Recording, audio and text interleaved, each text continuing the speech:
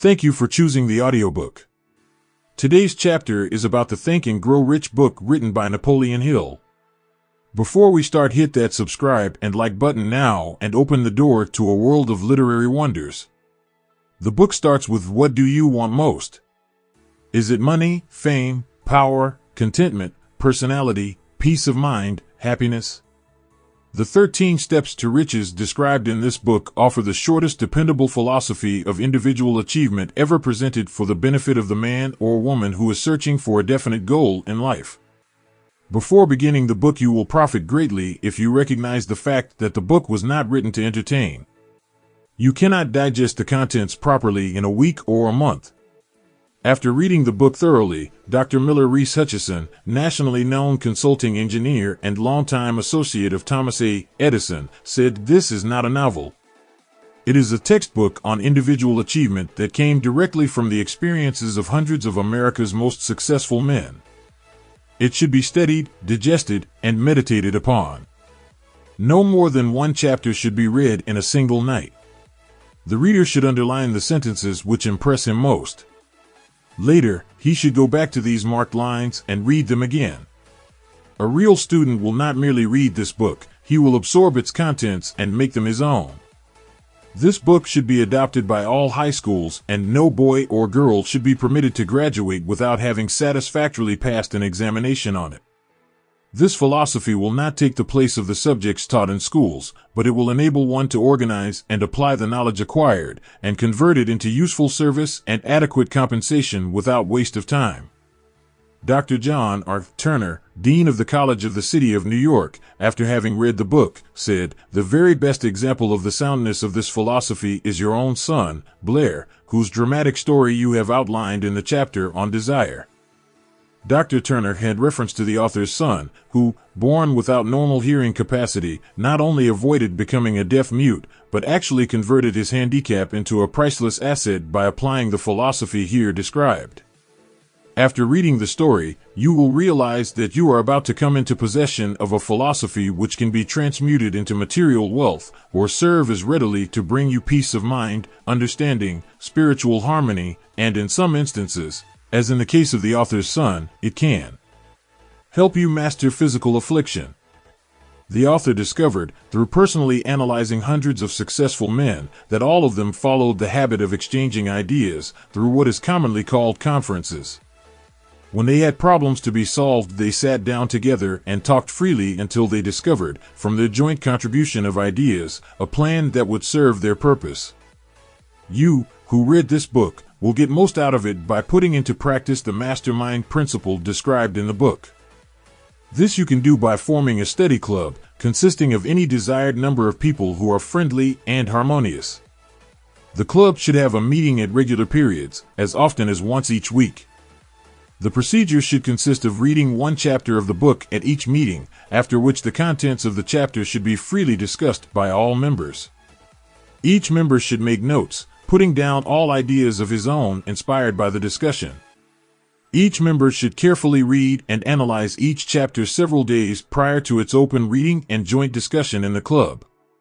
The reading at the club should be done by someone who reads well and understands how to put color and feeling into the lines. By following this plan, every reader will get from its pages not only the sum total of the best knowledge organized from the experiences of hundreds of successful men, but more important by far, he will tap new sources of knowledge in his own mind as well as acquire knowledge of priceless value from every other person present. If you follow this plan persistently, you will be almost certain to uncover and appropriate the secret formula by which Andrew Carnegie acquired his huge fortune, as referred to in the author's introduction. Tributes to the author from great American leaders. Think and Grow Rich was 25 years in the making. It is Napoleon Hill's newest book, based upon his famous law of success philosophy. His work and writings have been praised by great leaders in finance, education, politics, and government. Supreme Court of the United States, Washington, D.C. Dear Mr. Hill, I have now had an opportunity to finish reading your Law of Success textbooks, and I wish to express my appreciation of the splendid work you have done in the organization of this philosophy. It would be helpful if every politician in the country would assimilate and apply the 17 principles upon which your lessons are based. It contains some very fine material which every leader in every walk of life should understand. I am happy to have had the privilege of rendering you some slight measure of help in the organization of this splendid course of common sense philosophy. Sincerely yours, King of the 5 and 10 cent stores. By applying many of the 17 fundamentals of the law of success philosophy, we have built a great chain of successful stores. I presume it would be no exaggeration of fact if I said that the Woolworth Building might properly be called a monument to the soundness of these principles. F.W. Woolworth, a great steamship magnate, I feel greatly indebted for the privilege of reading your law of success. If I had had this philosophy 50 years ago, I suppose I could have accomplished all that I have done in less than half the time. I sincerely hope the world will discover and reward you. Robert Dollar, famous American labor leader. Mastery of the law of success philosophy is the equivalent of an insurance policy against failure. Samuel Gompers, a former president of the United States, may I not congratulate you on your persistence? Any man who devotes that much time must of necessity make discoveries of great value to others. I am deeply impressed by your interpretation of the mastermind principles which you have so clearly described. Woodrow Wilson, a merchant prince, I know that your 17 fundamentals of success are sound because I have been applying them in my business for more than 30 years. John Wanamaker, world's largest maker of cameras, I know that you are doing a world of good with your law of success. I would not care to set a monetary value on this training because it brings to the student qualities which cannot be measured by money alone. George Eastman, a nationally known business chief, whatever success I may have attained I owe entirely to the application of your 17 fundamental principles of the law of success. I believe I have the honor of being your first student. W.M. Wrigley, Jr. The publisher's preface. This book conveys the experience of more than 500 men of great wealth who began at scratch, with nothing to give in return for riches except thoughts, ideas, and organized plans. Here you have the entire philosophy of money-making, just as it was organized from the actual achievements of the most successful men known to the American people during the past 50 years. It describes what to do, also how to do it. It presents complete instructions on how to sell your personal services. It provides you with a perfect system of self-analysis that will readily disclose what has been standing between you and the big money in the past. It describes the famous Andrew Carnegie formula of personal achievement by which he accumulated hundreds of millions of dollars for himself and made no fewer than a score of millionaires of men to whom he taught his secret. Perhaps you do not need all that is to be found in the book. No one of the 500 men from whose experiences it was written did, but you may need one idea, plan, or suggestion to start you toward your goal. Somewhere in the book you will find this needed stimulus. The book was inspired by Andrew Carnegie after he had made his millions and retired. It was written by the man to whom Carnegie disclosed the astounding secret of his riches, the same man to whom the 500 wealthy men revealed the source of their riches. In this volume will be found the 13 principles of money-making essential to every person who accumulates sufficient money to guarantee financial independence. It is estimated that the research which went into the preparation before the book was written, or could be written, research covering more than 25 years of continuous effort, could not be duplicated at a cost of less than $100,000. Moreover, the knowledge contained in the book never can be duplicated at any cost, for the reason that more than half of the 500 men who supplied the information it brings have passed on. Riches cannot always be measured in money. Money and material things are essential for freedom of body and mind, but there are some who will feel that the greatest of all riches can be evaluated only in terms of lasting friendships, harmonious family relationships, sympathy and understanding between business associates, and introspective harmony which brings one peace of mind measurable only in spiritual values. All who read, understand, and apply this philosophy will be better prepared to attract and enjoy these higher estates which always have been and always will be denied to all except those who are ready for them. Be prepared, therefore, when you expose yourself to the influence of this philosophy, to experience a changed life which may help you not only to negotiate your way through life with harmony and understanding, but also to prepare you for the accumulation of material riches in abundance. The Publisher. Abundance.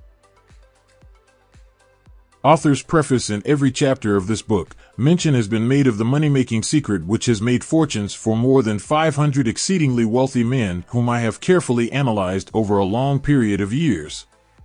The secret was brought to my attention by Andrew Carnegie more than a quarter of a century ago. The canny, lovable old Scotsman carelessly tossed it into my mind when I was but a boy. Then he sat back in his chair, with a merry twinkle in his eyes, and watched carefully to see if I had brains enough to understand the full significance of what he had said to me. When he saw that I had grasped the idea, he asked if I would be willing to spend 20 years or more preparing myself to take it to the world, to men and women who, without the secret, might go through life as failures. I said I would, and with Mr. Carnegie's cooperation, I have kept my promise.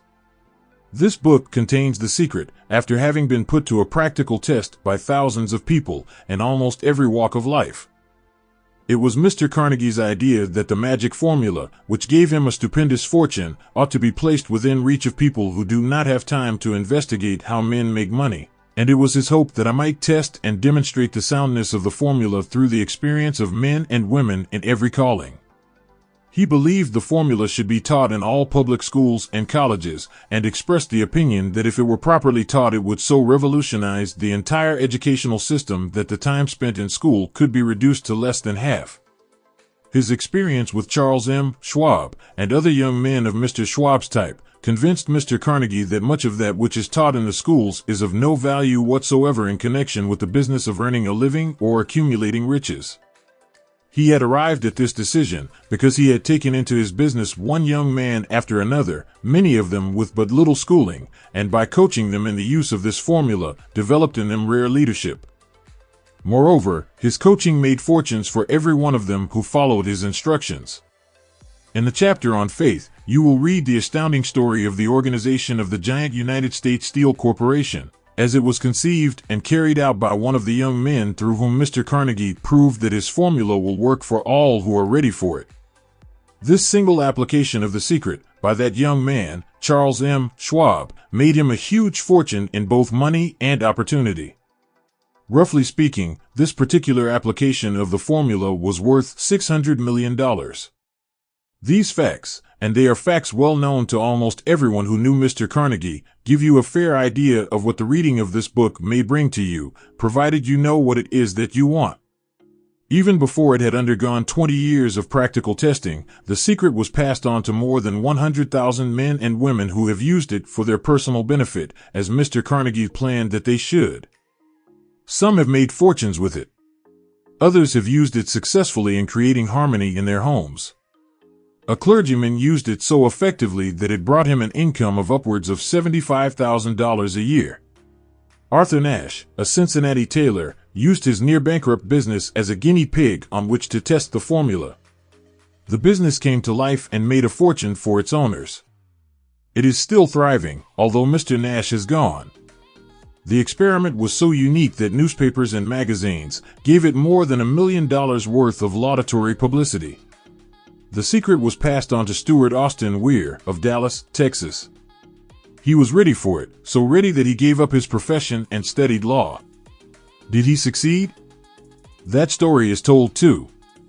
I gave the secret to Jennings Randolph the day he graduated from college, and he has used it so successfully that he is now serving his third term as a member of Congress, with an excellent opportunity to keep on using it until it carries him to the White House. While serving as advertising manager of the La Salle Extension University, when it was little more than a name, I had the privilege of seeing J. G. Chapline, president of the university, use the formula so effectively that he has since made the La Salle one of the great extension schools of the country. The secret to which I refer has been mentioned no fewer than 100 times throughout this book. It has not been directly named, for it seems to work more successfully when it is merely uncovered and left in sight, where those who are ready and searching for it may pick it up. That is why Mr. Carnegie tossed it to me so quietly, without giving me its specific name. If you are ready to put it to use, you will recognize this secret at least once in every chapter. I wish I might feel privileged to tell you how you will know if you are ready, but that would deprive you of much of the benefit you will receive when you make the discovery in your own way. While this book was being written, my own son, who was then finishing the last year of his college work, picked up the manuscript of Chapter 2, read it, and discovered the secret for himself. He used the information so effectively that he went directly into a responsible position at a beginning salary greater than the average man ever earns. His story has been briefly described in Chapter 2. When you read it, perhaps you will dismiss any feeling you may have had at the beginning of the book that it promised too much. And, 2, if you have ever been discouraged, if you have had difficulties to surmount which took the very soul out of you, if you have tried and failed, if you were ever handicapped by illness or physical affliction, this story of my son's discovery and use of the Carnegie formula may prove to be the oasis in the desert of lost hope for which you have been searching. This secret was extensively used by President Woodrow Wilson during the World War. It was passed on to every soldier who fought in the war, carefully wrapped in the training received before going to the front. President Wilson told me it was a strong factor in raising the funds needed for the war.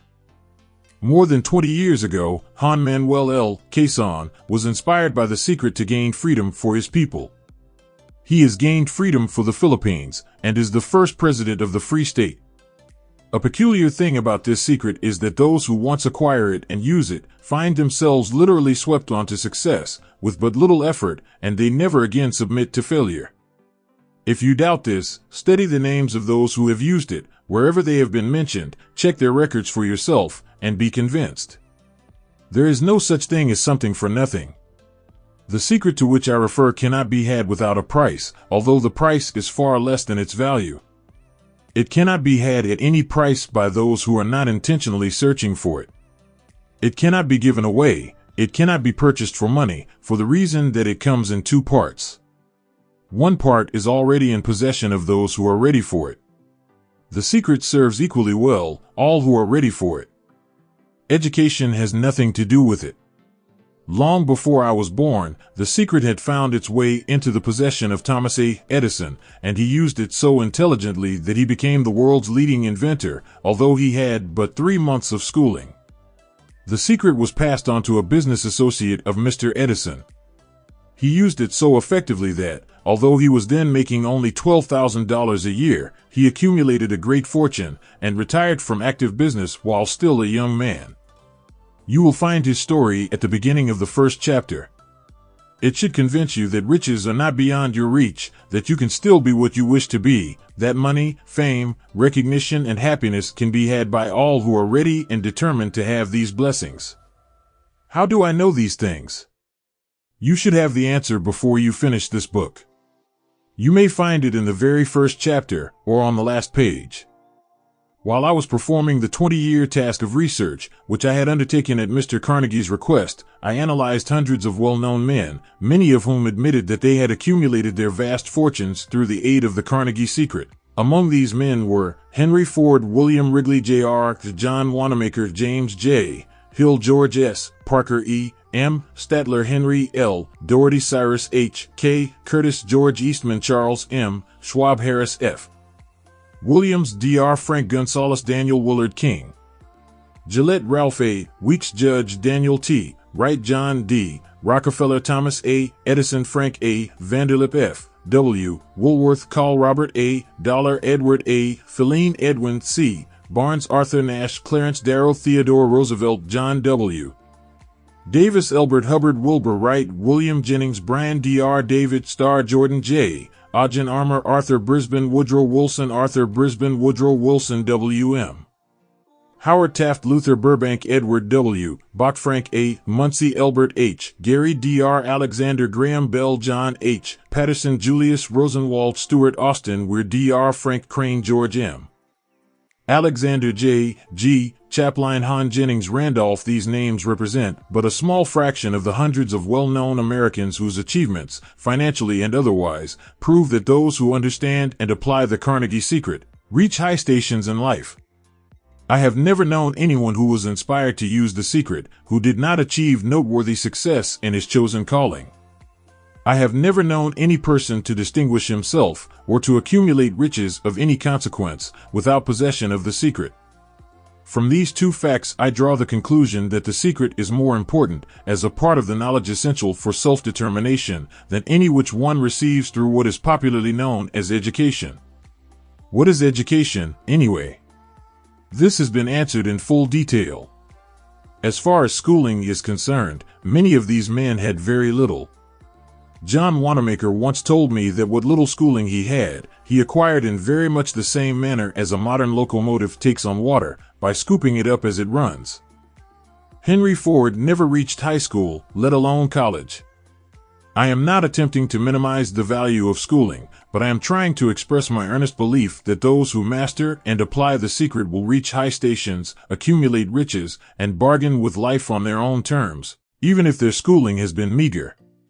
Somewhere, as you read, the secret to which I refer will jump from the page and stand boldly before you, if you are ready for it. When it appears, you will recognize it. Whether you receive the sign in the first or the last chapter, stop for a moment when it presents itself, and turn down a glass, for that occasion will mark the most important turning point of your life. We pass now to Chapter 1, and to the story of my very dear friend, who has generously acknowledged having seen the mystic sign, and whose business achievements are evidence enough that he turned down a glass. As you read his story, and the others, remember that they deal with the important problems of life, such as all men experience. The problems arising from one's endeavor to earn a living, to find hope, courage, contentment, and peace of mind, to accumulate riches, and to enjoy freedom of body and spirit.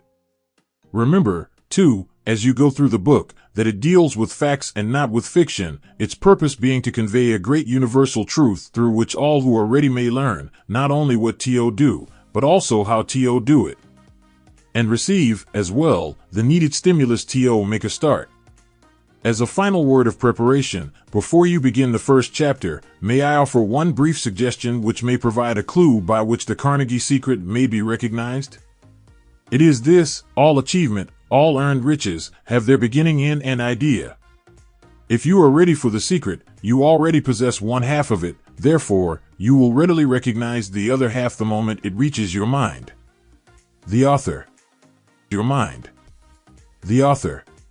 Your mind. Chapter 1: Introduction. The man who thought his way into partnership with Thomas A. Edison. Truly, thoughts are things, and powerful things at that, when they are mixed with definiteness of purpose, persistence, and a burning desire for their translation into riches or other material objects.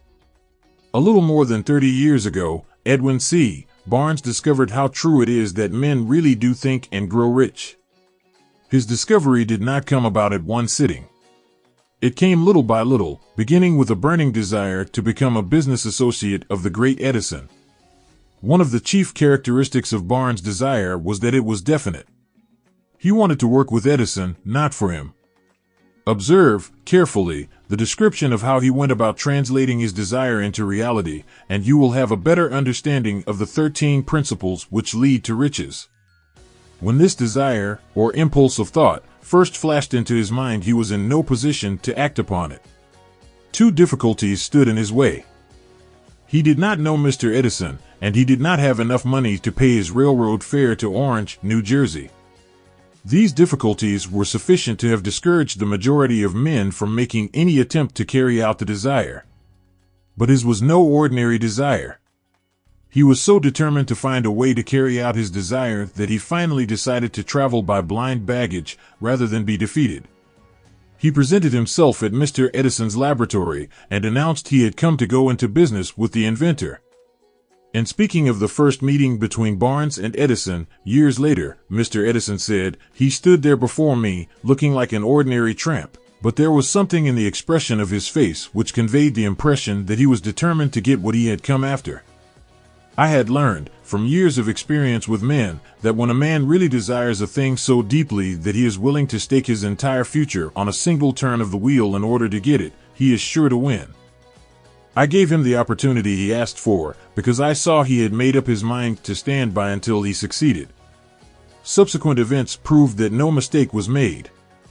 Just what young Barnes said to Mr. Edison on that occasion was far less important than that which he thought. Edison, himself, said so. It could not have been the young man's appearance which got him his start in the Edison office, for that was definitely against him. It was what he thought that counted. If the significance of this statement could be conveyed to every person who reads it, there would be no need for the remainder of this book. Barnes did not get his partnership with Edison on his first interview.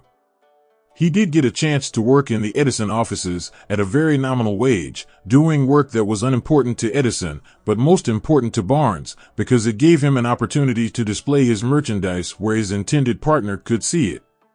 Months went by. Apparently nothing happened to bring the coveted goal which Barnes had set up in his mind as his definite major purpose. But something important was happening in Barnes' mind. He was constantly intensifying his desire to become the business associate of Edison. Psychologists have correctly said that when one is truly ready for a thing, it puts in its appearance. Barnes was ready for a business association with Edison. Moreover, he was determined to remain ready until he got that which he was seeking. He did not say to himself, "Ah well, what's the use? I guess I'll change my mind and try for a salesman's job." But he did say, "I came here to go into business with Edison, and I'll accomplish this end if it takes the remainder of my life." He meant it. What a different story men would have to tell if only they would adopt a definite purpose and stand by that purpose until it had time to become an all-consuming obsession. Maybe young Barnes did not know it at the time, but his bulldog determination, his persistence in standing back of a single desire, was destined to mow down all opposition and bring him the opportunity he was seeking. When the opportunity came, it appeared in a different form and from a different direction than Barnes had expected. That is one of the tricks of opportunity. It has a sly habit of slipping in by the back door, and often it comes disguised in the form of misfortune or temporary defeat. Perhaps this is why so many fail to recognize opportunity. Mr. Edison had just perfected a new office device, known at that time as the Edison dictating machine. His salesmen were not enthusiastic over the machine. They did not believe it could be sold without great effort. Barnes saw his opportunity. It had crawled in quietly, hidden in a queer-looking machine which interested no one but Barnes and the inventor. Barnes knew he could sell the Edison dictating machine. He suggested this to Edison and promptly got his chance. He did sell the machine. In fact, he sold it so successfully that Edison gave him a contract to distribute and market it all over the nation. Out of that business association grew the slogan, "Made by Edison and installed by Barnes." The business alliance has been in operation for more than 30 years. Out of it, Barnes has made himself rich in money, but he has done something infinitely greater. He has proved that one really may think and grow rich. How much actual cash that original desire of Barnes has been worth to him, I have no way of knowing. Perhaps it has brought him $2 or $3 million, but the amount, whatever it is, becomes insignificant when compared with the greater asset he acquired in the form of definite knowledge that an intangible impulse of thought can be transmuted into its physical counterpart by the application of known principles. Barnes literally thought himself into a partnership with the great Edison. He thought himself into a fortune. He had nothing to start with except the capacity to know what he wanted and the determination to stand by that desire until he realized it. He had no money to begin with. He had but little education. He had no influence. But he did have initiative, faith, and the will to win. With these intangible forces, he made himself number one man with the greatest inventor who ever lived. Now, let us look at a different situation and study a man who had plenty of tangible evidence of riches, but lost it because he stopped 3 feet short of the goal he was seeking. 3 feet short of the goal. 3 feet from gold. One of the most common causes of failure is the habit of quitting when one is overtaken by temporary defeat. Every person is guilty of this mistake at one time or another. An uncle of R.U. Darby was caught by the gold fever in the gold rush days and went west to dig and grow rich. He had never heard that more gold has been mined from the brains of men than has ever been taken from the earth. He staked a claim and went to work with pick and shovel. The going was hard, but his lust for gold was definite. After weeks of labor, he was rewarded by the discovery of the shining ore. He needed machinery to bring the ore to the surface. Quietly, he covered up the mine, retraced his footsteps to his home in Williamsburg, Maryland, and told his relatives and a few neighbors of the strike. They got together money for the needed machinery, had it shipped.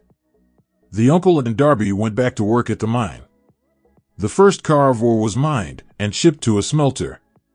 The returns proved they had one of the richest mines in Colorado. A few more cars of that ore would clear the debts. Then would come the big killing in profits. Down went the drills. Up went the hopes of Darby and Uncle. Then something happened. The vein of gold ore disappeared. They had come to the end of the rainbow, and the pot of gold was no longer there. They drilled on, desperately trying to pick up the vein again, all to no avail. Finally, they decided to quit. They sold the machinery to a junkman for a few $100s and took the train back home. Some junkmen are dumb, but not this one. He called in a mining engineer to look at the mine and do a little calculating. The engineer advised that the project had failed because the owners were not familiar with fault lines. His calculations showed that the vein would be found just 3 feet from where the Darbys had stopped drilling. That is exactly where it was found. The junkman took millions of dollars in ore from the mine because he knew enough to seek expert counsel before giving up. Most of the money which went into the machinery was procured through the efforts of R.U. Darby, who was then a very young man. The money came from his relatives and neighbors because of their faith in him. He paid back every dollar of it, although he was years in doing so. Long afterward, Mr. Darby recouped his loss many times over when he made the discovery that desire can be transmuted into gold. The discovery came after he went into the business of selling life insurance. Remembering that he lost a huge fortune because he stopped 3 feet from gold, Darby profited by the experience in his chosen work by the simple method of saying to himself, "I stopped 3 feet from gold, but I will never stop because men say no when I ask them to buy insurance." Darby is one of a small group of fewer than 50 men who sell more than $1 million in life insurance annually. He owes his stickability to the lesson he learned from his quitability in the gold mining business. Before success comes in any man's life, he is sure to meet with much temporary defeat and, perhaps, some failure. When defeat overtakes a man, the easiest and most logical thing to do is to quit. That is exactly what the majority of men do. More than 500 of the most successful men this country has ever known told the author their greatest success came just one step beyond the point at which defeat had overtaken them. Failure is a trickster with a keen sense of irony and cunning. It takes great delight in tripping one when success is almost within reach.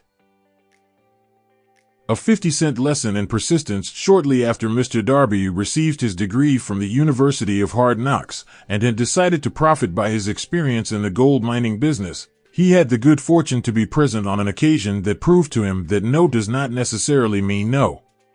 One afternoon he was helping his uncle grind wheat in an old-fashioned mill. The uncle operated a large farm on which a number of colored sharecrop farmers lived.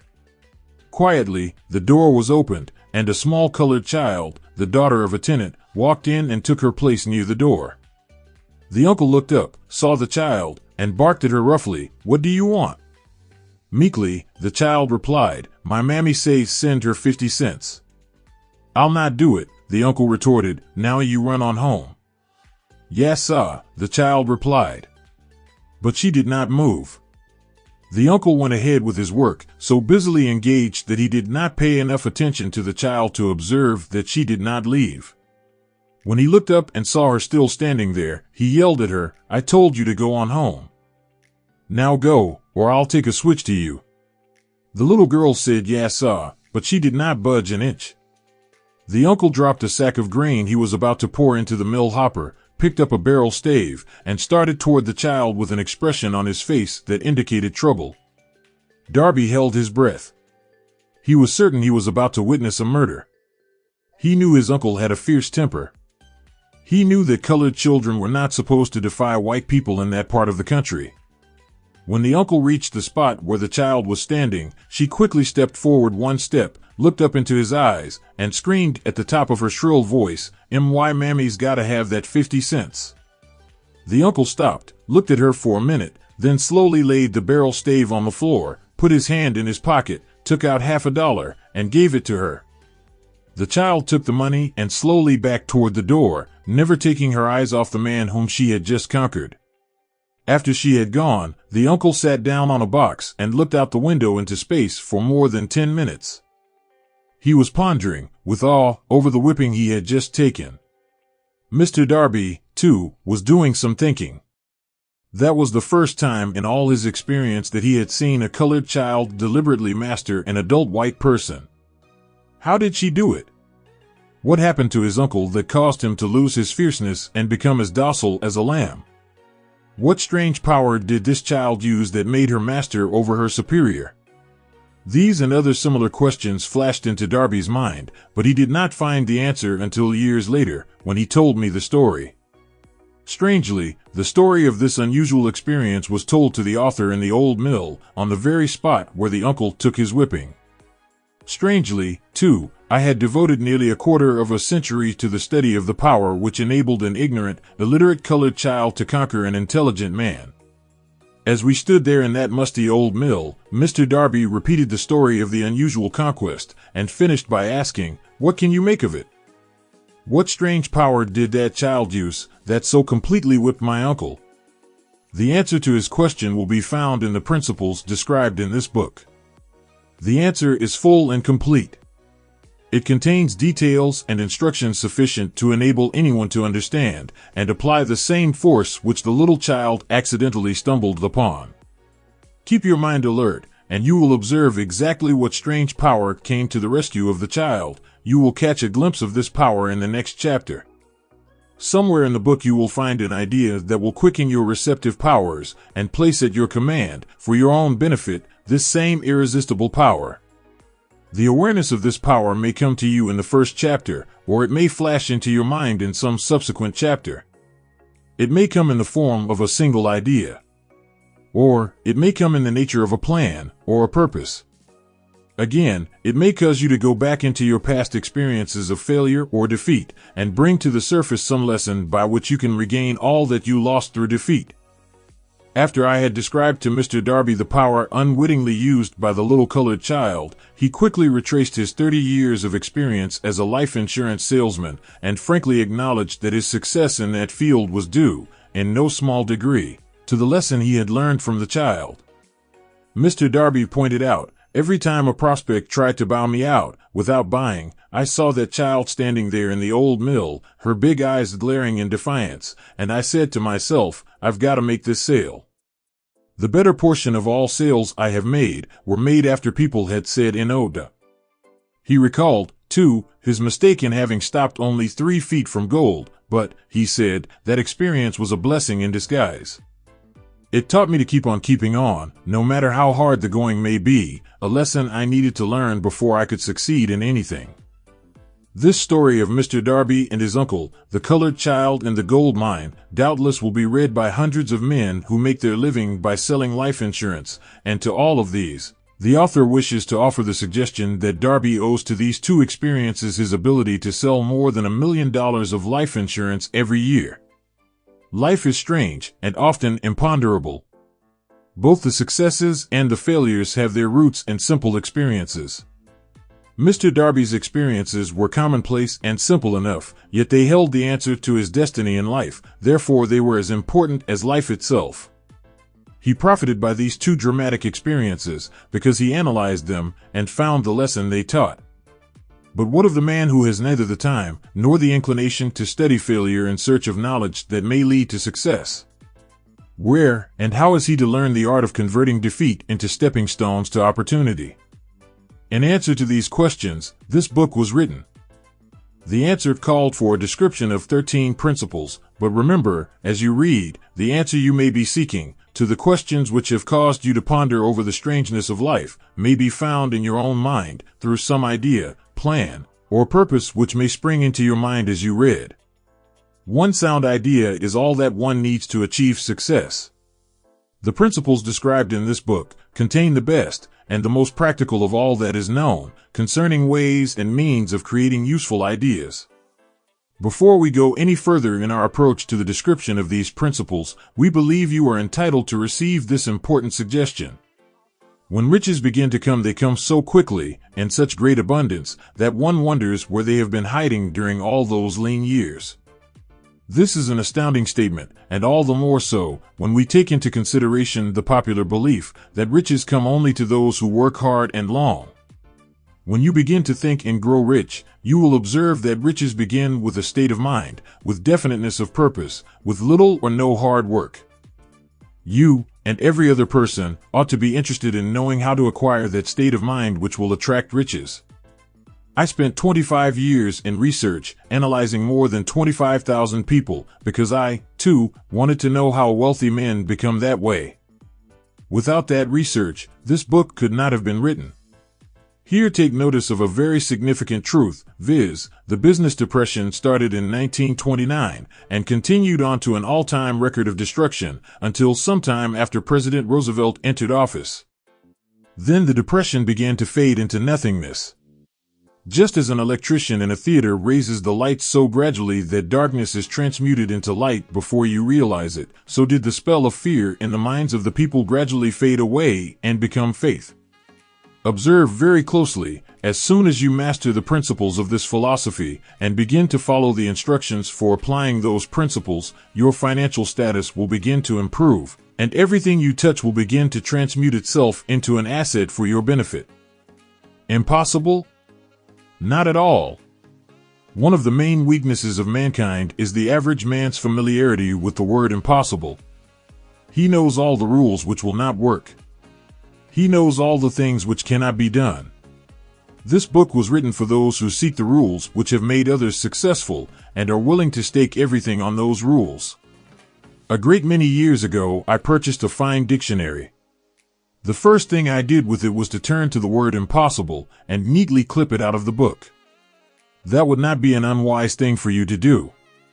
Success comes to those who become success conscious. Failure comes to those who indifferently allow themselves to become failure conscious. The object of this book is to help all who seek it to learn the art of changing their minds from failure consciousness to success consciousness. Another weakness found in altogether too many people is the habit of measuring everything and everyone by their own impressions and beliefs.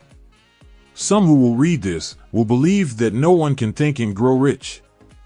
They cannot think in terms of riches because their thought habits have been steeped in poverty, want, misery, failure, and defeat. These unfortunate people remind me of a prominent Chinese who came to America to be educated in American ways. He attended the University of Chicago. One day President Harper met this young Oriental on the campus, stopped to chat with him for a few minutes, and asked what had impressed him as being the most noticeable characteristic of the American people. "Why," the Chinaman exclaimed, "the queer slant of your eyes. Your eyes are off slant." What do we say about the Chinese? We refuse to believe that which we do not understand. We foolishly believe that our own limitations are the proper measure of limitations. Sure, the other fellow's eyes are off slant because they are not the same as our own. Millions of people look at the achievements of Henry Ford after he has arrived and envy him because of his good fortune, or luck, or genius, or whatever it is that they credit for Ford's fortune. Perhaps one person in every 100,000 knows the secret of Ford's success, and those who do know are too modest or too reluctant to speak of it because of its simplicity. A single transaction will illustrate the secret perfectly. A few years back, Ford decided to produce his now famous V8 motor. He chose to build an engine with the entire 8 cylinders cast in one block and instructed his engineers to produce a design for the engine. The design was placed on paper, but the engineers agreed, to a man, that it was simply impossible to cast an 8-cylinder gas engine block in one piece. Ford said, "Produce it anyway." "But," they replied, "it's impossible." "Go ahead," Ford commanded, "and stay on the job until you succeed no matter how much time is required." The engineers went ahead. There was nothing else for them to do if they were to remain on the Ford staff. 6 months went by, nothing happened. Another 6 months passed, and still nothing happened. The engineers tried every conceivable plan to carry out the orders, but the thing seemed out of the question. Impossible. At the end of the year, Ford checked with his engineers, and again they informed him they had found no way to carry out his orders. "Go right ahead," said Ford. "I want it, and I'll have it." They went ahead, and then, as if by a stroke of magic, the secret was discovered. The Ford determination had won once more. This story may not be described with minute accuracy, but the sum and substance of it is correct. Deduce from it, you who wish to think and grow rich, the secret of the Ford millions, if you can. You'll not have to look very far. Henry Ford is a success because he understands and applies the principles of success. One of these is desire, knowing what one wants. Remember this Ford story as you read, and pick out the lines in which the secret of his stupendous achievement have been described. If you can do this, if you can lay your finger on the particular group of principles which made Henry Ford rich, you can equal his achievements in almost any calling for which you are suited. You are the master of your fate, the captain of your soul, because when Henley wrote the prophetic lines, "I am the master of my fate, I am the captain of my soul," he should have informed us that we are the masters of our fate, the captains of our souls, because we have the power to control our thoughts. He should have told us that the ether in which this little earth floats, in which we move and have our being, is a form of energy moving at an inconceivably high rate of vibration, and that the ether is filled with a form of universal power which adapts itself to the nature of the thoughts we hold in our minds, and influences us, in natural ways, to transmute our thoughts into their physical equivalent. If the poet had told us of this great truth, we would know why it is that we are the masters of our fate, the captains of our souls. He should have told us, with great emphasis, that this power makes no attempt to discriminate between destructive thoughts and constructive thoughts, that it will urge us to translate into physical reality thoughts of poverty, just as quickly as it will influence us to act upon thoughts of riches. He should have told us, too, that our brains become magnetized with the dominating thoughts which we hold in our minds, and, by means with which no man is familiar, these magnets attract to us the forces, the people, the circumstances of life which harmonize with the nature of our dominating thoughts. He should have told us that before we can accumulate riches in great abundance, we must magnetize our minds with intense desire for riches, that we must become money conscious until the desire for money drives us to create definite plans for acquiring it. But, being a poet, and not a philosopher, Henley contented himself by stating a great truth in poetic form, leaving those who followed him to interpret the philosophical meaning of his lines. Little by little, the truth has unfolded itself, until it now appears certain that the principles described in this book hold the secret of mastery over our economic fate. We are now ready to examine the first of these principles. Maintain a spirit of open-mindedness, and remember as you read, they are the invention of no one man. The principles were gathered from the life experiences of more than 500 men who actually accumulated riches in huge amounts, men who began in poverty, with but little education, without influence. The principles worked for these men. You can put them to work for your own enduring benefit. You will find it easy, not hard, to do. Before you read the next chapter, I want you to know that it conveys factual information which might easily change your entire financial destiny, as it has so definitely brought changes of stupendous proportions to two people described. I want you to know, also, that the relationship between these two men and myself is such that I could have taken no liberties with the facts, even if I had wished to do so. One of them has been my closest personal friend for almost 25 years, the other is my own son. The unusual success of these two men, success which they generously accredit to the principle described in the next chapter, more than justifies this personal reference as a means of emphasizing the far-flung power of this principle. Almost 15 years ago, I delivered the commencement address at Salem College, Salem, West Virginia. I emphasized the principle described in the next chapter with so much intensity that one of the members of the graduating class definitely appropriated it and made it a part of his own philosophy. The young man is now a member of Congress and an important factor in the present administration. Just before this book went to the publisher, he wrote me a letter in which he so clearly stated his opinion of the principle outlined in the next chapter that I have chosen to publish his letter as an introduction to that chapter. It gives you an idea of the rewards to come. My dear Napoleon, my service as a member of Congress having given me an insight into the problems of men and women, I am writing to offer a suggestion which may become helpful to thousands of worthy people. With apologies, I must state that the suggestion, if acted upon, will mean several years of labor and responsibility for you, but I am enheartened to make the suggestion, because I know your great love for rendering useful service. In 1922, you delivered the commencement address at Salem College, when I was a member of the graduating class. In that address, you planted in my mind an idea which has been responsible for the opportunity one now have to serve the people of my state, and will be responsible, in a very large measure, for whatever success I may have in the future. The suggestion I have in mind is that you put into a book the sum and substance of the address you delivered at Salem College, and in that way give the people of America an opportunity to profit by your many years of experience and association with the men who, by their greatness, have made America the richest nation on earth. I recall, as though it were yesterday, the marvelous description you gave of the method by which Henry Ford, with but little schooling, without a dollar, with no influential friends, rose to great heights. I made up my mind then, even before you had finished your speech, that I would make a place for myself, no matter how many difficulties I had to surmount. Thousands of young people will finish their schooling this year, and within the next few years. Every one of them will be seeking just such a message of practical encouragement as the one I received from you. They will want to know where to turn, what to do, to get started in life. You can tell them, because you have helped to solve the problems of so many, many people.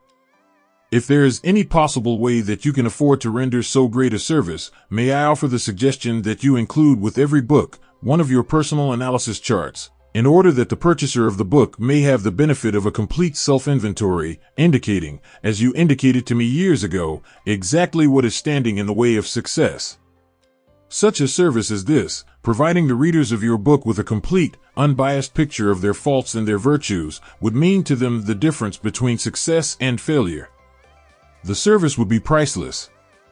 Millions of people are now facing the problem of staging a comeback because of the depression, and I speak from personal experience when I say, I know these earnest people would welcome the opportunity to tell you their problems, and to receive your suggestions for the solution.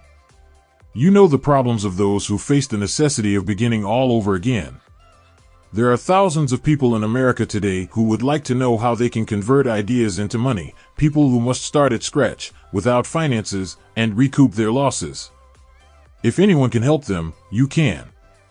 If you publish the book, I would like to own the first copy that comes from the press, personally autographed by you. With best wishes, believe me, cordially yours, Jennings Randolph. Cordially yours, Jennings Randolph. Cordially yours, Jennings Randolph. Chapter 2 Desire the starting point of all achievement, the first step toward riches. When Edwin C. Barnes climbed down from the freight train in Orange, N.J., more than 30 years ago, he may have resembled a tramp, but his thoughts were those of a king. As he made his way from the railroad tracks to Thomas A. Edison's office, his mind was at work. He saw himself standing in Edison's presence. He heard himself asking Mr. Edison for an opportunity to carry out the one consuming obsession of his life, a burning desire to become the business associate of the great inventor. Barnes' desire was not a hope.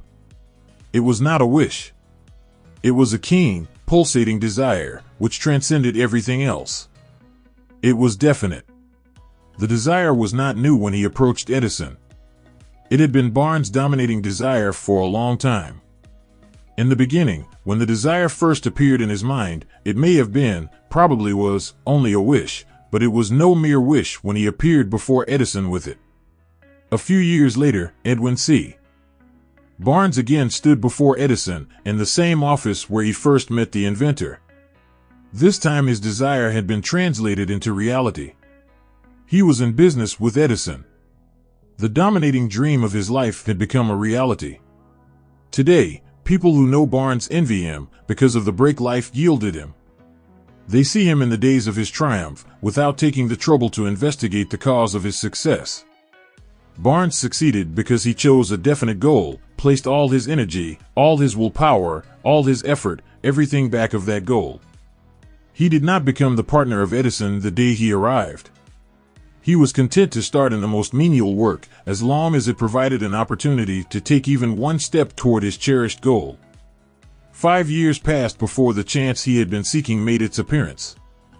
During all those years, not one ray of hope, not one promise of attainment of his desire had been held out to him. To everyone, except himself, he appeared only another cog in the Edison business wheel, but in his own mind, he was the partner of Edison every minute of the time, from the very day that he first went to work there. It is a remarkable illustration of the power of a definite desire. Barnes won his goal because he wanted to be a business associate of Mr. Edison more than he wanted anything else. He created a plan by which to attain that purpose. But he burned all bridges behind him. He stood by his desire until it became the dominating obsession of his life and, finally, a fact. When he went to Orange, he did not say to himself, "I will try to induce Edison to give me a job of some sort." He said, "I will see Edison and put him on notice that I have come to go into business with him." He did not say, "I will work there for a few months, and if I get no encouragement, I will quit and get a job somewhere else." He did say, "I will start anywhere. I will do anything Edison tells me to do, but before I am through, I will be his associate." He did not say, "I will keep my eyes open for another opportunity, in case I fail to get what I want in the Edison organization." He said, "There is but one thing in this world that I am determined to have, and that is a business association with Thomas A. Edison. I will burn all bridges behind me and stake my entire future on my ability to get what I want." He left himself no possible way of retreat. He had to win or perish. That is all there is to the Barnes story of success. A long while ago, a great warrior faced a situation which made it necessary for him to make a decision which ensured his success on the battlefield. He was about to send his armies against a powerful foe, whose men outnumbered his own. He loaded his soldiers into boats, sailed to the enemy's country, unloaded soldiers and equipment, and then gave the order to burn the ships that had carried them. Addressing his men before the first battle, he said, "You see the boats going up in smoke. That means that we cannot leave these shores alive unless we win. We now have no choice. We win or we perish." They won. Every person who wins in any undertaking must be willing to burn his ships and cut all sources of retreat. Only by so doing can one be sure of maintaining that state of mind known as a burning desire to win, essential to success. The morning after the Great Chicago Fire, a group of merchants stood on State Street, looking at the smoking remains of what had been their stores.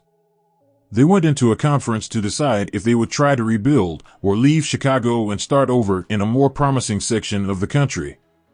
They reached a decision, all except one, to leave Chicago. The merchant who decided to stay and rebuild pointed a finger at the remains of his store and said, "Gentlemen, on that very spot I will build the world's greatest store, no matter how many times it may burn down." That was more than 50 years ago. The store was built. It stands there today, a towering monument to the power of that state of mind known as a burning desire. The easy thing for Marshall Field to have done would have been exactly what his fellow merchants did. When the going was hard and the future looked dismal, they pulled up and went where the going seemed easier. Mark well this difference between Marshall Field and the other merchants, because it is the same difference which distinguishes Edwin C. Barnes from thousands of other young men who have worked in the Edison organization. It is the same difference which distinguishes practically all who succeed from those who fail. Every human being who reaches the age of understanding of the purpose of money wishes for it. Wishing will not bring riches. But desiring riches with a state of mind that becomes an obsession, then planning definite ways and means to acquire riches, and backing those plans with persistence which does not recognize failure, will bring riches. The method by which desire for riches can be transmuted into its financial equivalent consists of 6 definite, practical steps, viz. First, fix in your mind the exact amount of money you desire. It is not sufficient merely to say, "I want plenty of money." Be definite as to the amount. Second, determine exactly what you intend to give in return for the money you desire. Third, establish a definite date when you intend to possess the money you desire. Fourth, Create a definite plan for carrying out your desire, and begin at once, whether you are ready or not, to put this plan into action. Fifth, write out a clear, concise statement of the amount of money you intend to acquire. Name the time limit for its acquisition, state what you intend to give in return for the money, and describe clearly the plan through which you intend to accumulate it. Sixth, read your written statement aloud, twice daily, once just before retiring at night, and once after arising in the morning. As you read, see and feel and believe yourself already in possession of the money. It is important that you follow the instructions described in these 6 steps. It is especially important that you observe and follow the instructions in the 6th paragraph. You may complain that it is impossible for you to see yourself in possession of money before you actually have it. Here is where a burning desire will come to your aid. If you truly desire money so keenly that your desire is an obsession, you will have no difficulty in convincing yourself that you will acquire it. The object is to want money, and to become so determined to have it that you convince yourself you will have it. Only those who become money conscious ever accumulate great riches. Money consciousness means that the mind has become so thoroughly saturated with the desire for money that one can see oneself already in possession of it. To the uninitiated, who has not been schooled in the working principles of the human mind, these instructions may appear impractical. It may be helpful, to all who fail to recognize the soundness of the 6 steps, to know that the information they convey was received from Andrew Carnegie, who began as an ordinary laborer in the steel mills, but managed, despite his humble beginning, to make these principles yield him a fortune of considerably more than $100 million. It may be of further help to know that the 6 steps here recommended were carefully scrutinized by the late Thomas A. Edison, who placed his stamp of approval upon them as being not only the steps essential for the accumulation of money, but necessary for the attainment of any definite goal. The steps call for no hard labor. They call for no sacrifice. They do not require one to become ridiculous or credulous. To apply them calls for no great amount of education. But the successful application of these 6 steps does call for sufficient imagination to enable one to see and to understand that accumulation of money cannot be left to chance, good fortune, and luck. One must realize that all who have accumulated great fortunes first did a certain amount of dreaming, hoping, wishing, desiring, and planning before they acquired money. You may as well know, right here, that you can never have riches in great quantities unless you can work yourself into a white heat of desire for money and actually believe you will possess it. You may as well know, also, that every great leader, from the dawn of civilization down to the present, was a dreamer. Christianity is the greatest potential power in the world today because its founder was an intense dreamer who had the vision and the imagination to see realities in their mental and spiritual form before they had been transmuted into physical form. If you do not see great riches in your imagination, you will never see them in your bank balance. Never, in the history of America, has there been so great an opportunity for practical dreamers as now exists. The 6-year economic collapse has reduced all men, substantially, to the same level. A new race is about to be run. The stakes represent huge fortunes which will be accumulated within the next 10 years. The rules of the race have changed, because we now live in a changed world that definitely favors the masses, those who had but little or no opportunity to win under the conditions existing during the Depression, when fear paralyzed growth and development. We who are in this race for riches should be encouraged to know that this changed world in which we live is demanding new ideas, new ways of doing things, new leaders, new inventions, new methods of teaching, new methods of marketing, new books, new literature, new features for the radio, new ideas for moving pictures. Back of all this demand for new and better things, there is one quality which one must possess to win, and that is definiteness of purpose, the knowledge of what one wants, and a burning desire to possess it. The business depression marked the death of one age and the birth of another. This changed world requires practical dreamers who can and will put their dreams into action. The practical dreamers have always been and always will be the pattern makers of civilization. we who desire to accumulate riches should remember the real leaders of the world always have been men who harnessed and put into practical use the intangible, unseen forces of unborn opportunity and have converted those forces into skyscrapers, cities, factories, airplanes, automobiles, and every form of convenience that makes life more pleasant. Tolerance and an open mind are practical necessities of the dreamer of today. Those who are afraid of new ideas are doomed before they start. Never has there been a time more favorable to pioneers than the present. True, there is no wild and woolly West to be conquered, as in the days of the covered wagon, but there is a vast business, financial, and industrial world to be remolded and redirected along new and better lines. In planning to acquire your share of the riches, let no one influence you to scorn the dreamer. To win the big stakes in this changed world, you must catch the spirit of the great pioneers of the past, whose dreams have given to civilization all that it has of value, the spirit which serves as the lifeblood of our own country, your opportunity and mine, to develop and market our talents.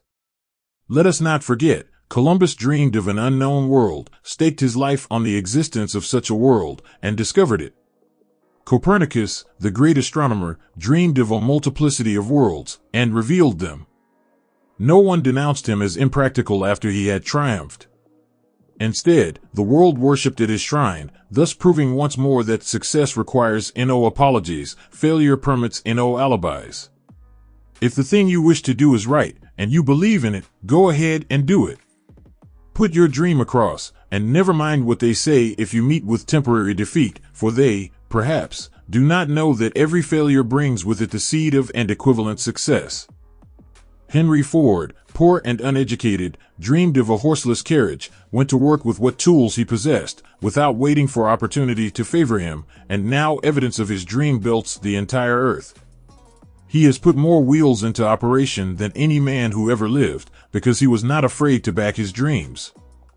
Thomas Edison dreamed of a lamp that could be operated by electricity, began where he stood to put his dream into action, and despite more than 10,000 failures, he stood by that dream until he made it a physical reality. Practical dreamers do not quit.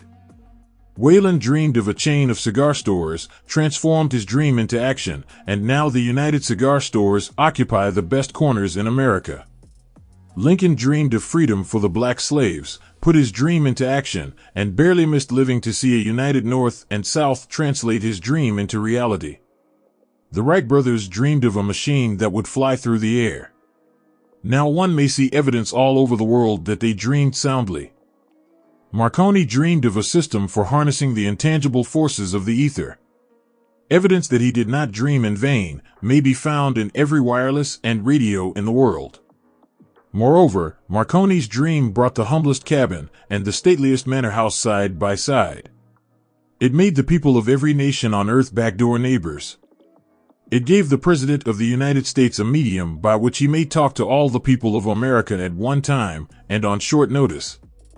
It may interest you to know that Marconi's friends had him taken into custody and examined in a psychopathic hospital when he announced he had discovered a principle through which he could send messages through the air without the aid of wires or other direct physical means of communication.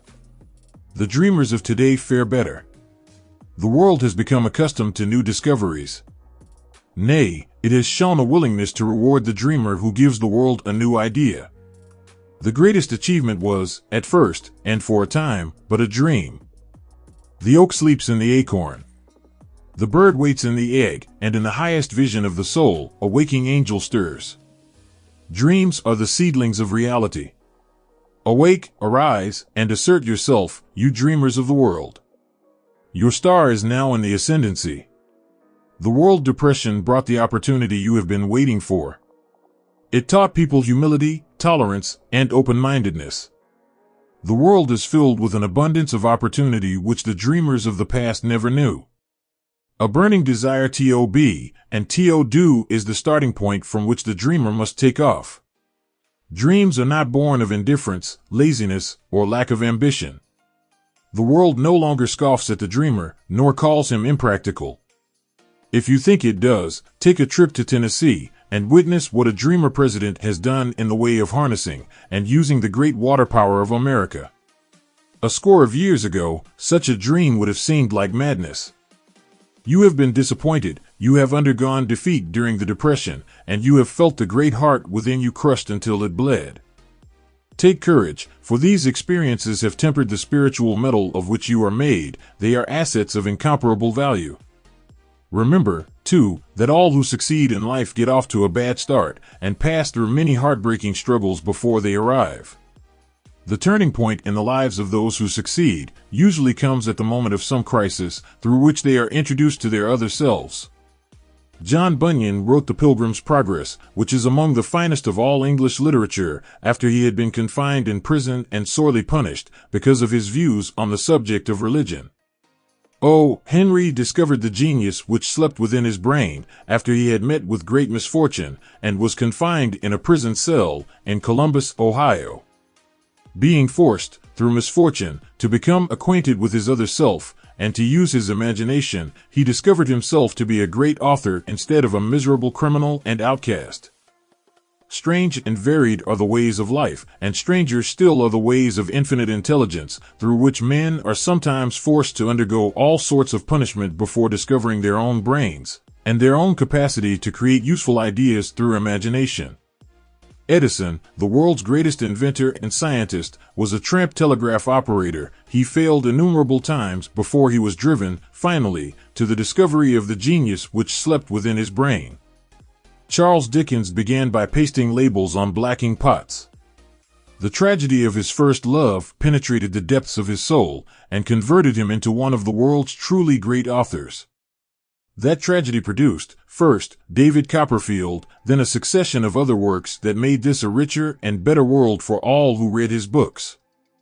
Disappointment over love affairs generally has the effect of driving men to drink and women to ruin, and this, because most people never learn the art of transmuting their strongest emotions into dreams of a constructive nature. Helen Keller became deaf, dumb, and blind shortly after birth. Despite her greatest misfortune, she has written her name indelibly in the pages of the history of the great. Her entire life has served as evidence that no one ever is defeated until defeat has been accepted as a reality.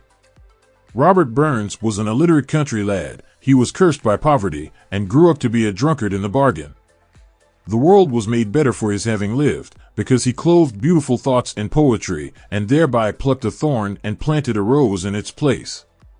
Booker T. Washington was born in slavery, handicapped by race and color. Because he was tolerant, had an open mind at all times, on all subjects, and was a dreamer, he left his impress for good on an entire race. Beethoven was deaf, Milton was blind, but their names will last as long as time endures, because they dreamed and translated their dreams into organized thought. Before passing to the next chapter, kindle anew in your mind the fire of hope, faith, courage, and tolerance. If you have these states of mind, and a working knowledge of the principles described, all else that you need will come to you, when you are ready for it. Let Emerson state the thought in these words: every proverb, every book, and every byword that belongs to thee for aid and comfort shall surely come home through open or winding passages. Every friend whom not thy fantastic will, but the great and tender soul in thee craveth, shall lock thee in his embrace. There is a difference between wishing for a thing and being ready to receive it. No one is ready for a thing until he believes he can acquire it. The state of mind must be belief, not mere hope or wish. Open-mindedness is essential for belief. Closed minds do not inspire faith, courage, and belief. Remember, no more effort is required to aim high in life, to demand abundance and prosperity, than is required to accept misery and poverty. A great poet has correctly stated this universal truth through these lines: I bargained with life for a penny, and life would pay no more, however I begged at evening when I counted my scanty store. For life is a just employer, he gives you what you ask, but once you have set the wages, why, you must bear the task. I worked for a menial's hire. I worked for a menial's hire. I worked for a menial's hire. Only to learn, dismayed, that any wage I had asked of life, life would have willingly paid. Desire outweets Mother Nature. As a fitting climax to this chapter, I wish to introduce one of the most unusual persons I have ever known. I first saw him 24 years ago, a few minutes after he was born. He came into the world without any physical sign of ears, and the doctor admitted, when pressed for an opinion, that the child might be deaf and mute for life. I challenged the doctor's opinion. I had the right to do so. I was the child's father. I, too, reached a decision and rendered an opinion, but I expressed the opinion silently, in the secrecy of my own heart. I decided that my son would hear and speak. Nature could send me a child without ears, but nature could not induce me to accept the reality of the affliction. In my own mind I knew that my son would hear and speak. How? I was sure there must be a way, and I knew I would find it. I thought of the words of the immortal Emerson, "The whole course of things goes to teach us faith. We need only obey." There is guidance for each of us, and by lowly listening, we shall hear the right word. The right word? Desire. More than anything else, I desired that my son should not be a deaf mute. From that desire I never receded, not for a second. Many years previously, I had written, "Our only limitations are those we set up in our own minds." For the first time, I wondered if that statement were true. Lying on the bed in front of me was a newly born child, without the natural equipment of hearing. Even though he might hear and speak, he was obviously disfigured for life. Surely, this was a limitation which that child had not set up in his own mind. What could I do about it? Somehow I would find a way to transplant into that child's mind my own burning desire for ways and means of conveying sound to his brain without the aid of ears. As soon as the child was old enough to cooperate, I would fill his mind so completely with a burning desire to hear that nature would, by methods of her own, translate it into physical reality. All this thinking took place in my own mind, but I spoke of it to no one. Every day I renewed the pledge I had made to myself, not to accept a deaf mute for a son.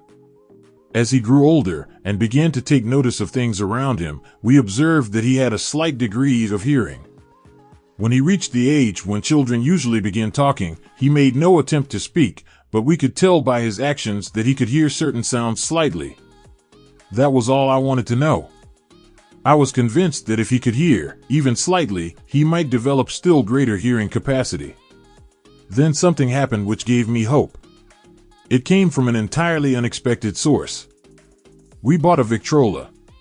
When the child heard the music for the first time, he went into ecstasies and promptly appropriated the machine. He soon showed a preference for certain records, among them, "It's a Long Way to Tipperary."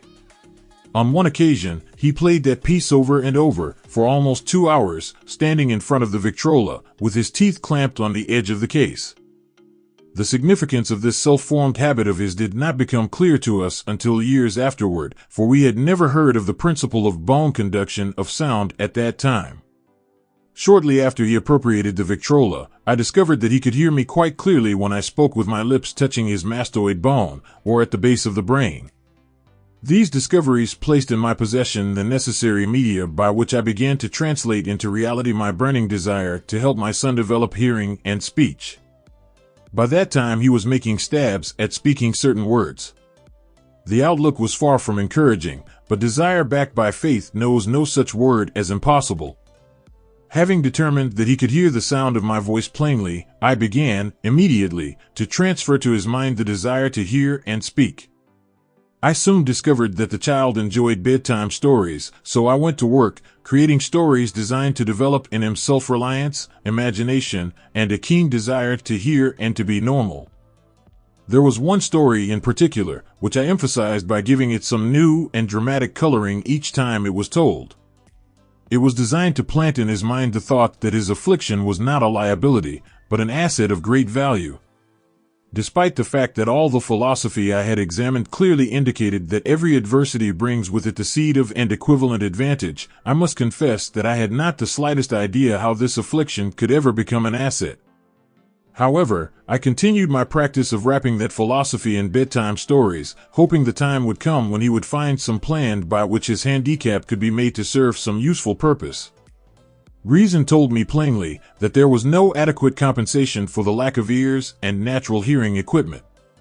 Desire backed by faith pushed reason aside and inspired me to carry on. As I analyze the experience in retrospect, I can see now that my son's faith in me had much to do with the astounding results. He did not question anything I told him. I sold him the idea that he had a distinct advantage over his older brother, and that this advantage would reflect itself in many ways. For example, the teachers in school would observe that he had no ears, and, because of this, they would show him special attention and treat him with extraordinary kindness. They always did. His mother saw to that, by visiting the teachers and arranging with them to give the child the extra attention necessary. I sold him the idea, too, that when he became old enough to sell newspapers, he would have a big advantage over his brother, for the reason that people would pay him extra money for his wares, because they could see that he was a bright, industrious boy, despite the fact he had no ears. We could notice that, gradually, the child's hearing was improving. Moreover, he had not the slightest tendency to be self-conscious because of his affliction. When he was about 7, he showed the first evidence that our method of servicing his mind was bearing fruit. For several months he begged for the privilege of selling newspapers, but his mother would not give her consent.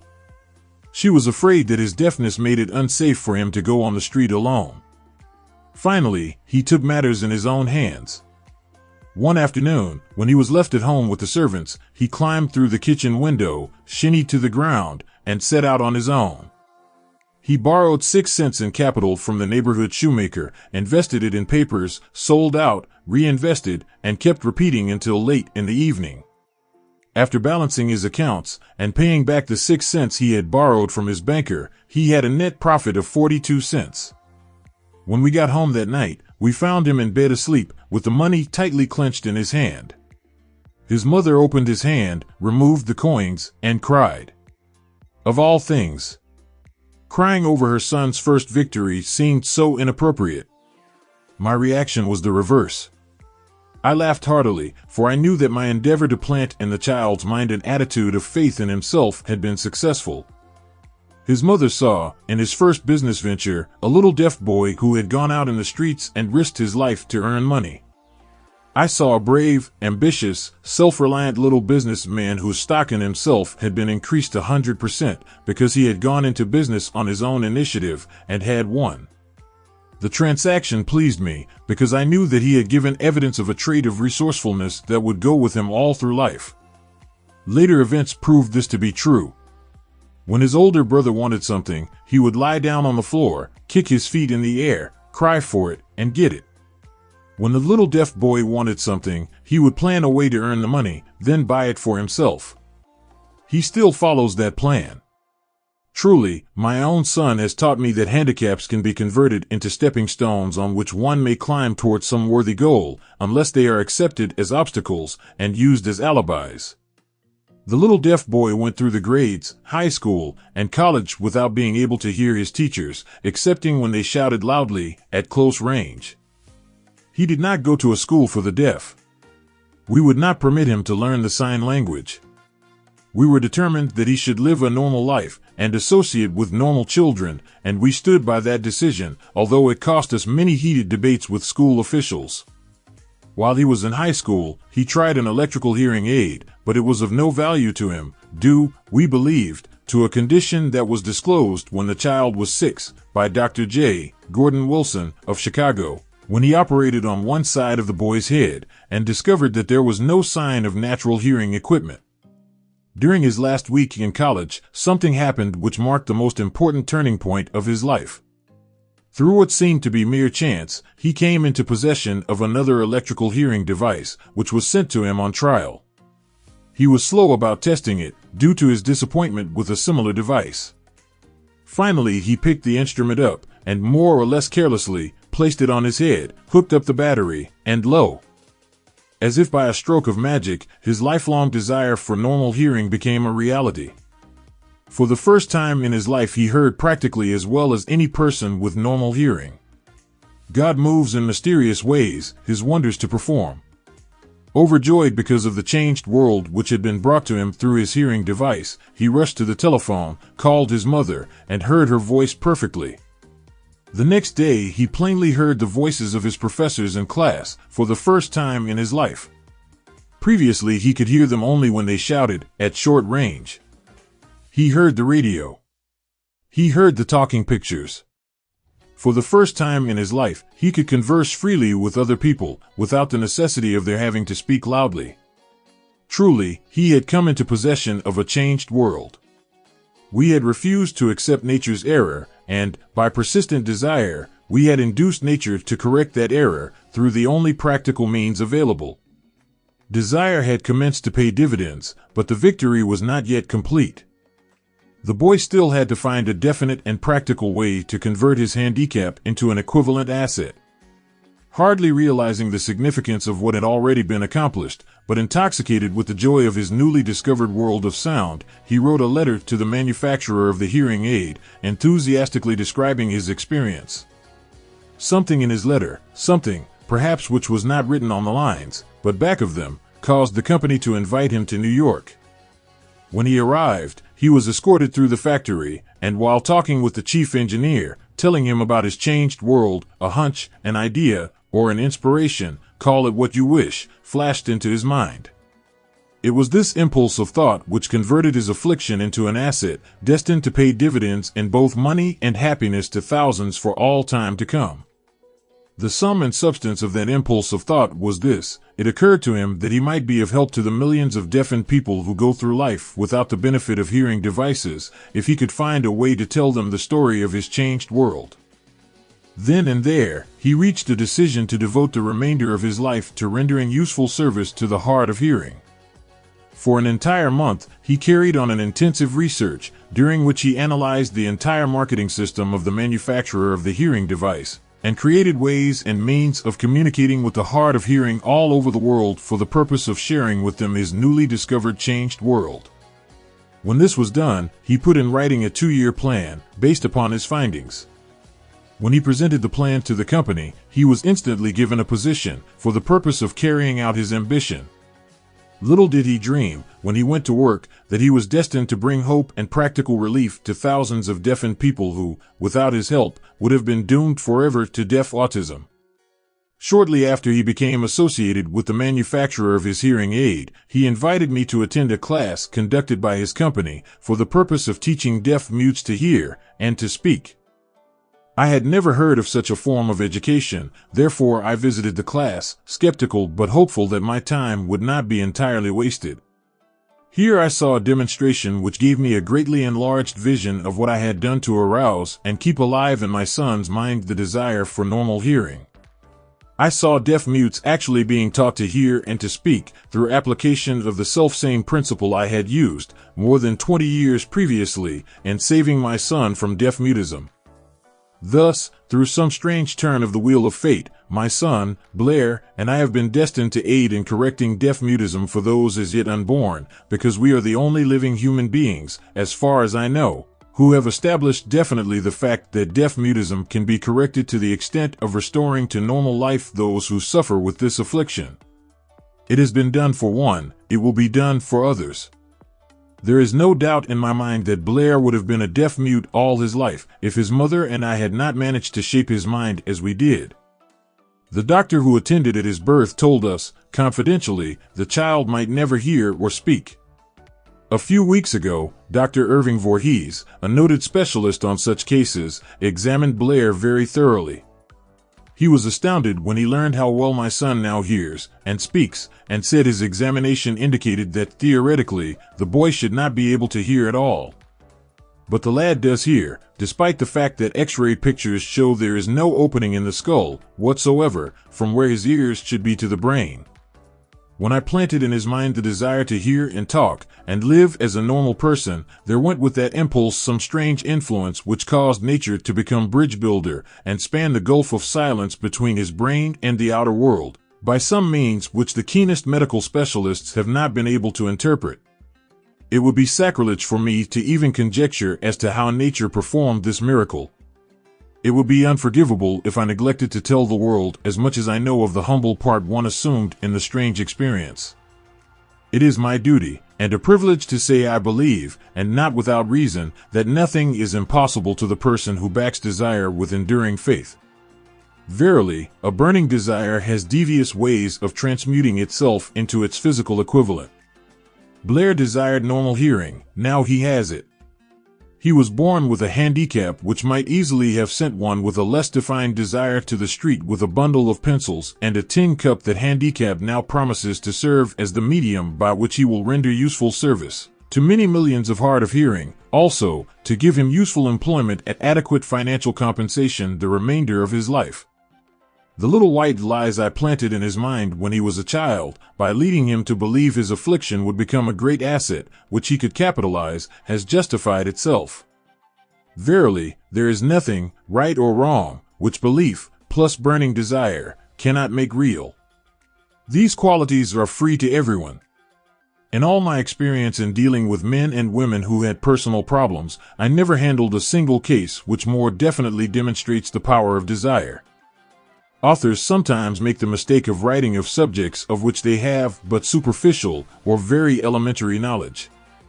It has been my good fortune to have had the privilege of testing the soundness of the power of desire through the affliction of my own son. Perhaps it was providential that the experience came as it did, for surely no one is better prepared than he to serve as an example of what happens when desire is put to the test. If Mother Nature bends to the will of desire, is it logical that mere men can defeat a burning desire? Strange and imponderable is the power of the human mind. We do not understand the method by which it uses every circumstance, every individual, and every physical thing within its reach as a means of transmuting desire into its physical counterpart. Perhaps science will uncover this secret. I planted in my son's mind the desire to hear and to speak as any normal person hears and speaks. That desire has now become a reality. I planted in his mind the desire to convert his greatest handicap into his greatest asset. That desire has been realized. The modus operandi by which this astounding result was achieved is not hard to describe. It consisted of three very definite facts. First, I mixed faith with the desire for normal hearing, which I passed on to my son. Second, I communicated my desire to him in every conceivable way available, through persistent, continuous effort over a period of years. Third, he believed me. As this chapter was being completed, news came of the death of Madame Schumann-Heink. One short paragraph in the News Dispatch gives the clue to this unusual woman's stupendous success as a singer. I quote the paragraph because the clue it contains is none other than desire. Early in her career, Madame Schumann-Heink visited the director of the Vienna Court Opera to have him test her voice. But he did not test it. After taking one look at the awkward and poorly dressed girl, he exclaimed, none too gently, with such a face, and with no personality at all, how can you ever expect to succeed in opera? My good child, give up the idea. Buy a sewing machine and go to work. You can never be a singer. Never is a long time. The director of the Vienna Court Opera knew much about the technique of singing. He knew little about the power of desire when it assumes the proportion of an obsession. If he had known more of that power, he would not have made the mistake of condemning genius without giving it an opportunity. Several years ago, one of my business associates became ill. He became worse as time went on, and finally was taken to the hospital for an operation. Just before he was wheeled into the operating room, I took a look at him and wondered how anyone as thin and emaciated as he could possibly go through a major operation successfully. The doctor warned me that there was little if any chance of my ever seeing him alive again. But that was the doctor's opinion. It was not the opinion of the patient. Just before he was wheeled away, he whispered feebly, "Do not be disturbed, Chief, I will be out of here in a few days." The attending nurse looked at me with pity. But the patient did come through safely. After it was all over, his physician said, nothing but his own desire to live saved him. He never would have pulled through if he had not refused to accept the possibility of death. I believe in the power of desire backed by faith, because I have seen this power lift men from lowly beginnings to places of power and wealth. I have seen it rob the grave of its victims. I have seen it serve as the medium by which men staged a comeback after having been defeated in 100 different ways. I have seen it provide my own son with a normal, happy, successful life, despite nature's having sent him into the world without ears. How can one harness and use the power of desire? This has been answered through this and the subsequent chapters of this book. This message is going out to the world at the end of the longest, and perhaps, the most devastating depression America has ever known. It is reasonable to presume that the message may come to the attention of many who have been wounded by the depression, those who have lost their fortunes, others who have lost their positions, and great numbers who must reorganize their plans and stage a comeback. To all these I wish to convey the thought that all achievement, no matter what may be its nature or its purpose, must begin with an intense, burning desire for something definite. Through some strange and powerful principle of mental chemistry which she has never divulged, nature wraps up in the impulse of strong desire that something which recognizes no such word as impossible and accepts no such reality as failure. And accepts no such reality as failure. And accepts no such reality as failure. Chapter 3 Faith Visualization of, and Belief in Attainment of Desire. The second step toward riches. Faith is the head chemist of the mind. When faith is blended with the vibration of thought, the subconscious mind instantly picks up the vibration, translates it into its spiritual equivalent, and transmits it to infinite intelligence, as in the case of prayer. The emotions of faith, love, and sex are the most powerful of all the major positive emotions. When the three are blended, they have the effect of coloring the vibration of thought in such a way that it instantly reaches the subconscious mind, where it is changed into its spiritual equivalent, the only form that induces a response from infinite intelligence. Love and faith are psychic, related to the spiritual side of man.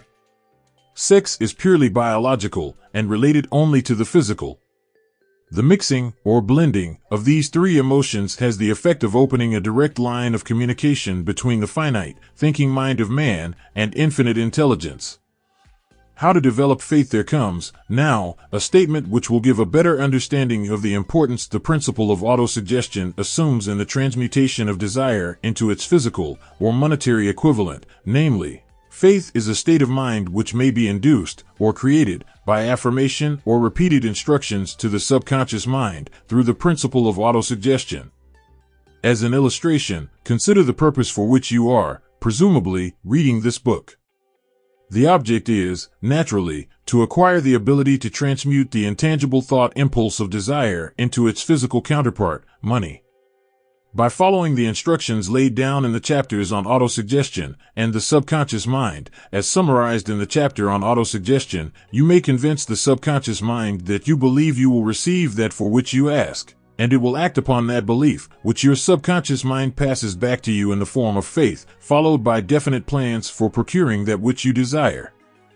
The method by which one develops faith, where it does not already exist, is extremely difficult to describe, almost as difficult, in fact, as it would be to describe the color of red to a blind man who has never seen color, and has nothing with which to compare what you describe to him.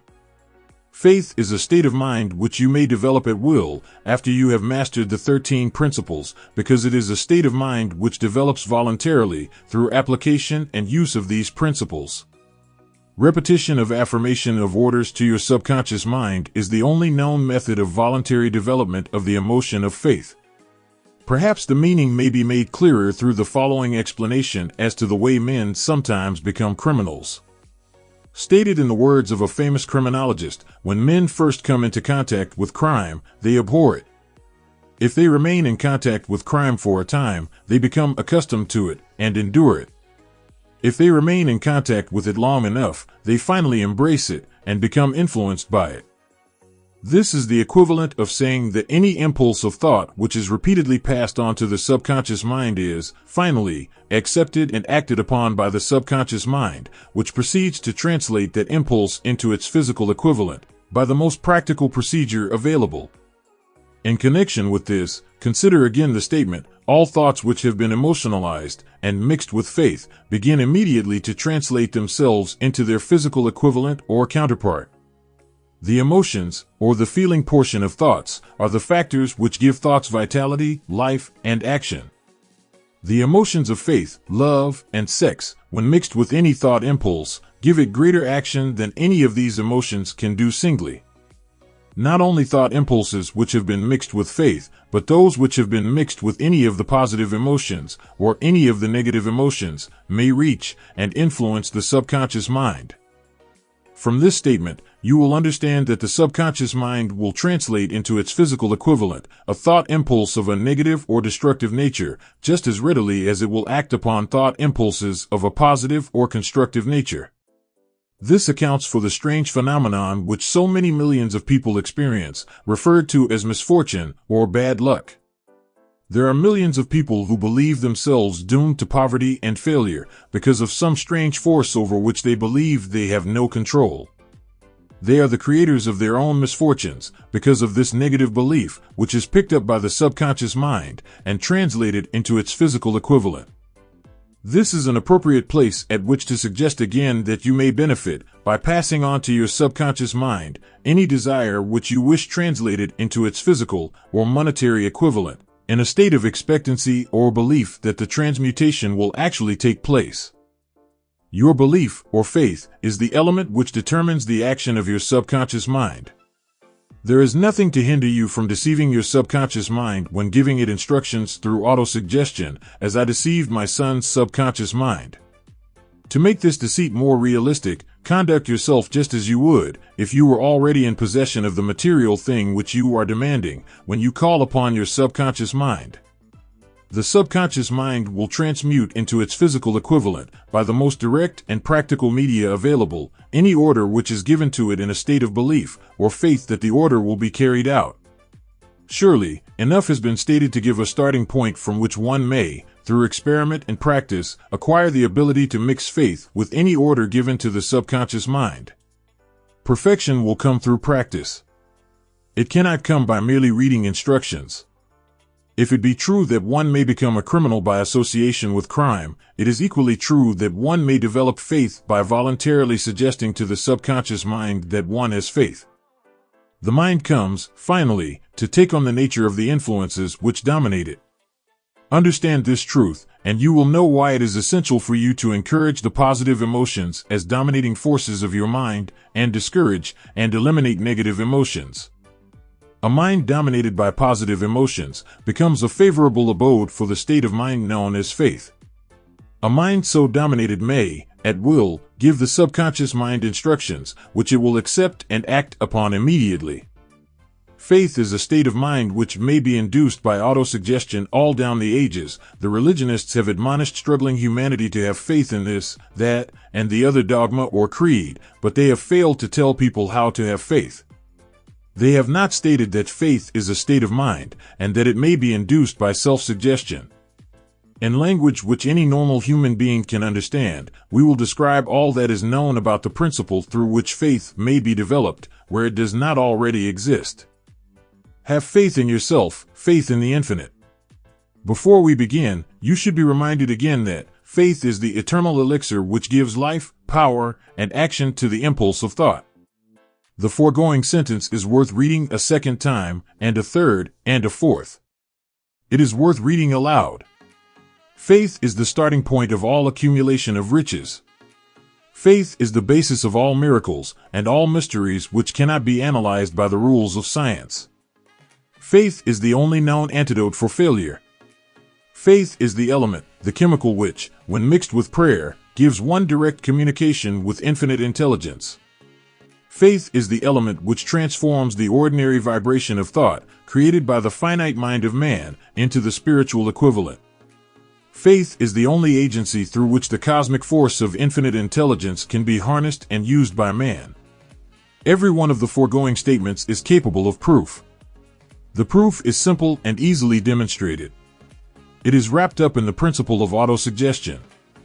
Let us center our attention, therefore, upon the subject of self-suggestion and find out what it is and what it is capable of achieving. It is a well-known fact that one comes, finally, to believe whatever one repeats to oneself, whether the statement be true or false. If a man repeats a lie over and over, he will eventually accept the lie as truth. Moreover, he will believe it to be the truth.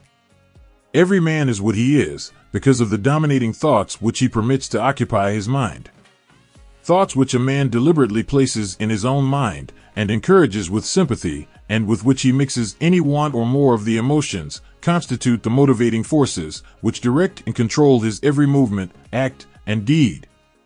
Comes, now, a very significant statement of truth. Thoughts which are mixed with any of the feelings of emotions constitute a magnetic force which attracts, from the vibrations of the ether, other similar or related thoughts.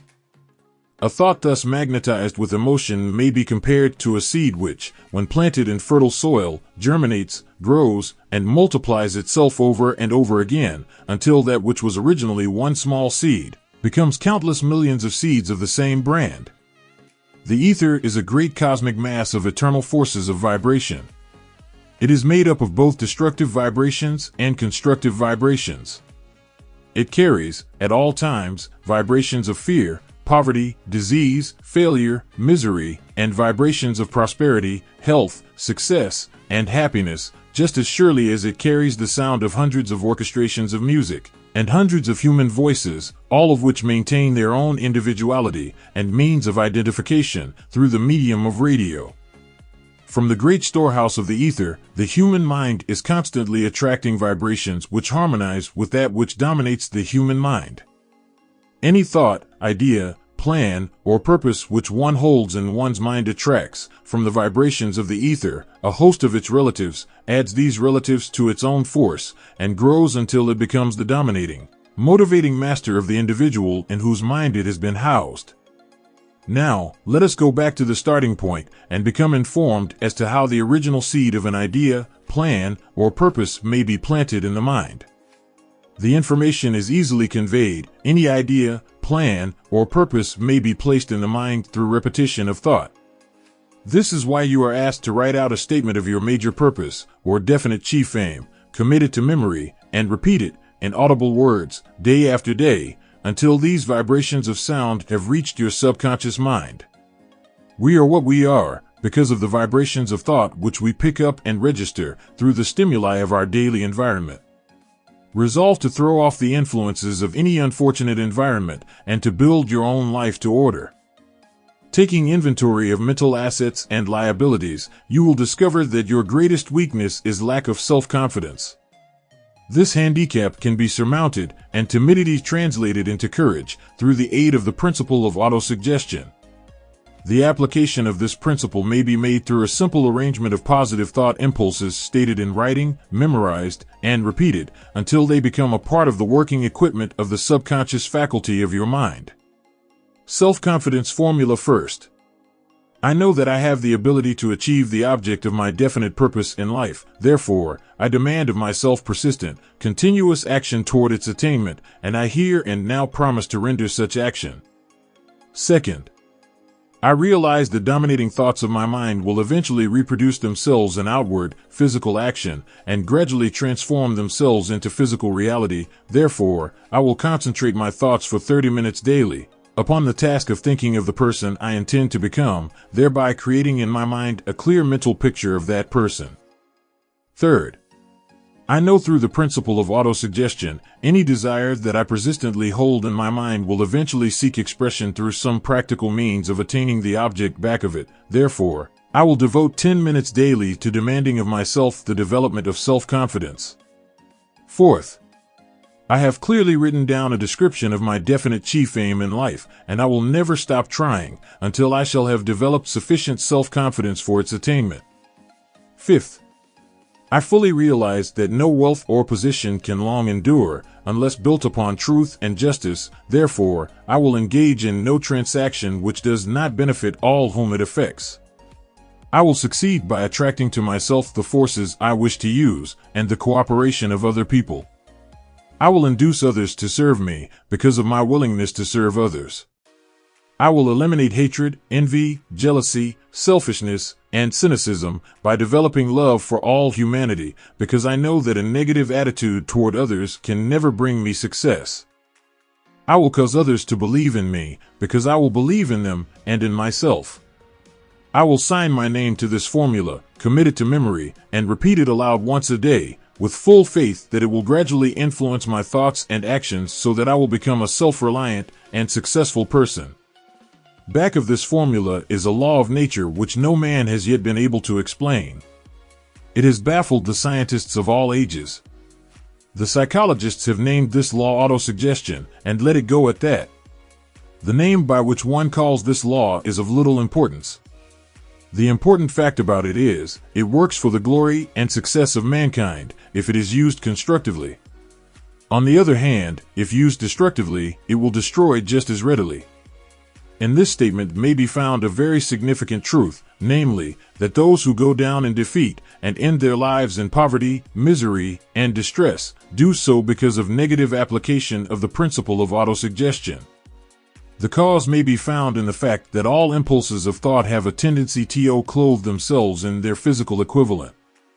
The subconscious mind makes no distinction between constructive and destructive thought impulses. It works with the material we feed it through our thought impulses. The subconscious mind will translate into reality of thought driven by fear just as readily as it will translate into reality of thought driven by courage or faith. The pages of medical history are rich with illustrations of cases of suggestive suicide. A man may commit suicide through negative suggestion just as effectively as by any other means. In a Midwestern city, a man by the name of Joseph Grant, a bank official, borrowed a large sum of the bank's money without the consent of the directors. He lost the money through gambling. One afternoon, the bank examiner came and began to check the accounts. Grant left the bank, took a room in a local hotel, and when they found him, 3 days later, he was lying in bed, wailing and moaning, repeating over and over these words, "My God, this will kill me. I cannot stand the disgrace." In a short time he was dead. The doctors pronounced the case one of mental suicide. Just as electricity will turn the wheels of industry and render useful service if used constructively, or snuff out life if wrongly used, so will the law of autosuggestion lead you to peace and prosperity, or down into the valley of misery, failure, and death, according to your degree of understanding and application of it. If you fill your mind with fear, doubt, and unbelief in your ability to connect with and use the forces of infinite intelligence, the law of auto-suggestion will take this spirit of unbelief and use it as a pattern by which your subconscious mind will translate it into its physical equivalent. This statement is as true as the statement that 2 and 2 are 4. Like the wind which carries one ship east and another west, the law of autosuggestion will lift you up or pull you down, according to the way you set your sails of thought. The law of autosuggestion, through which any person may rise to altitudes of achievement which stagger the imagination, is well described in the following verse: "If you think you are beaten, you are. If you think you dare not, you don't. If you like to win, but you think you can't, it is almost certain you won't. If you think you'll lose, you're lost, for out of the world we find success begins with a fellow's will. It's all in the state of mind.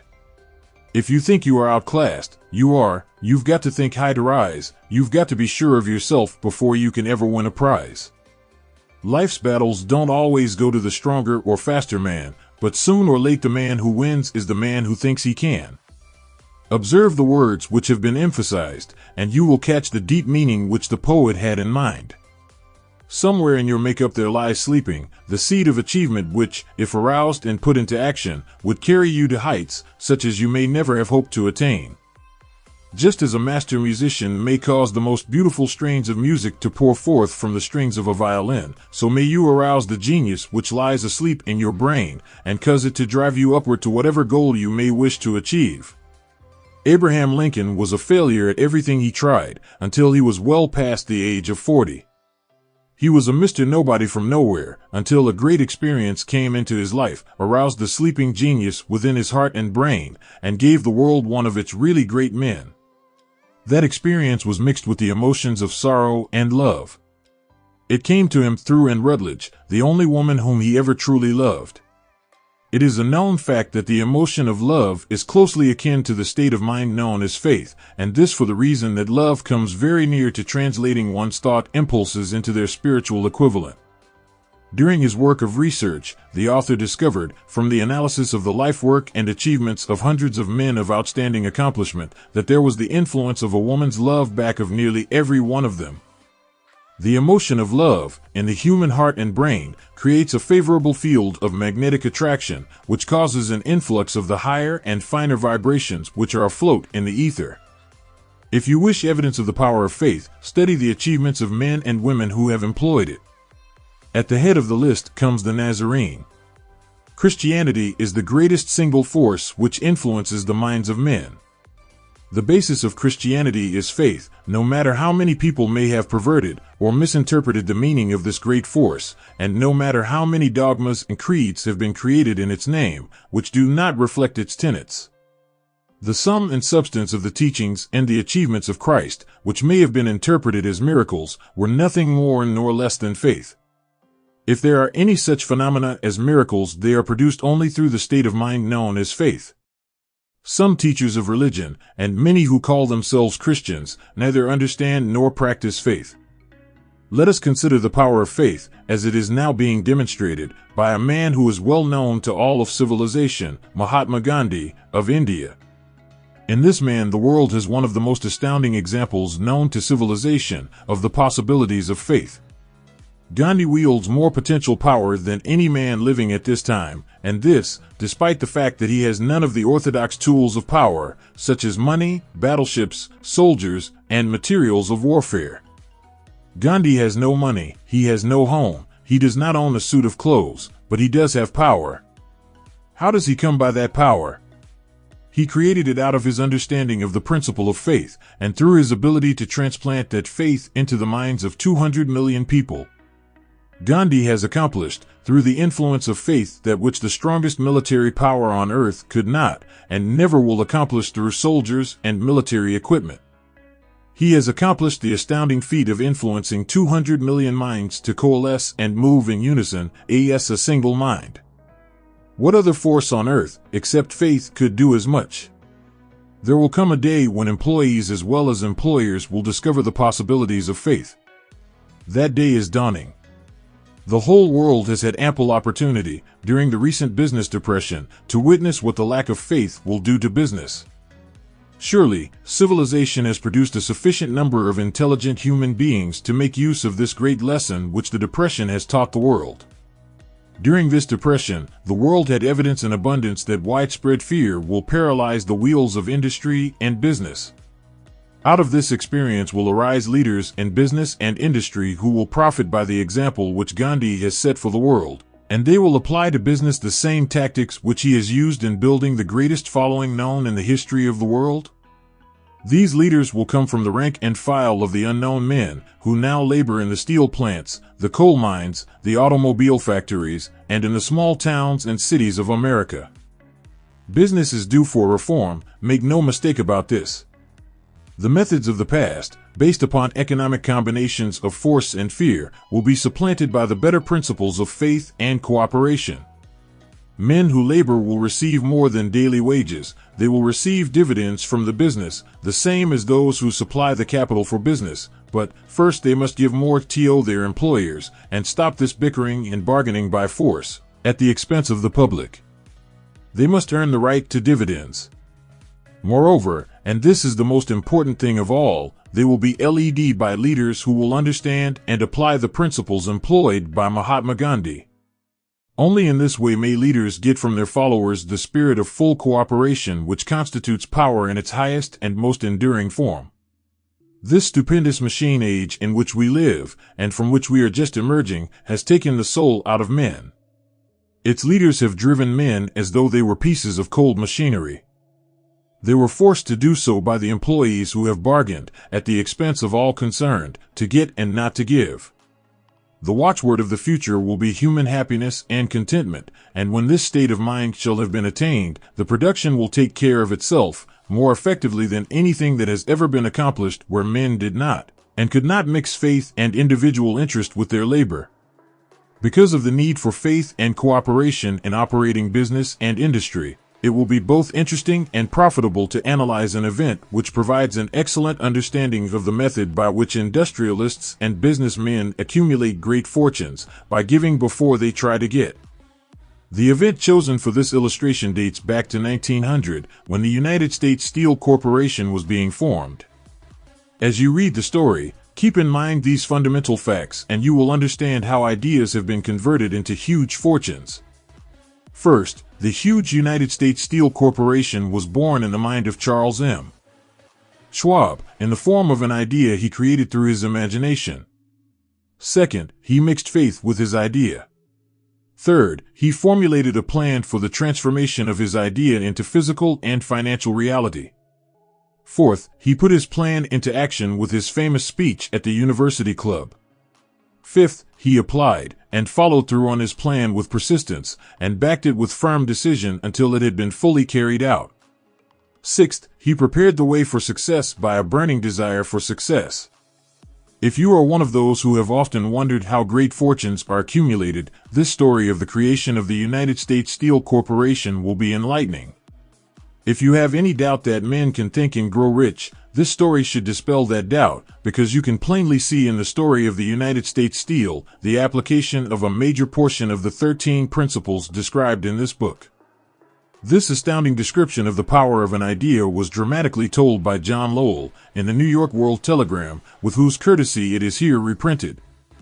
A pretty after-dinner speech for $1 billion when, on the evening of December 12, 1900, some 80 of the nation's financial nobility gathered in the banquet hall of the University Club on Fifth Avenue to do honor to a young man from out of the West. Not half a dozen of the guests realized they were to witness the most significant episode in American industrial history. J. Edward Simmons and Charles Stuart Smith, their hearts full of gratitude for the lavish hospitality bestowed on them by Charles M. Schwab during a recent visit to Pittsburgh, had arranged the dinner to introduce the 38-year-old steel man to Eastern banking society. But they didn't expect him to stampede the convention. They warned him, in fact, that the bosoms within New York stuffed shirts would not be responsive to oratory, and that, if he didn't want to bore the Stillmans and Harrimans and Vanderbilts, he had better limit himself to 15 or 20 minutes of polite vaporings and let it go at that. Even John Pierpont Morgan, sitting on the right hand of Schwab as became his imperial dignity, intended to grace the banquet table with his presence only briefly. And so far as the press and public were concerned, the whole affair was of so little moment that no mention of it found its way into print the next day. So the two hosts and their distinguished guests ate their way through the usual 7 or 8 courses. There was little conversation, and what there was of it was restrained. Few of the bankers and brokers had met Schwab, whose career had flowered along the banks of the Monongahela, and none knew him well. But before the evening was over, they, and with them Moneymaster Morgan, were to be swept off their feet, and a billion-dollar baby, the United States Steel Corporation, was to be conceived. It is perhaps unfortunate, for the sake of history, that no record of Charlie Schwab's speech at the dinner ever was made. He repeated some parts of it at a later date during a similar meeting of Chicago bankers. And still later, when the government brought suit to dissolve the Steel Trust, he gave his own version, from the witness stand, of the remarks that stimulated Morgan into a frenzy of financial activity. It is probable, however, that it was a homely speech, somewhat ungrammatical, full of epigram and threaded with wit. But aside from that, it had a galvanic force and effect upon the 5 billions of estimated capital that was represented by the diners. After it was over and the gathering was still under its spell, although Schwab had talked for 90 minutes, Morgan led the orator to a recessed window where, dangling their legs from the high, uncomfortable seat, they talked for an hour more. The magic of the Schwab personality had been turned on, full force, but what was more important and lasting was the full-fledged, clear-cut program he laid down for the aggrandizement of steel. Many other men had tried to interest Morgan in slapping together a steel trust after the pattern of the biscuit, wire and hoop, sugar, rubber, whiskey, oil, or chewing gum combinations. John W. Gates, the gambler, had urged it, but Morgan distrusted him. The Moore boys, Bill and Jim, Chicago stock jobbers who had glued together a match trust and a cracker corporation, had urged it and failed.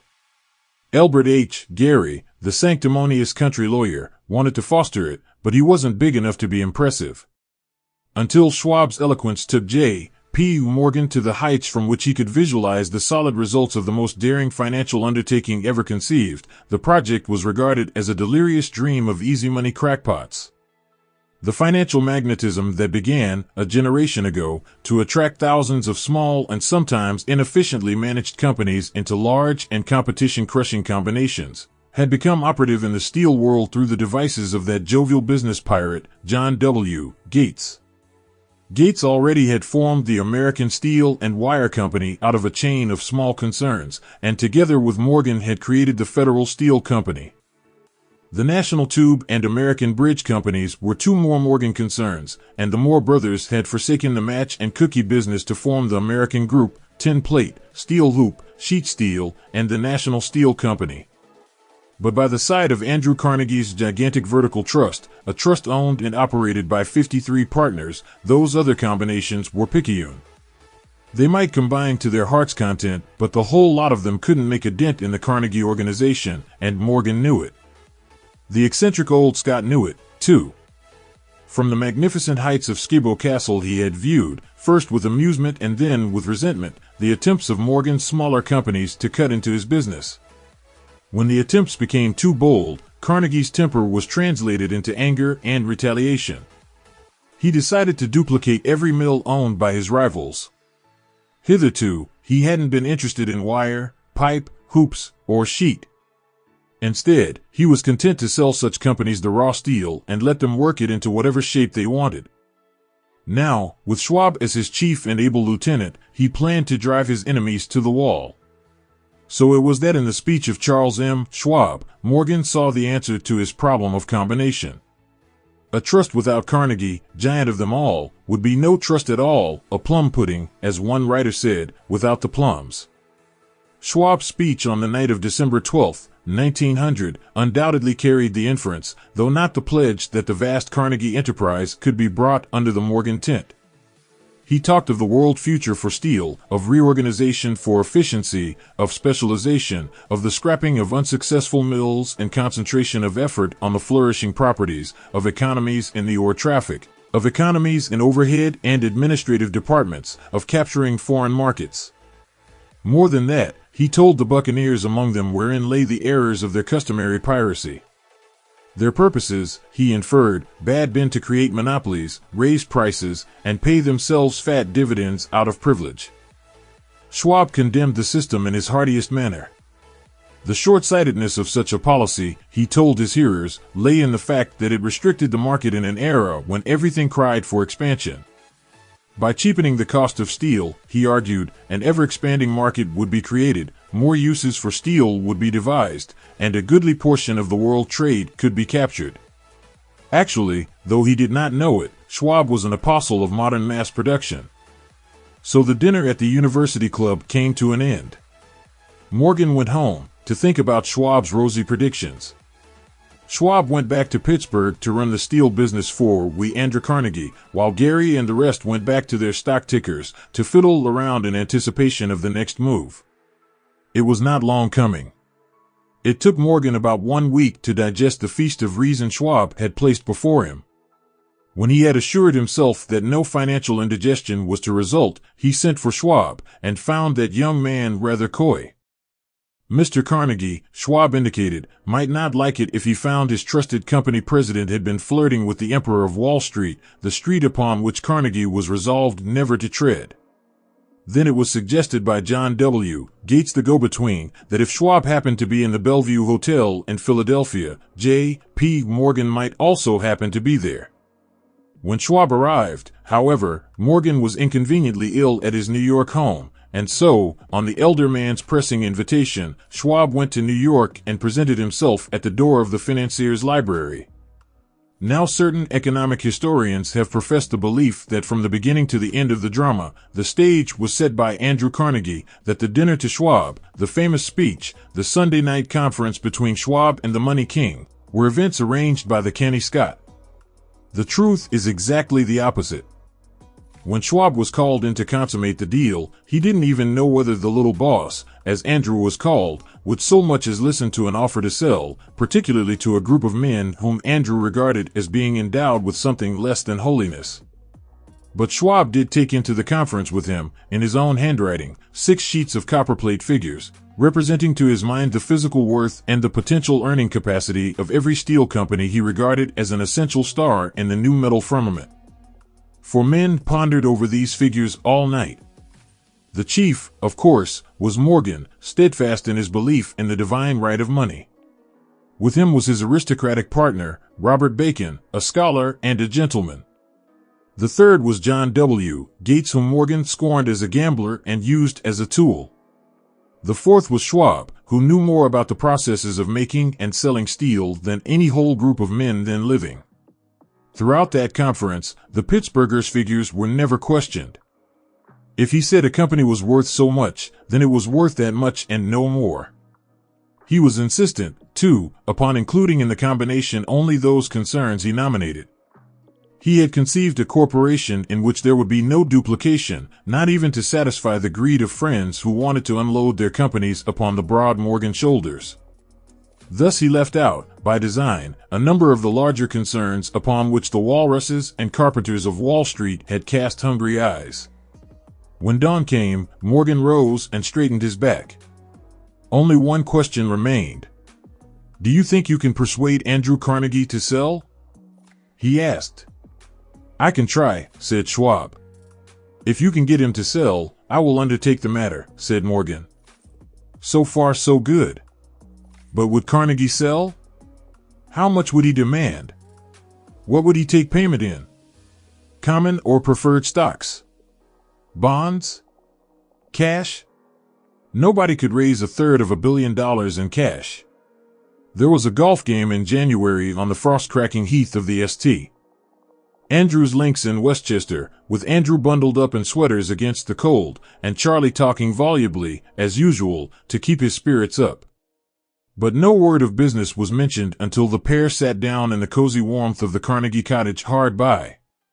Then, with the same persuasiveness that had hypnotized 80 millionaires at the University Club, Schwab poured out the glittering promises of retirement and comfort, of untold millions to satisfy the old man's social caprices. Carnegie capitulated, wrote a figure on a slip of paper, handed it to Schwab and said, "All right, that's what we'll sell for." The figure was approximately $400 million, and was reached by taking the $320 million mentioned by Schwab as a basic figure, and adding to it $80 million to represent the increased capital value over the previous 2 years. Later, on the deck of a transatlantic liner, the Scotsman said ruefully to Morgan, "I wish I had asked you for $100 million more." "If you had asked for it, you'd have gotten it," Morgan told him cheerfully. There was an uproar, of course. A British correspondent cabled that the foreign steel world was appalled by the gigantic combination. President Hadley, of Yale, declared that unless trusts were regulated, the country might expect an emperor in Washington within the next 25 years. But that able stock manipulator, Keene, went at his work of shoving the new stock at the public so vigorously that all the excess water, estimated by some at nearly $600,000, was absorbed in a twinkling. So Carnegie had his millions, and the Morgan Syndicate had $62 million for all its trouble, and all the boys, from Gates to Gary, had their millions. The 38-year-old Schwab had his reward. He was made president of the new corporation and remained in control until 1930. The dramatic story of big business which you have just finished was included in this book, because it is a perfect illustration of the method by which desire can be transmuted into its physical equivalent. I imagine some readers will question the statement that a mere, intangible desire can be converted into its physical equivalent. Doubtless some will say, you cannot convert nothing into something. The answer is in the story of United States Steel. That giant organization was created in the mind of one man. The plan by which the organization was provided with the steel mills that gave it financial stability was created in the mind of the same man. His faith, his desire, his imagination, his persistence were the real ingredients that went into United States Steel. The steel mills and mechanical equipment acquired by the corporation, after it had been brought into legal existence, were incidental, But careful analysis will disclose the fact that the appraised value of the properties acquired by the corporation increased in value by an estimated $600 million by the mere transaction which consolidated them under one management. In other words, Charles M. Schwab's idea, plus the faith with which he conveyed it to the minds of J. P. Morgan and the others, was marketed for a profit of approximately $600 million. Not an insignificant sum for a single idea. What happened to some of the men who took their share of the millions of dollars of profit made by this transaction is a matter with which we are not now concerned. The important feature of the astounding achievement is that it serves as unquestionable evidence of the soundness of the philosophy described in this book, because this philosophy was the warp and the woof of the entire transaction. Moreover, the practicability of the philosophy has been established by the fact that the United States Steel Corporation prospered and became one of the richest and most powerful corporations in America, employing thousands of people, developing new uses for steel, and opening new markets, thus proving that the $600 million in profit which the Schwab idea produced was earned. Riches begin in the form of thought. The amount is limited only by the person in whose mind the thought is put into motion. Faith removes limitations. Remember this when you are ready to bargain with life for whatever it is that you ask as your price for having passed this way. Remember, also, that the man who created the United States Steel Corporation was practically unknown at the time. He was merely Andrew Carnegie's Man Friday until he gave birth to his famous idea. After that, he quickly rose to a position of power, fame, and riches. There are no limitations to the mind except those we acknowledge. Both poverty and riches are the offspring of thought. Poverty and riches are the offspring of thought. Poverty and riches are the offspring of thought. Poverty and riches are the offspring of thought. Poverty and riches are the offspring of thought. Chapter 4: Autosuggestion, the medium for influencing the subconscious mind. The third step toward riches. Autosuggestion is a term which applies to all suggestions and all self-administered stimuli which reach one's mind through the five senses. Stated in another way, autosuggestion is self-suggestion. It is the agency of communication between that part of the mind where conscious thought takes place and that which serves as the seat of action for the subconscious mind.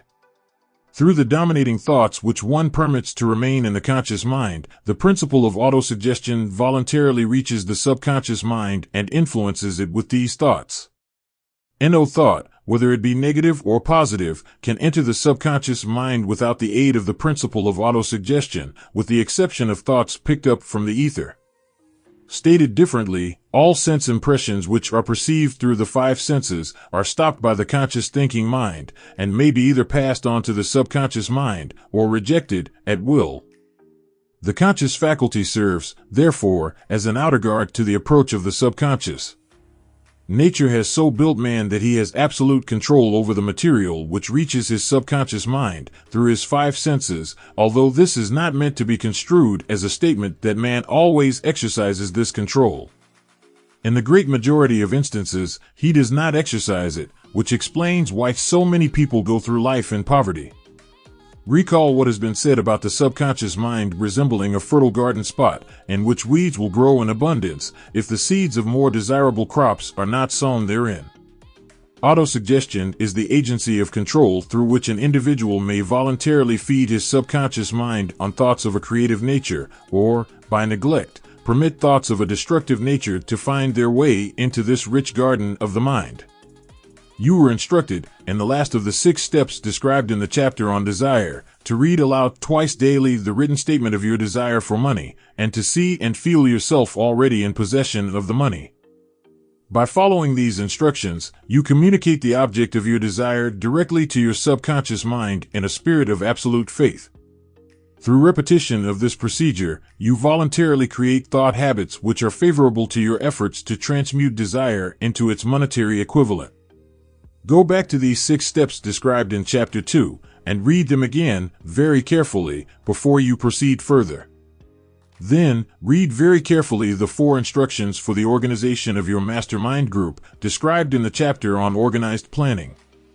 By comparing these 2 sets of instructions with that which has been stated on autosuggestion, you, of course, will see that the instructions involve the application of the principle of autosuggestion.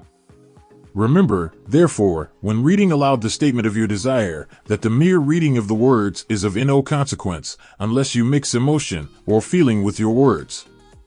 If you repeat 1,000,000 times the famous Emile Coué formula, day by day, in every way, I am getting better and better, without mixing emotion and faith with your words, you will experience no desirable results. Your subconscious mind recognizes and acts upon only thoughts which have been well mixed with emotion or feeling. This is a fact of such importance as to warrant repetition in practically every chapter, because the lack of understanding of this is the main reason the majority of people who try to apply the principle of autosuggestion get no desirable results.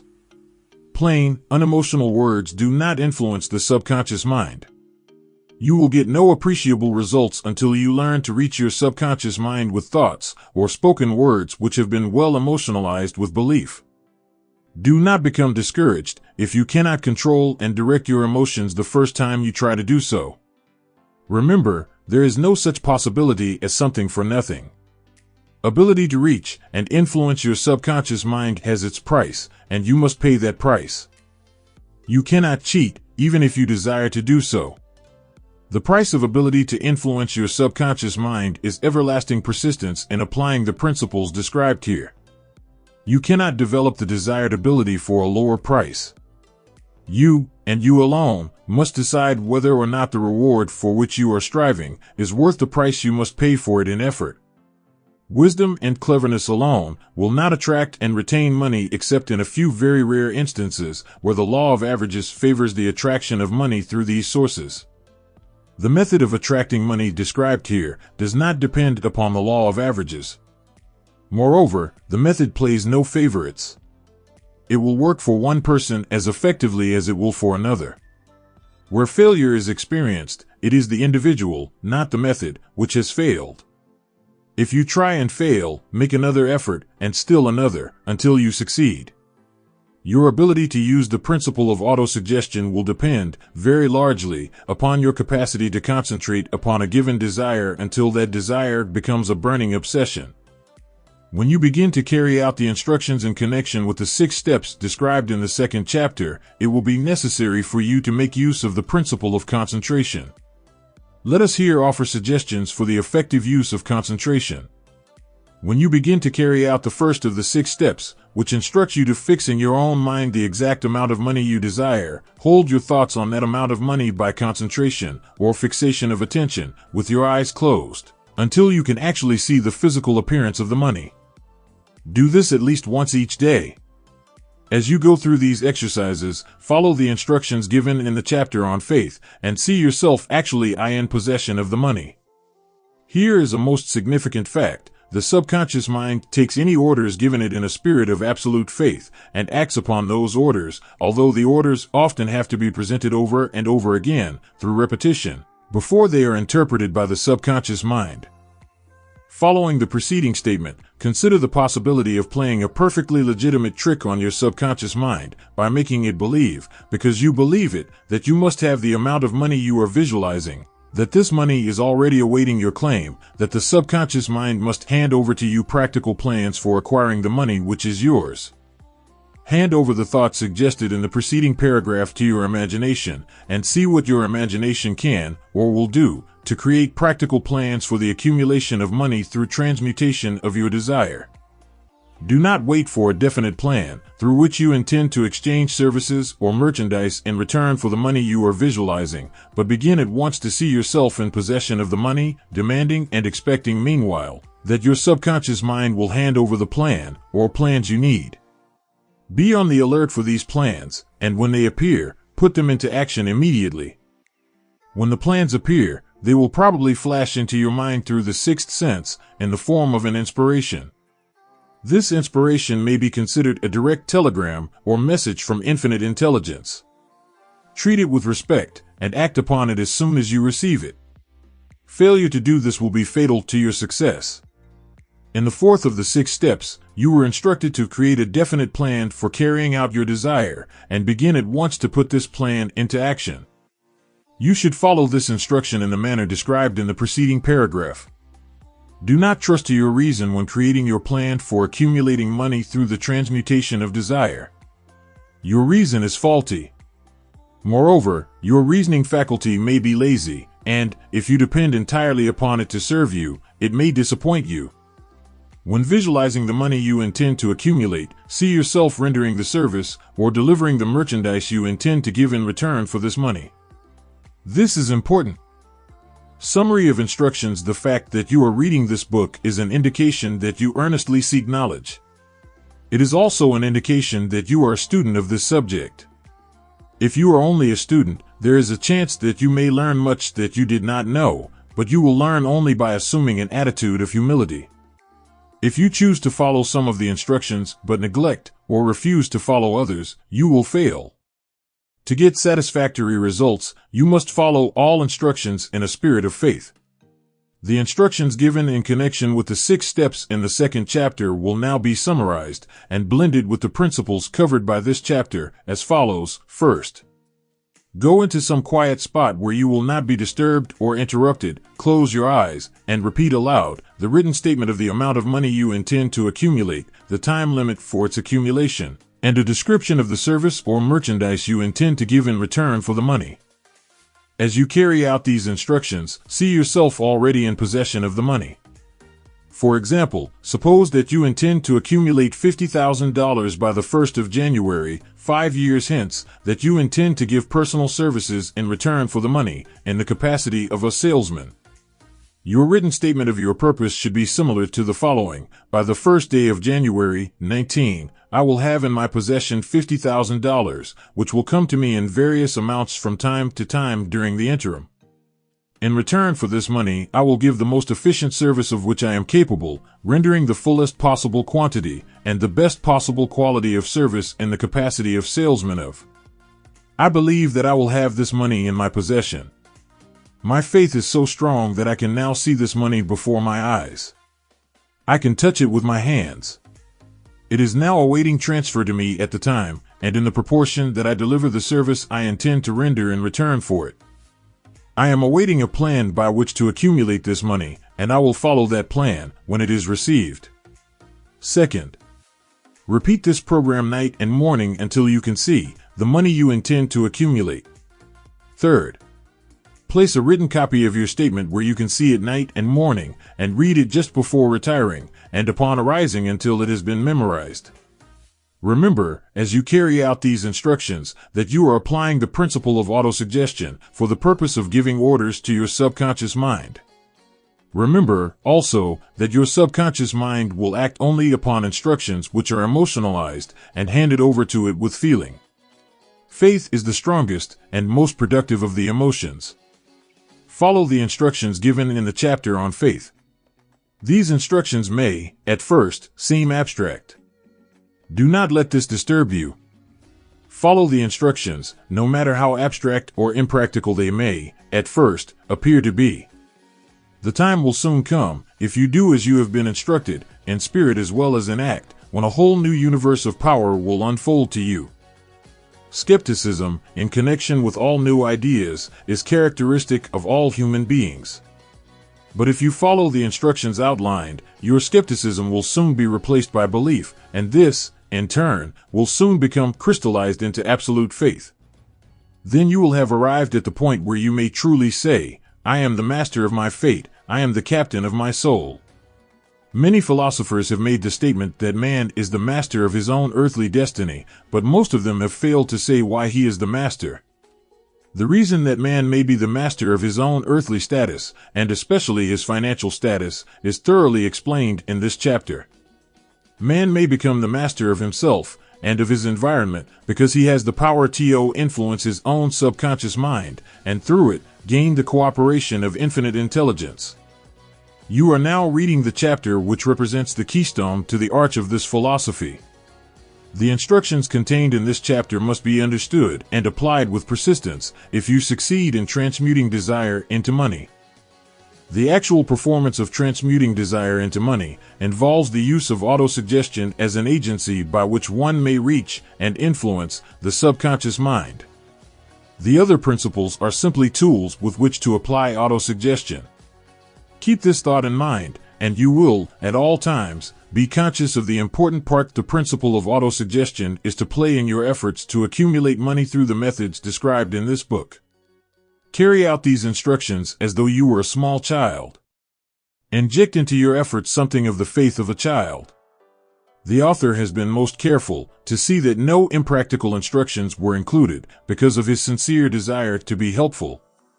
After you have read the entire book, come back to this chapter and follow in spirit and in action this instruction. Read the entire chapter aloud once every night, until you become thoroughly convinced that the principle of autosuggestion is sound, that it will accomplish for you all that has been claimed for it. As you read, underscore with a pencil every sentence which impresses you favorably. Follow the foregoing instruction to the letter, and it will open the way for a complete understanding and mastery of the principles of success. Mastery of the principles of success.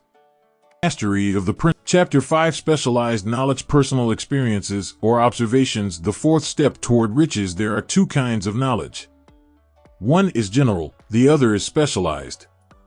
General knowledge, no matter how great in quantity or variety it may be, is of but little use in the accumulation of money.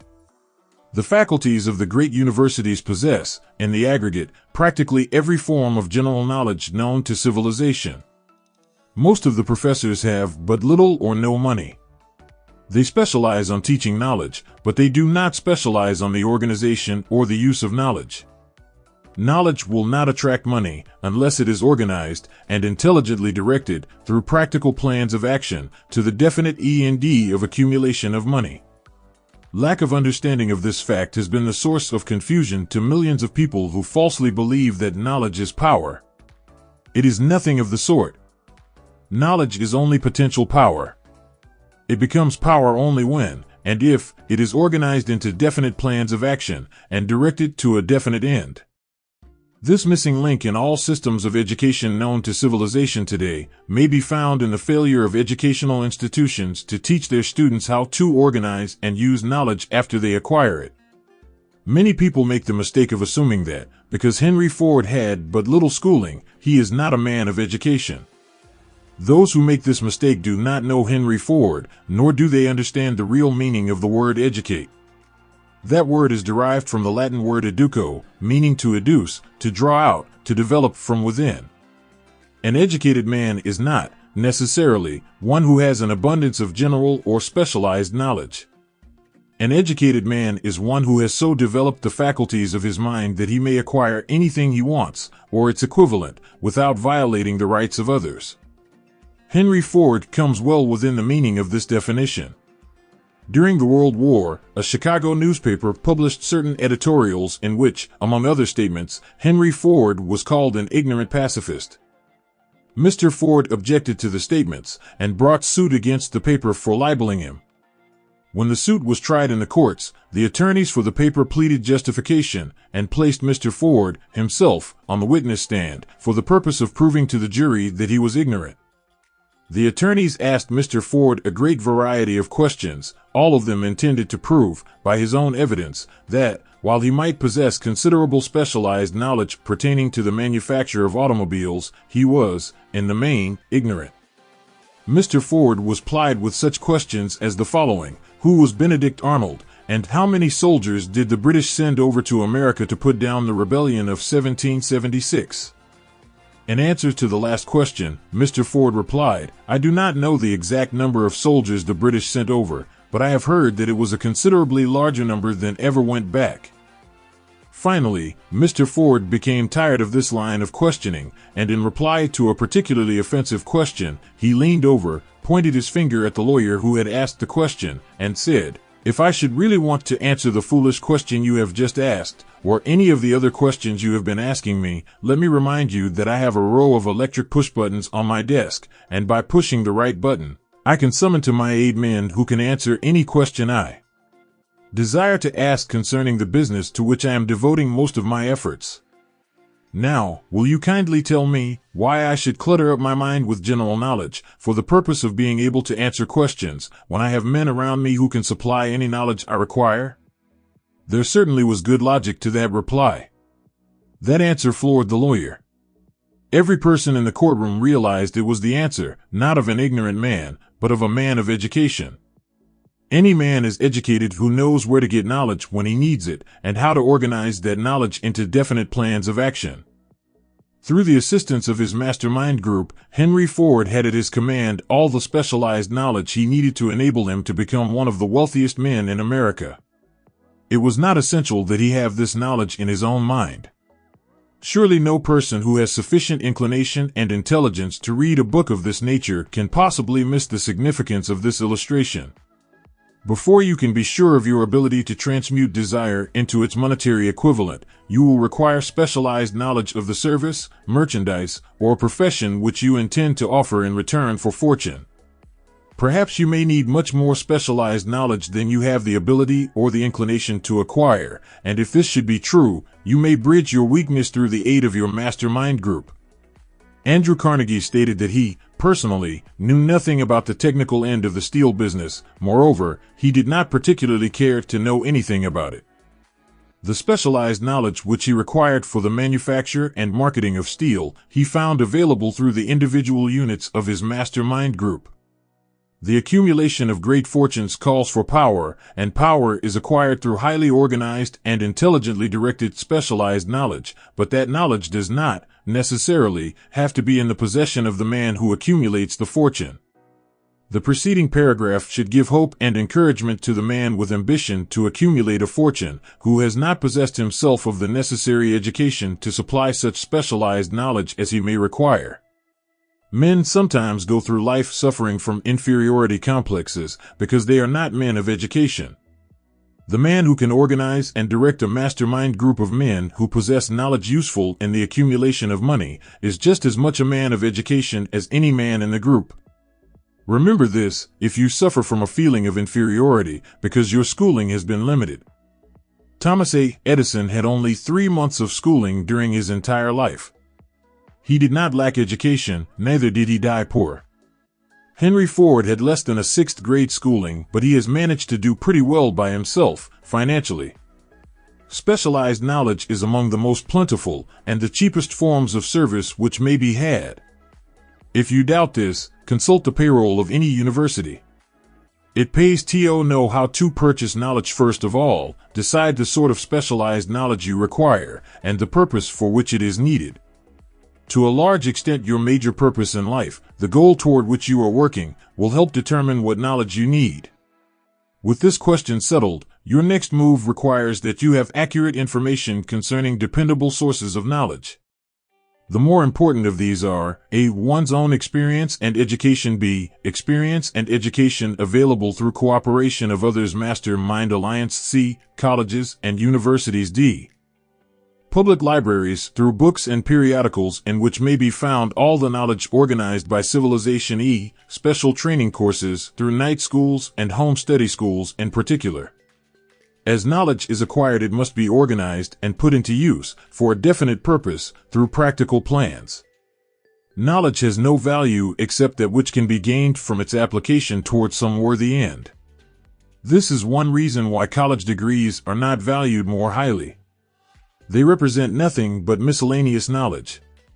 If you contemplate taking additional schooling, first determine the purpose for which you want the knowledge you are seeking, then learn where this particular sort of knowledge can be obtained from reliable sources. Successful men, in all callings, never stop acquiring specialized knowledge related to their major purpose, business, or profession. Those who are not successful usually make the mistake of believing that the knowledge acquiring period ends when one finishes school. The truth is that schooling does but little more than to put one in the way of learning how to acquire practical knowledge. With this changed world, which began at the end of the economic collapse, came also astounding changes in educational requirements. The order of the day is specialization. This truth was emphasized by Robert P. Moore, Secretary of Appointments of Columbia University. Specialists most particularly sought after by employing companies are candidates who have specialized in some field, business school graduates with training in accounting and statistics, engineers of all varieties, journalists, architects, chemists, and also outstanding leaders and activity men of the senior class. The man who has been active on the campus, whose personality is such that he gets along with all kinds of people and who has done an adequate job with his studies has a most decided edge over the strictly academic student. Some of these, because of their all-around qualifications, have received several offers of positions, a few of them as many as 6. In departing from the conception that the straighter student was invariably the one to get the choice of the better jobs, Mr. Moore said that most companies look not only to academic records, but to activity records and personalities of the students. One of the largest industrial companies, the leader in its field, and writing to Mr. Moore concerning prospective seniors at the college, said, "We are interested primarily in finding men who can make exceptional progress in management work. For this reason, we emphasize qualities of character, intelligence, and personality far more than specific educational background." Apprenticeship proposing a system of apprenticing students in offices, stores, and industrial occupations during the summer vacation. Mr. Moore asserts that after the first 2 or 3 years of college, every student should be asked to choose a definite future course and to call a halt if he has been merely pleasantly drifting without purpose through an unspecialized academic curriculum. Colleges and universities must face the practical consideration that all professions and occupations now demand specialists, he said, urging that educational institutions accept more direct responsibility for vocational guidance. One of the most reliable and practical sources of knowledge available to those who need specialized schooling is the night schools operated in most large cities. The correspondence schools give specialized training anywhere the U.S. males go, on all subjects that can be taught by the extension method. One advantage of home study training is the flexibility of the study program, which permits one to study during spare time. Another stupendous advantage of home study training is the fact that most courses offered by home study schools carry with them generous privileges of consultation which can be of priceless value to those needing specialized knowledge. No matter where you live, you can share the benefits. Anything acquired without effort and without cost is generally unappreciated, often discredited. Perhaps this is why we get so little from our marvelous opportunity in public schools. The self-discipline one receives from a definite program of specialized study makes up to some extent for the wasted opportunity when knowledge was available without cost. Correspondence schools are highly organized business institutions. Their tuition fees are so low that they are forced to insist upon prompt payments.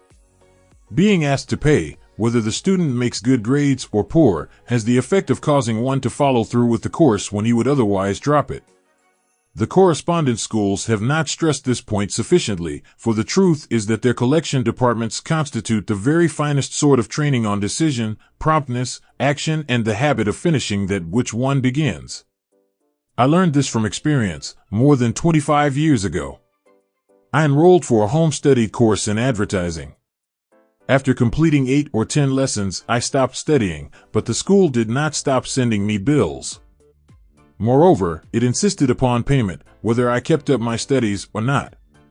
I decided that if I had to pay for the course, I should complete the lessons and get my money's worth.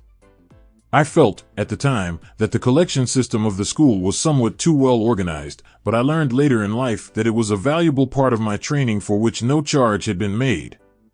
Being forced to pay, I went ahead and completed the course.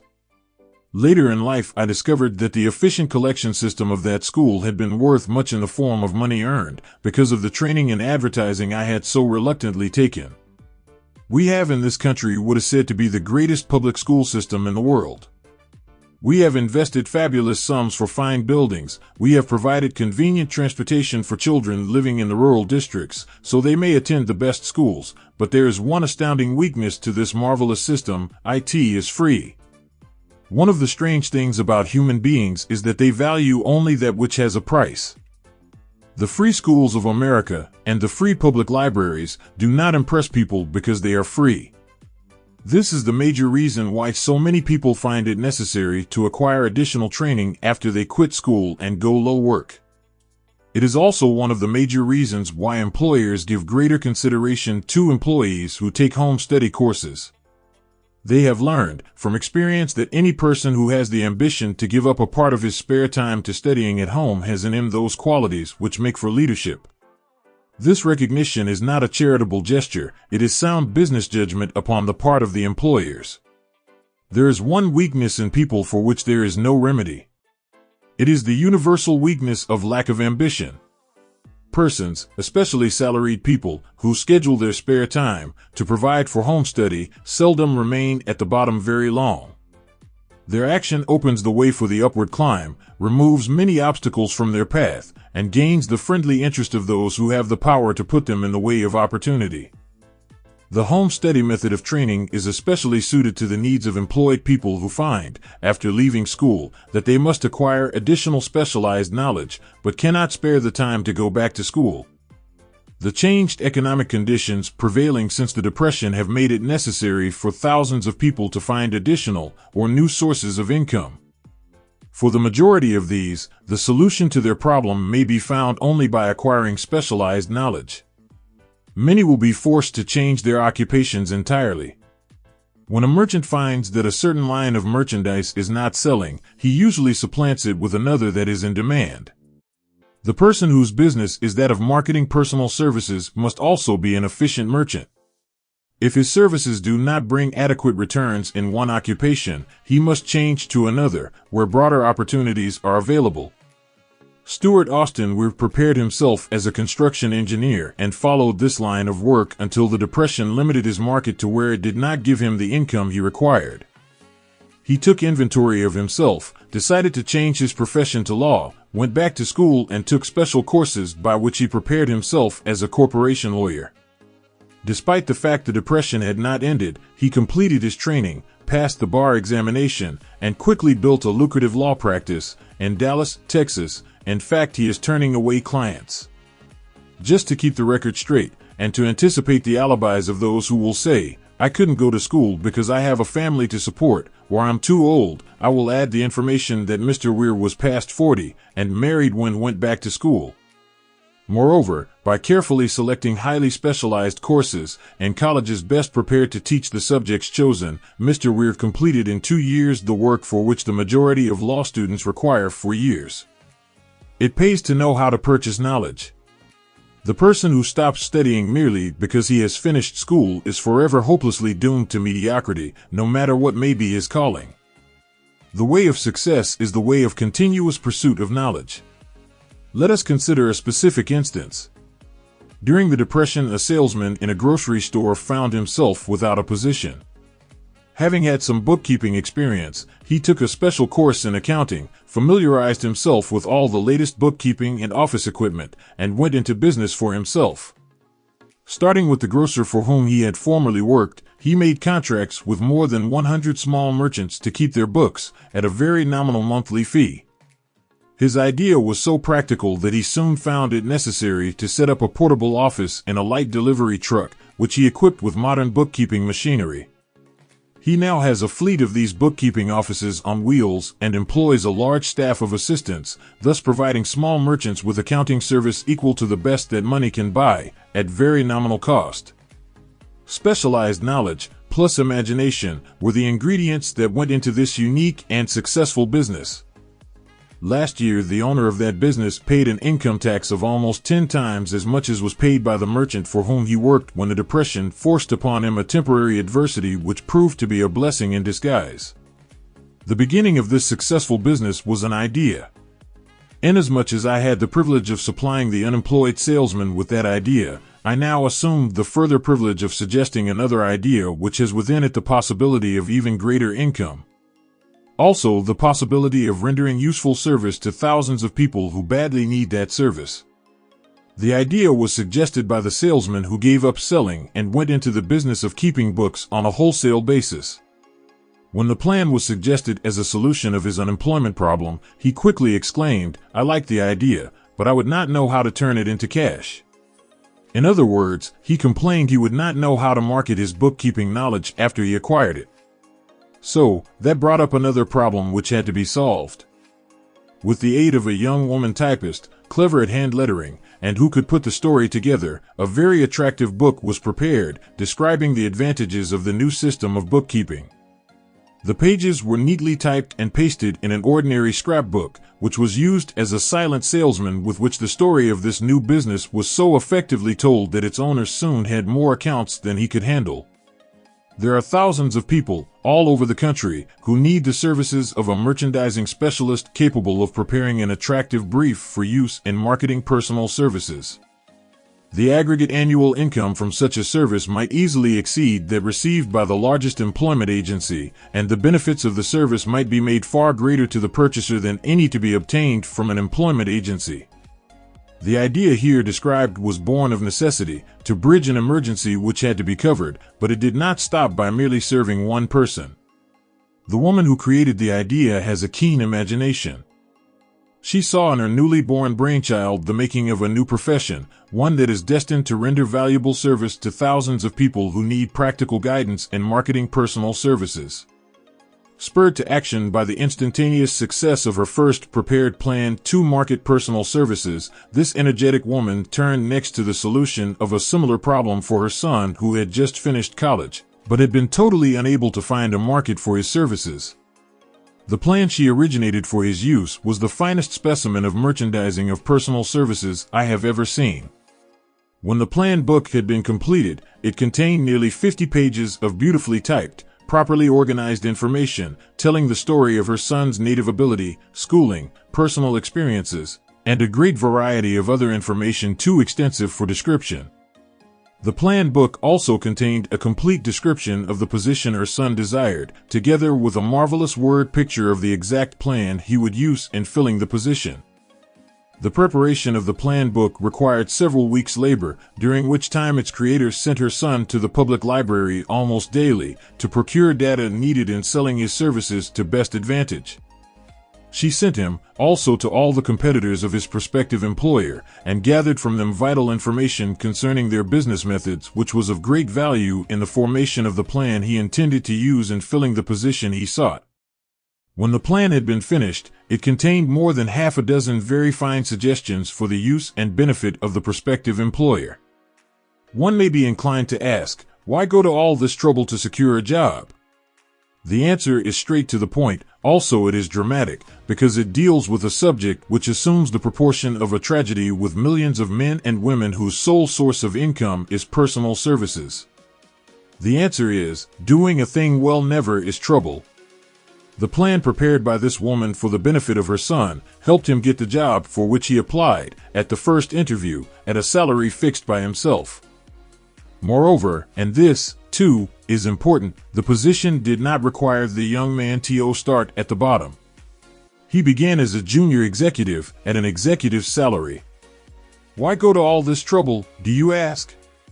Well, for one thing, the planned presentation of this young man's application for a position clipped off no less than 10 years of time he would have required to get to where he began, had he started at the bottom and worked his way up. This idea of starting at the bottom and working one's way up may appear to be sound, but the major objection to it is this: too many of those who begin at the bottom never manage to lift their heads high enough to be seen by opportunity, so they remain at the bottom. It should be remembered, also, that the outlook from the bottom is not so very bright or encouraging. It has a tendency to kill off ambition. We call it getting into a rut, which means that we accept our fate because we form the habit of daily routine, a habit that finally becomes so strong we cease to try to throw it off. And that is another reason why it pays to start 1 or 2 steps above the bottom. By so doing, one forms the habit of looking around, of observing how others get ahead, of seeing opportunity, and of embracing it without hesitation. Dan Halpin is a splendid example of what I mean. During his college days, he was manager of the famous 1930 national championship Notre Dame football team, when it was under the direction of the late Knute Rockne. Perhaps he was inspired by the great football coach to aim high, and not mistake temporary defeat for failure, just as Andrew Carnegie, the great industrial leader, inspired his young business lieutenants to set high goals for themselves. At any rate, young Halpin finished college at a mighty unfavorable time, when the Depression had made jobs scarce, so, after a fling at investment banking and motion pictures, he took the first opening with a potential future he could find, selling electrical hearing aids on a commission basis. Anyone could start in that sort of job, and Halpin knew it, but it was enough to open the door of opportunity to him. For almost 2 years, he continued in a job not to his liking, and he would never have risen above that job if he had not done something about his dissatisfaction. He aimed, first, at the job of assistant sales manager of his company, and got the job. That one step upward placed him high enough above the crowd to enable him to see still greater opportunity. Also, it placed him where opportunity could see him. He made such a fine record selling hearing aids that A.M. Andrews, chairman of the board of the Dictograph Products Company, a business competitor of the company for which Halpin worked, wanted to know something about that man Dan Halpin, who was taking big sales away from the long-established Dictograph Company. He sent for Halpin. When the interview was over, Halpin was the new sales manager in charge of the Acoustic-On division. Then, to test young Halpin's mettle, Mr. Andrews went away to Florida for 3 months, leaving him to sink or swim in his new job. He did not sink. Knute Rockne's spirit of all the world loves a winner and has no time for a loser inspired him to put so much into his job that he was recently elected vice president of the company and general manager of the Acoustic-On and Silent Radio division, a job which most men would be proud to earn through 10 years of loyal effort. Halpin turned the trick in little more than 6 months. It is difficult to say whether Mr. Andrews or Mr. Halpin is more deserving of eulogy, for the reason that both showed evidence of having an abundance of that very rare quality known as imagination. Mr. Andrews deserves credit for seeing, in young Halpin, a go-getter of the highest order. Halpin deserves credit for refusing to compromise with life by accepting and keeping a job he did not want, and that is one of the major points I am trying to emphasize through this entire philosophy, that we rise to high positions or remain at the bottom because of conditions we can control if we desire to control them. I am also trying to emphasize another point, namely, that both success and failure are largely the results of habit. I have not the slightest doubt that Dan Halpin's close association with the greatest football coach America ever knew planted in his mind the same brand of desire to excel which made the Notre Dame football team world famous. Truly, there is something to the idea that hero worship is helpful, provided one worships a winner. Halpin tells me that Rockne was one of the world's greatest leaders of men in all history. My belief in the theory that business associations are vital factors, both in failure and in success, was recently demonstrated when my son Blair was negotiating with Dan Halpin for a position. Mr. Halpin offered him a beginning salary of about 1/2 what he could have gotten from a rival company. I brought parental pressure to bear and induced him to accept the place with Mr. Halpin because I believe that close association with one who refuses to compromise with circumstances he does not like is an asset that can never be measured in terms of money. The bottom is a monotonous, dreary, and profitable place for any person. That is why I have taken the time to describe how lowly beginnings may be circumvented by proper planning. Also, that is why so much space has been devoted to a description of this new profession, created by a woman who was inspired to do a fine job of planning because she wanted her son to have a favorable break. With the changed conditions ushered in by the world economic collapse, came also the need for newer and better ways of marketing personal services. It is hard to determine why someone had not previously discovered this stupendous need, in view of the fact that more money changes hands in return for personal services than for any other purpose. The sum paid out monthly, to people who work for wages and salaries, is so huge that it runs into hundreds of millions, and the annual distribution amounts to billions. Perhaps some will find, in the idea here briefly described, the nucleus of the riches they desire. Ideas with much less merit have been the seedlings from which great fortunes have grown. Woolworth's 5 and 10-cent store idea, for example, had far less merit, but it piled up a fortune for its creator. Those seeing opportunity lurking in this suggestion will find valuable aid in the chapter on organized planning. Incidentally, an efficient merchandiser of personal services would find a growing demand for his services wherever there are men and women who seek better markets for their services. By applying the mastermind principle, a few people with suitable talent could form an alliance and have a paying business very quickly. One would need to be a fair writer, with a flair for advertising and selling, one handy at typing and hand lettering, and one should be a first-class business getter who would let the world know about the service. If one person possessed all these abilities, he might carry on the business alone until it outgrew him. The woman who prepared the personal service sales plan for her son now receives requests from all parts of the country for her cooperation in preparing similar plans for others who desire to market their personal services for more money. She has a staff of expert typists, artists, and writers who have the ability to dramatize the case history so effectively that one's personal services can be marketed for much more money than the prevailing wages for similar services. She is so confident of her ability that she accepts, as the major portion of her fee, a percentage of the increased pay she helps her clients to earn. It must not be supposed that her plan merely consists of clever salesmanship by which she helps men and women to demand and receive more money for the same services they formerly sold for less pay. She looks after the interests of the purchaser as well as the seller of personal services, and so prepares her plans that the employer receives full value for the additional money he pays. The method by which she accomplishes this astonishing result is a professional secret which she discloses to no one excepting her own clients. If you have the imagination and seek a more profitable outlet for your personal services, this suggestion may be the stimulus for which you have been searching. The idea is capable of yielding an income far greater than that of the average doctor, lawyer, or engineer whose education required several years in college. The idea is saleable to those seeking new positions, and practically all positions calling for managerial or executive ability, and those desiring rearrangement of incomes in their present positions. There is no fixed price for sound ideas. Back of all ideas is specialized knowledge.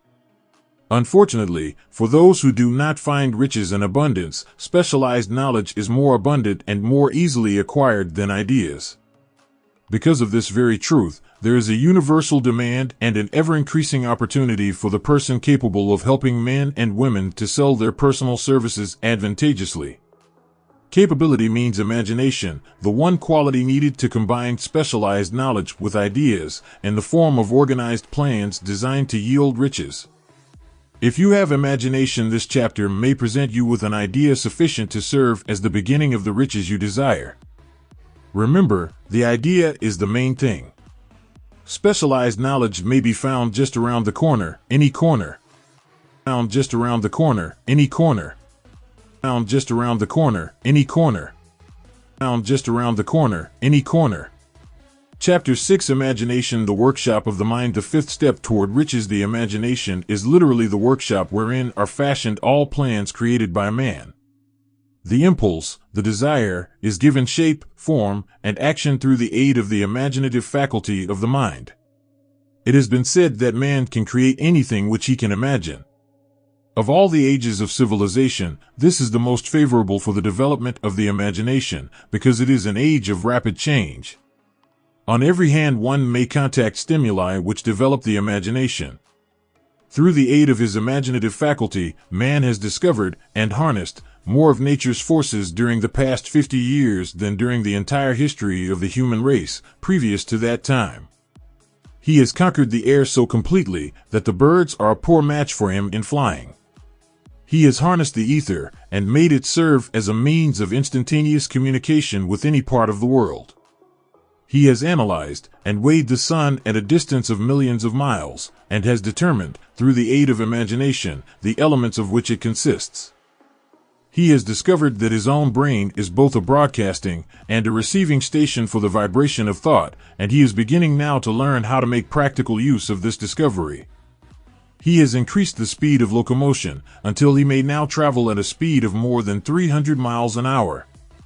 The time will soon come when a man may breakfast in New York and lunch in San Francisco.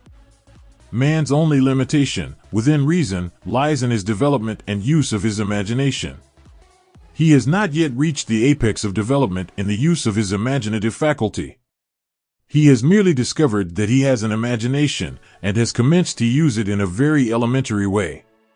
Two forms of imagination. The imaginative faculty functions in two forms. One is known as synthetic imagination, and the other is creative imagination.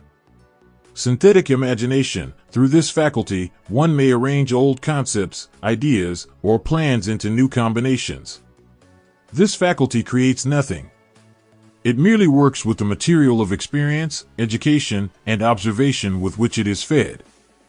It is the faculty used most by the inventor, with the exception of the who draws upon the creative imagination when he cannot solve his problem through synthetic imagination. Creative imagination. Through the faculty of creative imagination, the finite mind of man has direct communication with infinite intelligence. It is the faculty through which hunches and inspirations are received.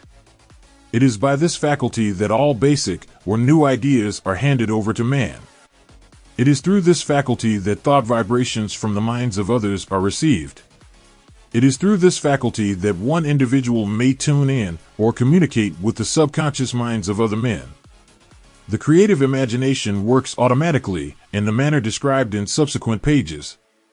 This faculty functions only when the conscious mind is vibrating at an exceedingly rapid rate, as for example, when the conscious mind is stimulated through the emotion of a strong desire. The creative faculty becomes more alert, more receptive to vibrations from the sources mentioned, in proportion to its development through use. This statement is significant. Ponder over it before passing on. Keep in mind as you follow these principles that the entire story of how one may convert desire into money cannot be told in one statement. The story will be complete only when one has mastered, assimilated, and begun to make use of all the principles. The great leaders of business, industry, finance, and the great artists, musicians, poets, and writers became great because they developed the faculty of creative imagination. Both the synthetic and creative faculties of imagination become more alert with use, just as any muscle or organ of the body develops through use. Desire is only a thought, an impulse. It is nebulous and ephemeral. It is abstract and of no value until it has been transformed into its physical counterpart. While the synthetic imagination is the one which will be used most frequently in the process of transforming the impulse of desire into money, you must keep in mind the fact that you may face circumstances and situations which demand use of the creative imagination as well. Your imaginative faculty may have become weak through inaction. It can be revived and made alert through use. This faculty does not die, though it may become quiescent through lack of use. Enter your attention, for the time being, on the development of the synthetic imagination, because this is the faculty which you will use more often in the process of converting desire into money. Transformation of the intangible impulse of desire into the tangible reality of money calls for the use of a plan or plans. These plans must be formed with the aid of the imagination and mainly with the synthetic faculty. Read the entire book through, then come back to this chapter and begin at once to put your imagination to work on the building of a plan or plans for the transformation of your desire into money. Detailed instructions for the building of plans have been given in almost every chapter. Carry out the instructions best suited to your needs. Reduce your plan to writing if you have not already done so. The moment you complete this, you will have definitely given concrete form to the intangible desire. Read the preceding sentence once more. Read it aloud, very slowly, and as you do so, remember that the moment you reduce the statement of your desire and a plan for its realization to writing, you have actually taken the first of a series of steps, which will enable you to convert the thought into its physical counterpart. The earth on which you live, you, yourself, and every other material thing are the result of evolutionary change, through which microscopic bits of matter have been organized and arranged in an orderly fashion. Moreover, and this statement is of stupendous importance, this earth, every one of the billions of individual cells of your body, and every atom of matter, began as an intangible form of energy. Desire is thought impulse. Thought impulses are forms of energy. When you begin with the thought impulse, desire, to accumulate money, you are drafting into your service the same stuff that nature used in creating this earth and every material form in the universe, including the body and brain in which the thought impulses function. As far as science has been able to determine, the entire universe consists of but two elements, matter and energy. Through the combination of energy and matter has been created everything perceptible to man, from the largest star which floats in the heavens, down to, and including man himself. You are now engaged in the task of trying to profit by nature's method. You are, trying to adapt yourself to nature's laws by endeavoring to convert desire into its physical or monetary equivalent. You can do it. It has been done before. You can build a fortune through the aid of laws which are immutable.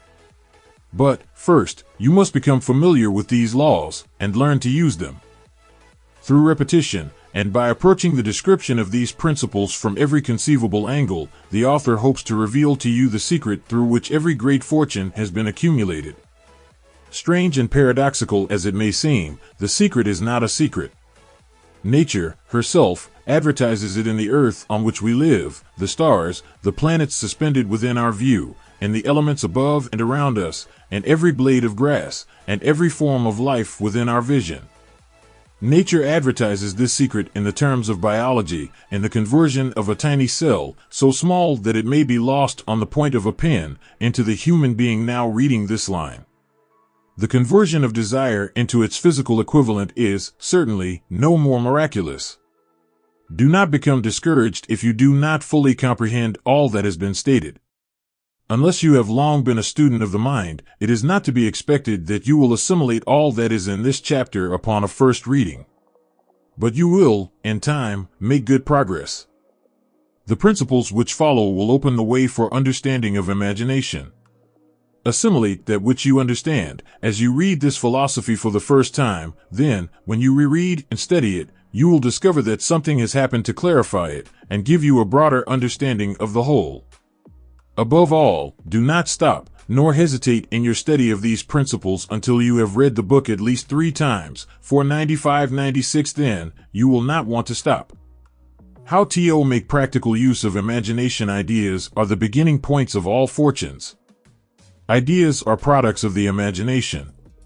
Let us examine a few well-known ideas which have yielded huge fortunes, with the hope that these illustrations will convey definite information concerning the method by which imagination may be used in accumulating riches. The enchanted kettle. 50 years ago, an old country doctor drove to town, hitched his horse, quietly slipped into a drugstore by the back door, and began dickering with the young drug clerk. His mission was destined to yield great wealth to many people. It was destined to bring to the South the most far-flung benefit since the Civil War. For more than an hour, behind the prescription counter, the old doctor and the clerk talked in low tones. Then the doctor left. He went out to the buggy and brought back a large, old-fashioned kettle, a big wooden paddle, and deposited them in the back of the store.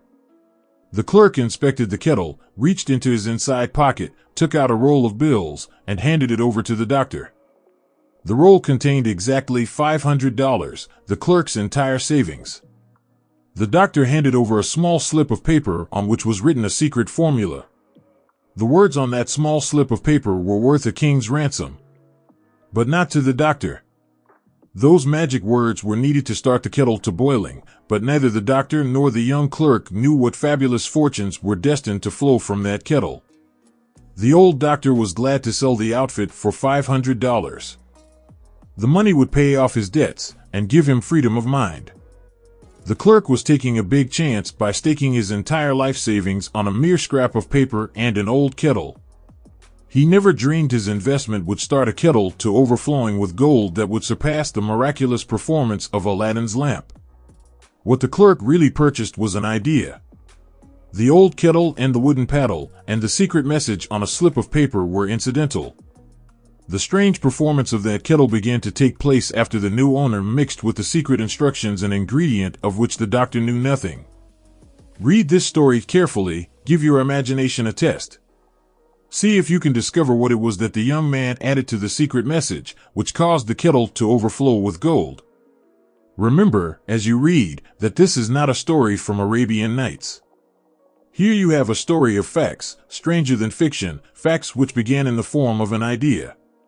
Let us take a look at the vast fortunes of gold this idea has produced.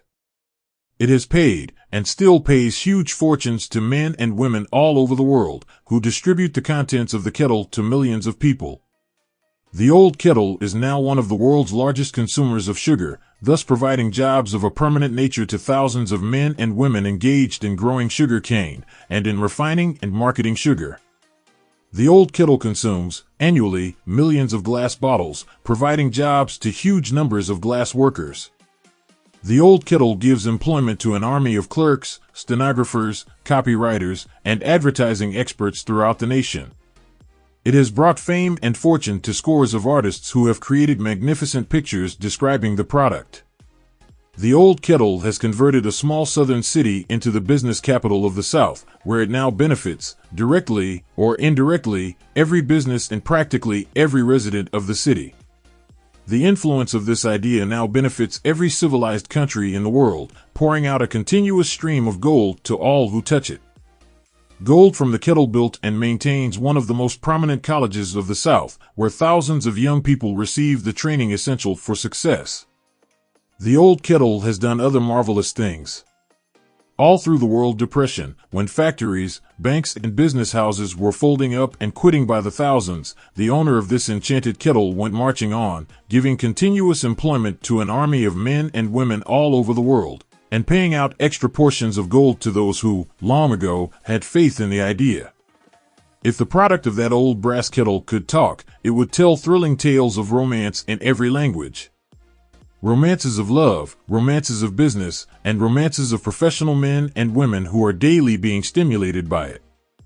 The author is sure of at least one such romance, for he was a part of it, and it all began not far from the very spot on which the drug clerk purchased the old kettle. It was here that the author met his wife, and it was she who first told him of the enchanted kettle. It was the product of that kettle they were drinking when he asked her to accept him for better or worse. Now that you know the content of the enchanted kettle is a world-famous drink, it is fitting that the author confess that the home city of the drink supplied him with a wife, also that the drink itself provides him with stimulation of thought without intoxication, and thereby it serves to give the refreshment of mind which an author must have to do his best work.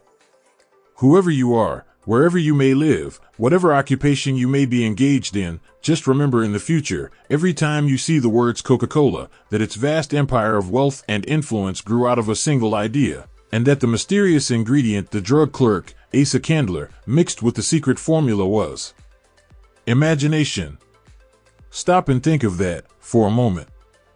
Remember, also, that the 13 steps to riches, described in this book, were the media through which the influence of Coca-Cola has been extended to every city, town, village, and crossroads of the world, and that any idea you may create, as sound and meritorious as Coca-Cola, has the possibility of duplicating the stupendous record of this worldwide thirst killer. Truly, thoughts are things, and their scope of operation is the world itself. What I would do if I had $1 million. This story proves the truth of that old saying, where there's a will, there's a way. It was told to me by that beloved educator and clergyman, the late Frank W. Gonzalez, who began his preaching career in the Stockyards region of South Chicago. While Dr. Gonzalez was going through college, he observed many defects in our educational system, defects which he believed he could correct if he were the head of a college. His deepest desire was to become the directing head of an educational institution in which young men and women would be taught to learn by doing. He made up his mind to organize a new college in which he could carry out his ideas without being handicapped by orthodox methods of education. He needed $1 million to put the project across. Where was he to lay his hands on so large a sum of money? That was the question that absorbed most of this ambitious young preacher's thought. But he couldn't seem to make any progress. Every night he took that thought to bed with him. He got up with it in the morning. He took it with him everywhere he went. He turned it over and over in his mind until it became a consuming obsession with him. $1 million is a lot of money. He recognized that fact, but he also recognized the truth that the only limitation is that which one sets up in one's own mind. Being a philosopher as well as a preacher, Dr. Gonzalez recognized, as do all who succeed in life, that definiteness of purpose is the starting point from which one must begin.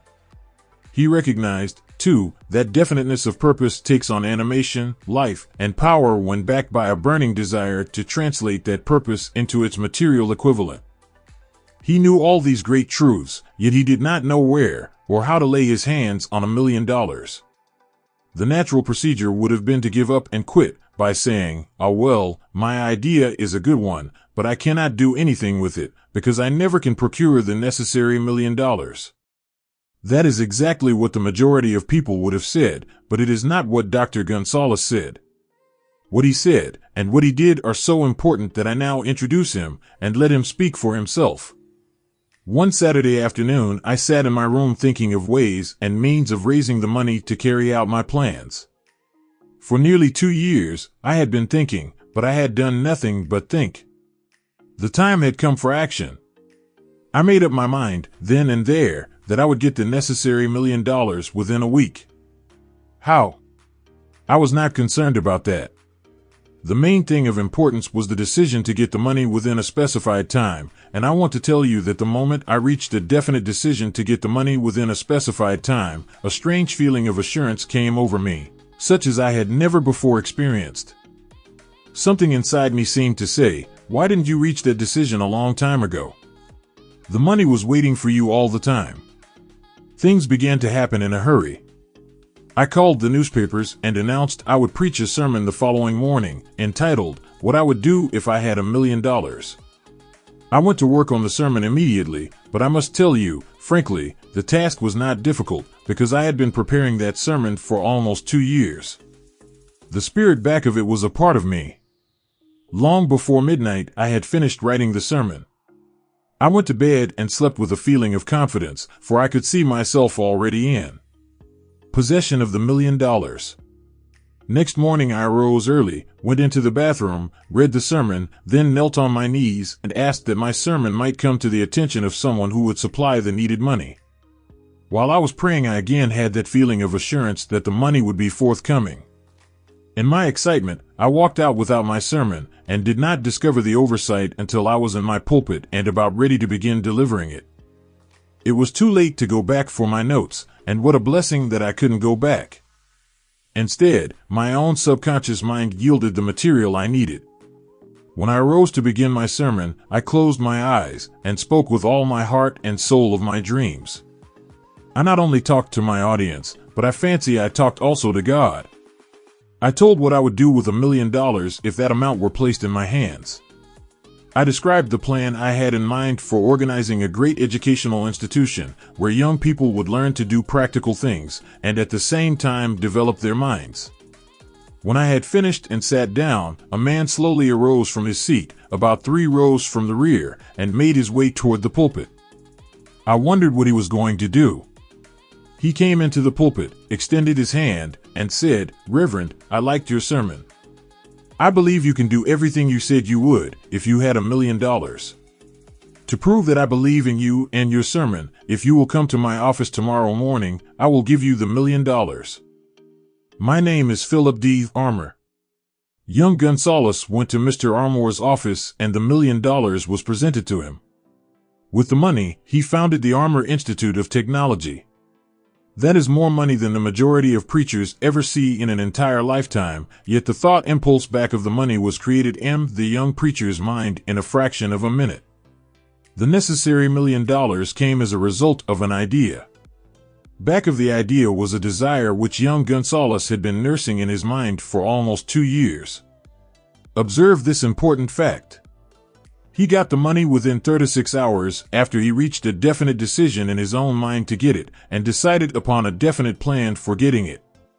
There was nothing new or unique about young Gonzalez vague thinking about $1 million and weakly hoping for it. Others before him, and many since his time, have had similar thoughts. But there was something very unique and different about the decision he reached on that memorable Saturday when he put vagueness into the background and definitely said, "I will get that money within a week." God seems to throw himself on the side of the man who knows exactly what he wants, if he is determined to get just that. Moreover, the principle through which Dr. Gonzalez got his $1 million is still alive. It is available to you. This universal law is as workable today as it was when the young preacher made use of it so successfully. This book describes, step by step, the 13 elements of this great law and suggests how they may be put to use. Observe that Asa Candler and Dr. Frank Gonzalez had one characteristic in common. Both knew the astounding truth that ideas can be transmuted into cash through the power of definite purpose plus definite plans. If you are one of those who believe that hard work and honesty alone will bring riches, perish the thought. It is not true. Riches, when they come in huge quantities, are never the result of hard work. Riches come, if they come at all, in response to definite demands, based upon the application of definite principles, and not by chance or luck. Generally speaking, an idea is an impulse of thought that impels action by an appeal to the imagination. All master salesmen know that ideas can be sold where merchandise cannot. Ordinary salesmen do not know this, that is why they are ordinary. A publisher of books, which sell for a nickel, made a discovery that should be worth much to publishers generally. He learned that many people buy titles, and not contents of books. By merely changing the name of one book that was not moving, his sales on that book jumped upward more than 1 million copies. The inside of the book was not changed in any way. He merely ripped off the cover bearing the title that did not sell, and put on a new cover with a title that had box office value. That, as simple as it may seem, was an idea. It was imagination. There is no standard price on ideas. The creator of ideas makes his own price, and, if he is smart, gets it. The moving picture industry created a whole flock of millionaires. Most of them were men who couldn't create ideas, but they had the imagination to recognize ideas when they saw them. The next flock of millionaires will grow out of the radio business, which is new and not overburdened with men of keen imagination. The money will be made by those who discover or create new and more meritorious radio programs and have the imagination to recognize merit and to give the radio listeners a chance to profit by it. The sponsor, that unfortunate victim who now pays the cost of all radio entertainment, soon will become idea conscious and demand something for his money. The man who beats the sponsor to the draw and supplies programs that render useful service is the man who will become rich in this new industry. Crooners and light chatter artists who now pollute the air with wisecracks and silly giggles will go the way of all light timbers, and their places will be taken by real artists who interpret carefully planned programs which have been designed to service the minds of men, as well as provide entertainment. Here is a wide open field of opportunity screaming its protest at the way it is being butchered because of lack of imagination and begging for rescue at any price. Above all, the thing that radio needs is new ideas. If this new field of opportunity intrigues you, perhaps you might profit by the suggestion that the successful radio programs of the future will give more attention to creating buyer audiences and less attention to listener audiences. Stated more plainly, the builder of radio programs who succeeds in the future must find practical ways to convert listeners into buyers. Moreover, the successful producer of radio programs in the future must key his features so that he can definitely show its effect upon the audience. Sponsors are becoming a bit weary of buying glib selling talks based upon statements grabbed out of thin air. They want, and in the future will demand, indisputable proof that the Who's It program not only gives millions of people the silliest giggle ever, but that the silly giggler can sell merchandise. Another thing that might as well be understood by those who contemplate entering this new field of opportunity, radio advertising is going to be handled by an entirely new group of advertising experts, separate and distinct from the old-time newspaper and magazine advertising agency men. The old-timers in the advertising game cannot read the modern radio scripts because they have been schooled to see ideas. The new radio technique demands men who can interpret ideas from a written manuscript in terms of sound. It cost the author a year of hard labor and many thousands of dollars to learn this. Radio, right now, is about where the moving pictures were when Mary Pickford and her curls first appeared on the screen. There is plenty of room in radio for those who can produce or recognize ideas. If the foregoing comment on the opportunities of radio has not started your idea factory to work, you had better forget it. Your opportunity is in some other field. If the comment intrigued you in the slightest degree, then go further into it, and you may find the one idea you need to round out your career. Never let it discourage you if you have no experience in radio.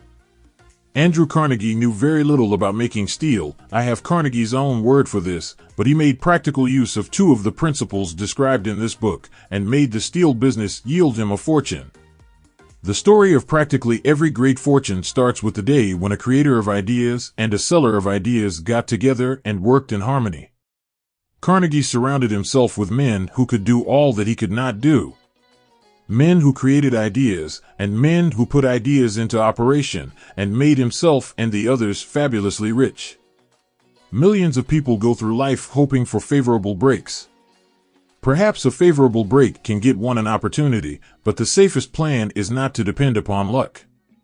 It was a favorable break that gave me the biggest opportunity of my life, but 25 years of determined effort had to be devoted to that opportunity before it became an asset. The break consisted of my good fortune in meeting and gaining the cooperation of Andrew Carnegie.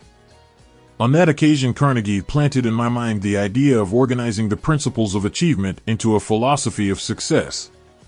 Thousands of people have profited by the discoveries made in the 25 years of research, and several fortunes have been accumulated through the application of the philosophy.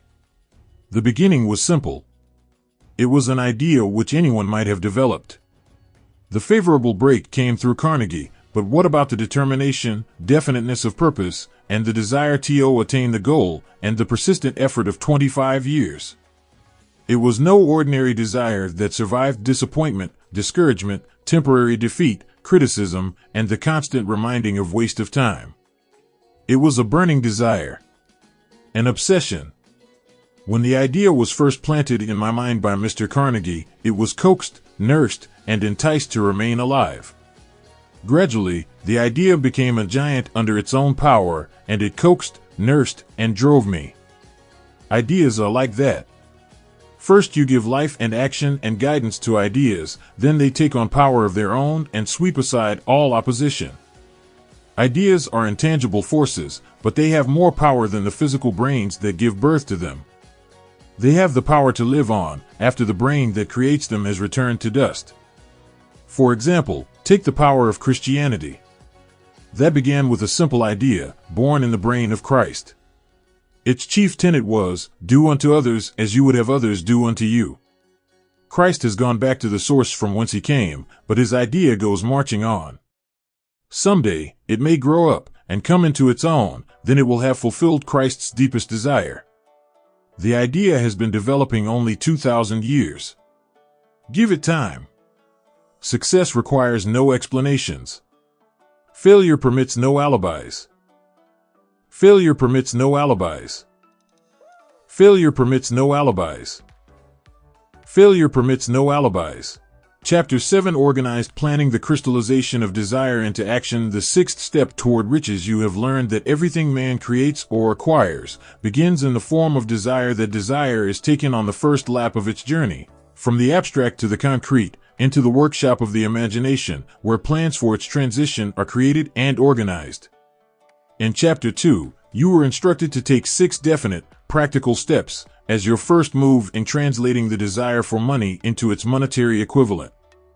One of these steps is the formation of a definite, practical plan, or plans, through which this transformation may be made. You will now be instructed how to build plans which will be practical, viz. Ally yourself with a group of as many people as you may need for the creation and carrying out of your plan, or plans for the accumulation of money, making use of the mastermind principle described in a later chapter. Compliance with this instruction is absolutely essential. Do not neglect it. Before forming your mastermind alliance, decide what advantages and benefits you may offer the individual members of your group in return for their cooperation. No one will work indefinitely without some form of compensation. No intelligent person will either request or expect another to work without adequate compensation, although this may not always be in the form of money. Arrange to meet with the members of your mastermind group at least twice a week, and more often if possible, until you have jointly perfected the necessary plan, or plans for the accumulation of money. Maintain perfect harmony between yourself and every member of your mastermind group. If you fail to carry out this instruction to the letter, you may expect to meet with failure. The mastermind principle cannot obtain where perfect harmony does not prevail. Keep in mind these facts. First, you are engaged in an undertaking of major importance to you. To be sure of success, you must have plans which are faultless. Second, you must have the advantage of the experience, education, native ability, and imagination of other minds. This is in harmony with the methods followed by every person who has accumulated a great fortune. No individual has sufficient experience, education, native ability, and knowledge to ensure the accumulation of a great fortune without the cooperation of other people. Every plan you adopt, and your endeavor to accumulate wealth, should be the joint creation of yourself and every other member of your mastermind group. You may originate your own plans, either in whole or in part, but see that those plans are checked and approved by the members of your mastermind alliance. If the first plan which you adopt does not work successfully, replace it with a new plan. If this new plan fails to work, replace it, and turn with still another, and so on, until you find a plan which does work. Right here is the point at which the majority of men meet with failure, because of their lack of persistence in creating new plans to take the place of those which fail. The most intelligent man living cannot succeed in accumulating money, nor in any other undertaking, without plans which are practical and workable. Just keep this fact in mind, and remember, when your plans fail, that temporary defeat is not permanent failure. It may only mean that your plans have not been sound. Build other plans. Start all over again. Thomas A. Edison failed 10,000 times before he perfected the incandescent electric light bulb. That is, he met with temporary defeat 10,000 times before his efforts were crowned with success. Temporary defeat should mean only one thing: the certain knowledge that there is something wrong with your plan. Millions of men go through life in misery and poverty because they lack a sound plan through which to accumulate a fortune. Henry Ford accumulated a fortune not because of his superior mind, but because he adopted and followed a plan which proved to be sound. 1,000 men could be pointed out, each with a better education than Ford's, yet each of whom lives in poverty because he does not possess the right plan for the accumulation of money. Your achievement can be no greater than your plans are sound. That may seem to be an axiomatic statement, but it is true. Samuel Insull lost his fortune of over $100 million. The Insull fortune was built on plans which were sound. The business depression forced Mr. Insull to change his plans, and the change brought temporary defeat because his new plans were not sound. Mr. Insull is now an old man. He may, consequently, accept failure instead of temporary defeat, but if his experience turns out to be failure, it will be for the reason that he lacks the fire of persistence to rebuild his plans. No man is ever whipped until he quits in his own mind. This fact will be repeated many times, because it is so easy to take the count at the first sign of defeat. James J. Hill met with temporary defeat when he first endeavored to raise the necessary capital to build a railroad from the east to the west, but he, too, turned defeat into victory through new plans. Henry Ford met with temporary defeat, not only at the beginning of his automobile career, but after he had gone far toward the top. He created new plans and went marching on to financial victory.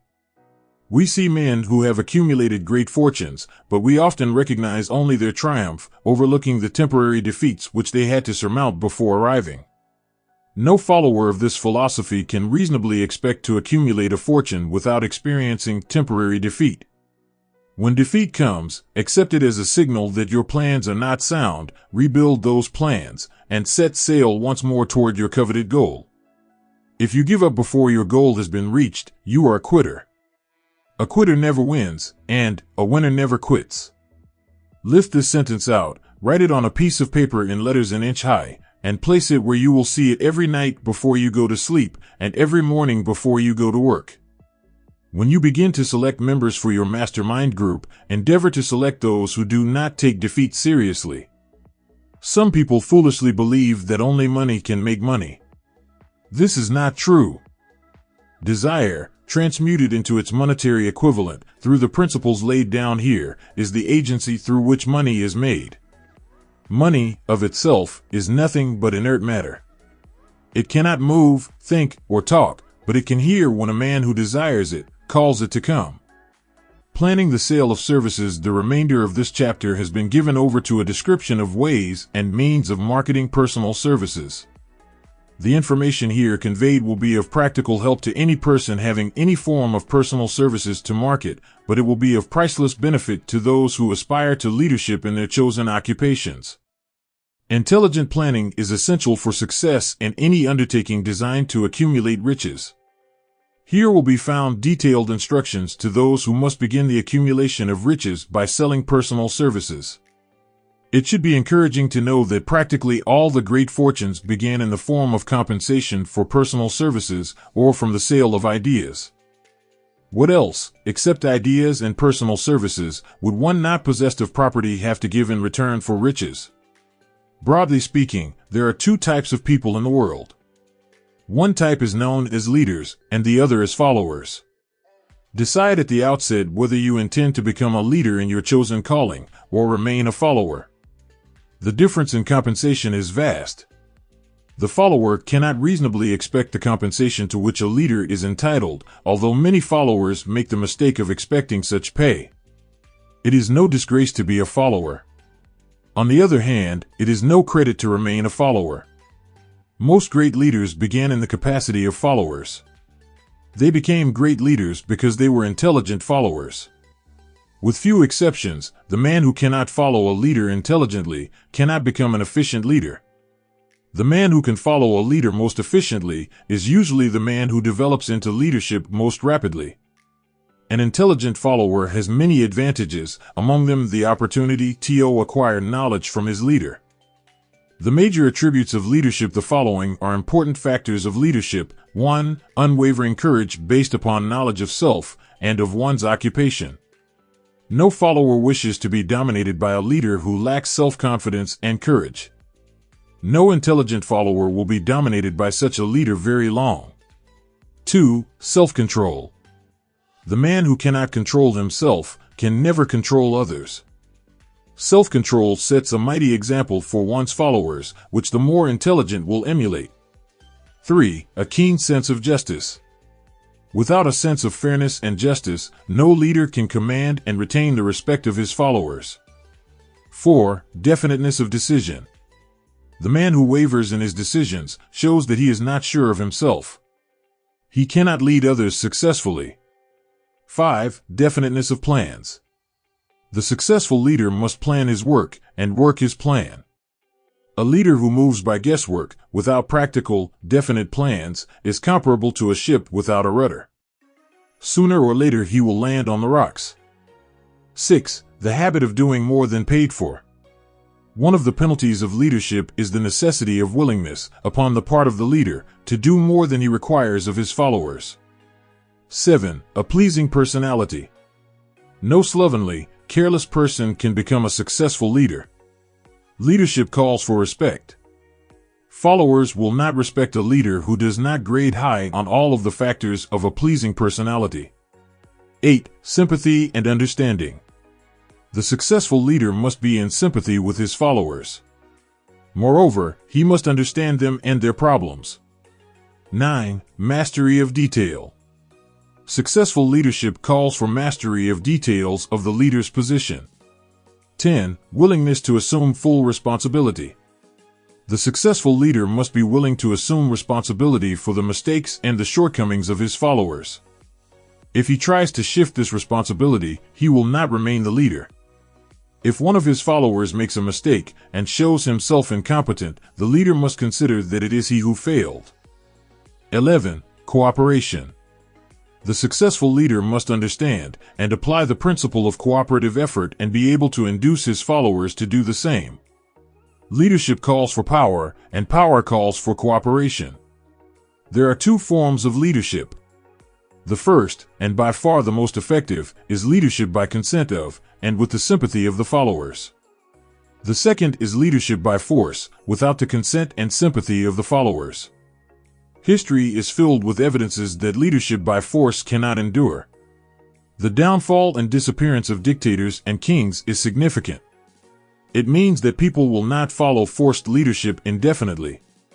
The world has just entered a new era of relationship between leaders and followers, which very clearly calls for new leaders and a new brand of leadership in business and industry.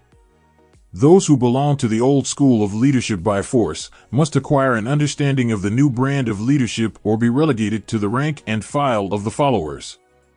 There is no other way out for them. The relationship of employer and employee, or of leader and follower, in the future will be one of mutual cooperation based upon an equitable division of the profits of business. In the future, the relationship of employer and employee will be more like a partnership than it has been in the past.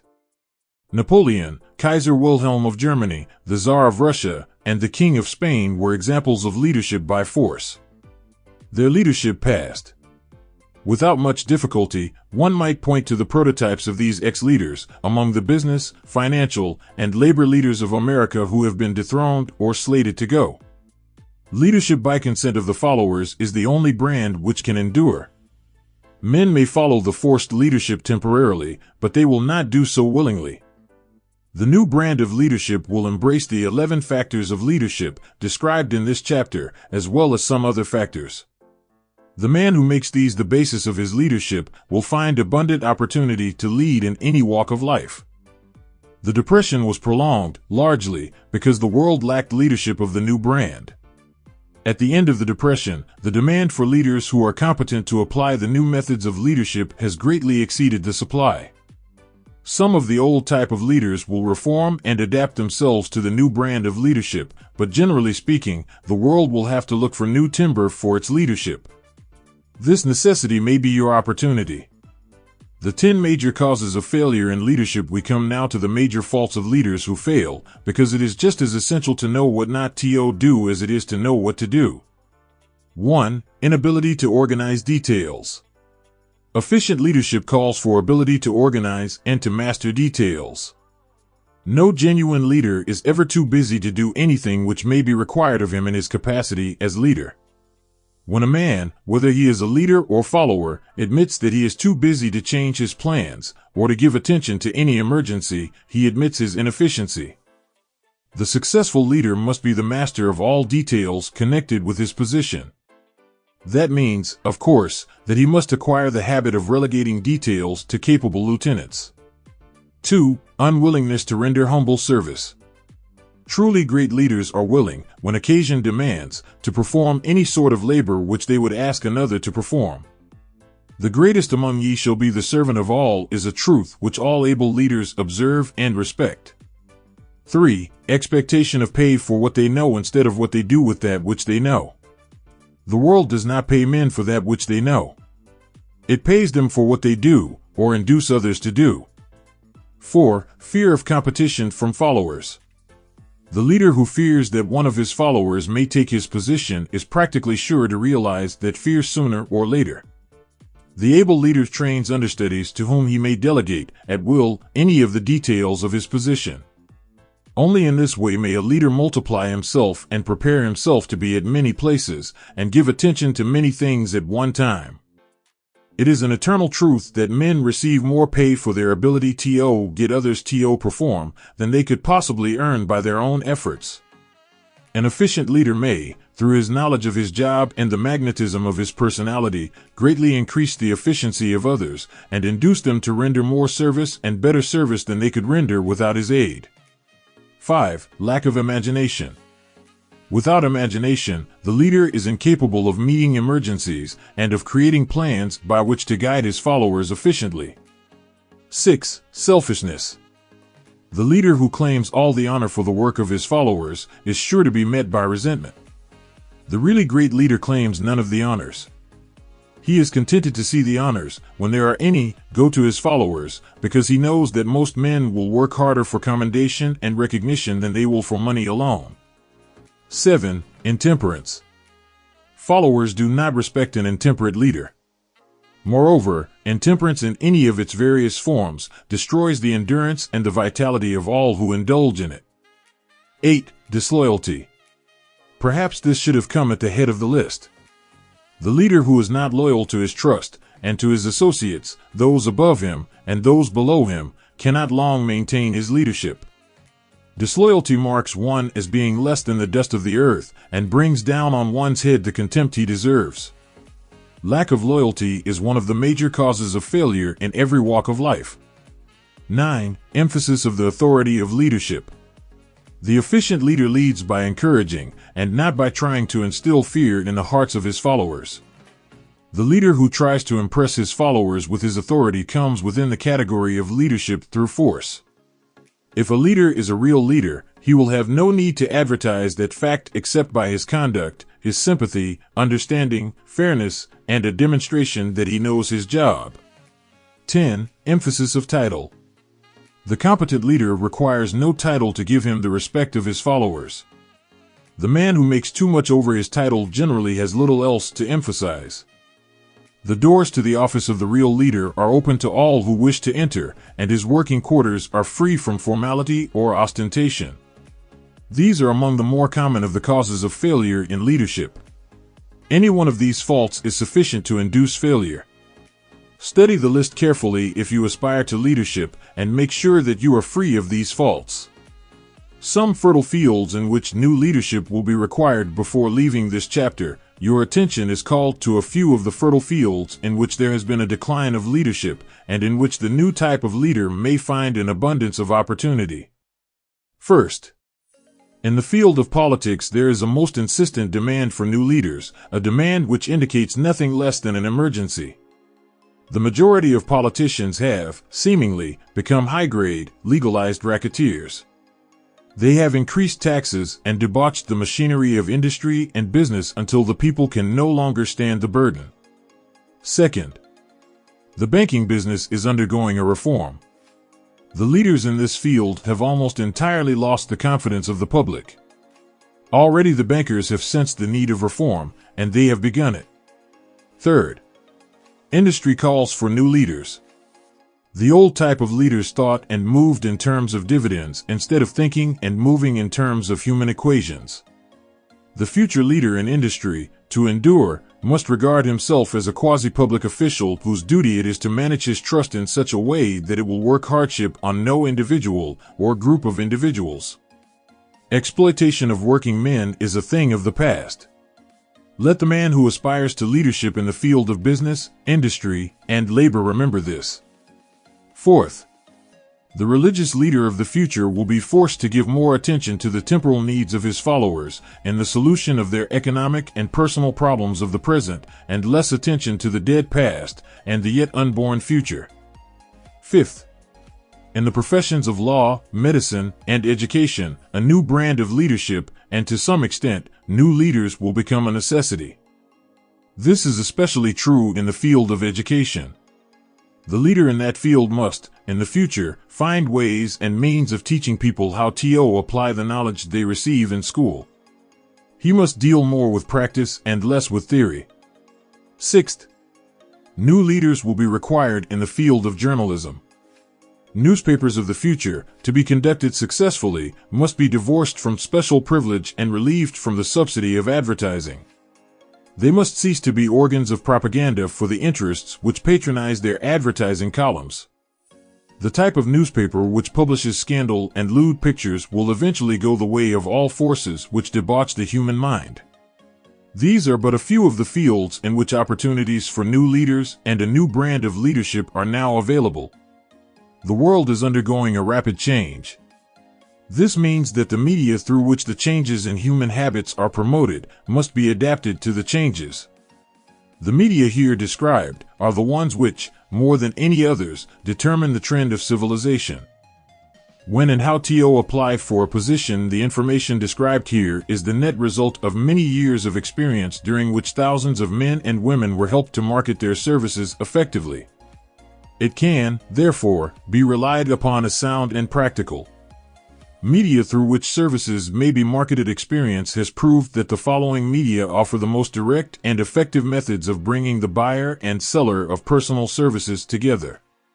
1. Employment bureaus. Care must be taken to select only reputable bureaus, the management of which can show adequate records of achievement of satisfactory results. There are comparatively few such bureaus. 2. Advertising in newspapers, trade journals, magazines, and radio. Classified advertising may usually be relied upon to produce satisfactory results in the case of those who apply for clerical or ordinary salaried positions. Display advertising is more desirable in the case of those who seek executive connections, the copy to appear in the section of the paper which is most apt to come to the attention of the class of employer being sought. The copy should be prepared by an expert who understands how to inject sufficient selling qualities to produce replies. 3. Personal letters of application, directed to particular firms or individuals most apt to need such services as are being offered. Letters should be neatly typed, always, and signed by hand. With the letter, should be sent a complete brief or outline of the applicant's qualifications. Both the letter of application and the brief of experience or qualifications should be prepared by an expert. See instructions as to information to be supplied. 4. Application through personal acquaintances. When possible, the applicant should endeavor to approach prospective employers through some mutual acquaintance. This method of approach is particularly advantageous in the case of those who seek executive connections and do not wish to appear to be peddling themselves. 5. Application in person. In some instances, it may be more effective if the applicant offers personally his services to prospective employers, in which event a complete written statement of qualifications for the position should be presented, for the reason that prospective employers often wish to discuss with associates one's record. Information to be supplied in a written brief. This brief should be prepared as carefully as a lawyer would prepare the brief of a case to be tried in court. Unless the applicant is experienced in the preparation of such briefs, an expert should be consulted and his services enlisted for this purpose. Successful merchants employ men and women who understand the art and the psychology of advertising to present the merits of their merchandise. One who has personal services for sale should do the same. The following information should appear in the brief. 1. Education. State briefly, but definitely, what schooling you have had, and in what subjects you specialized in school, giving the reasons for that specialization. 2. Experience. If you have had experience in connection with positions similar to the one you seek, describe it fully, state names and addresses of former employers. Be sure to bring out clearly any special experience you may have had which would equip you to fill the position you seek. 3. References. Practically every business firm desires to know all about the previous records, antecedents, etc., of prospective employees who seek positions of responsibility. Attach to your brief photostatic copies of letters from A. Former employers. B. Teachers under whom you studied. C. Prominent people whose judgment may be relied upon. 4. Photograph of self. Attach to your brief a recent, unmounted photograph of yourself. 5. Apply for a specific position. Avoid application for a position without describing exactly what particular position you seek. Never apply for just a position. That indicates you lack specialized qualifications. 6. State your qualifications for the particular position for which you apply. Give full details as to the reason you believe you are qualified for the particular position you seek. This is the application. It will determine, more than anything else, what consideration you receive. 7. Offer to go to work on probation. In the majority of instances, if you are determined to have the position for which you apply, it will be most effective if you offer to work for a week, or a month, or for a sufficient length of time to enable your prospective employer to judge your value without pay. This may appear to be a radical suggestion, but experience has proved that it seldom fails to win at least a trial. If you are sure of your qualifications, a trial is all you need. Incidentally, such an offer indicates that you have confidence in your ability to fill the position you seek. It is most convincing. If your offer is accepted, and you make good, more than likely you will be paid for your probation period. Make clear the fact that your offer is based upon A. Your confidence in your ability to fill the position. B. Your confidence in your prospective employer's decision to employ you after trial. C. Your determination to have the position you seek. 8. Knowledge of your prospective employer's business. Before applying for a position, do sufficient research in connection with the business to familiarize yourself thoroughly with that business and indicate in your brief the knowledge you have acquired in this field. This will be impressive, as it will indicate that you have imagination and a real interest in the position you seek. Remember that it is not the lawyer who knows the most law, but the one who best prepares his case, who wins. If your case is properly prepared and presented, your victory will have been more than half won at the outset. Do not be afraid of making your brief too long. Employers are just as much interested in purchasing the services of well-qualified applicants as you are in securing employment. In fact, the success of most successful employers is due, in the main, to their ability to select well-qualified lieutenants. They want all the information available. Remember another thing, neatness in the preparation of your brief will indicate that you are a painstaking person. I have helped to prepare briefs for clients which were so striking and out of the ordinary that they resulted in the employment of the applicant without a personal interview. When your brief has been completed, have it neatly bound by an experienced binder and lettered by an artist or printer similar to the following: Brief of the Qualifications of Robert K. Smith applying for the position of private secretary to the president of the blank company incorporated. Change names each time brief is shown. This personal touch is sure to command attention. Have your brief neatly typed or mimeographed on the finest paper you can obtain, and bound with a heavy paper of the book cover variety, the binder to be changed, and the proper firm name to be inserted if it is to be shown to more than one company. Your photograph should be pasted on one of the pages of your brief. Follow these instructions to the letter, improving upon them wherever your imagination suggests. Successful salesmen groom themselves with care. They understand that first impressions are lasting. Your brief is your salesman. Give it a good suit of clothes, so it will stand out in bold contrast to anything your prospective employer ever saw in the way of an application for a position. If the position you seek is worth having, it is worth going after with care. Moreover, if you sell yourself to an employer in a manner that impresses him with your individuality, you probably will receive more money for your services from the very start than you would if you applied for employment in the usual conventional way. If you seek employment through an advertising agency or an employment agency, have the agent use copies of your brief in marketing your services. This will help to gain preference for you, both with the agent and the prospective employers. How to get the exact position you desire. Everyone enjoys doing the kind of work for which he is best suited. An artist loves to work with paints, a craftsman with his hands, a writer loves to write. Those with less definite talents have their preferences for certain fields of business and industry. If America does anything well, it offers a full range of occupations, tilling the soil, manufacturing, marketing, and the professions. First, decide exactly what kind of a job you want. If the job doesn't already exist, perhaps you can create it. Second, choose the company or individual for whom you wish to work. Third, study your prospective employer as to policies, personnel, and chances of advancement. Fourth, by analysis of yourself, your talents and capabilities, figure what you can offer and plan ways and means of giving advantages, services, developments, ideas that you believe you can successfully deliver. Fifth, forget about a job. Forget whether or not there is an opening. Forget the usual routine of "have you got a job for me?" Concentrate on what you can give. Sixth, once you have your plan in mind, arrange with an experienced writer to put it on paper in neat form and in full detail. Seventh, present it to the proper person with authority and he will do the rest. Every company is looking for men who can give something of value, whether it be ideas, services, or connections.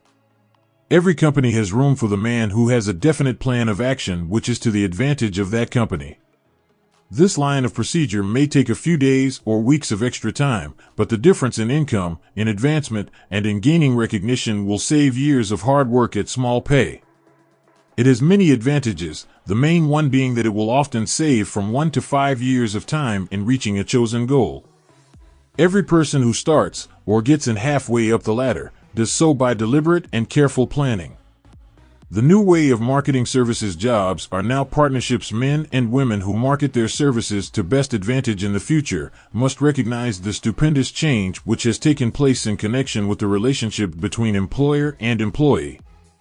In the future, the golden rule, and not the rule of gold, will be the dominating factor in the marketing of merchandise as well as personal services. The future relationship between employers and their employees will be more in the nature of a partnership consisting of A, the employer; B, the employee; C, the public they serve. This new way of marketing personal services is called new for many reasons. First, both the employer and the employee of the future will be considered as fellow employees whose business it will be to serve the public efficiently.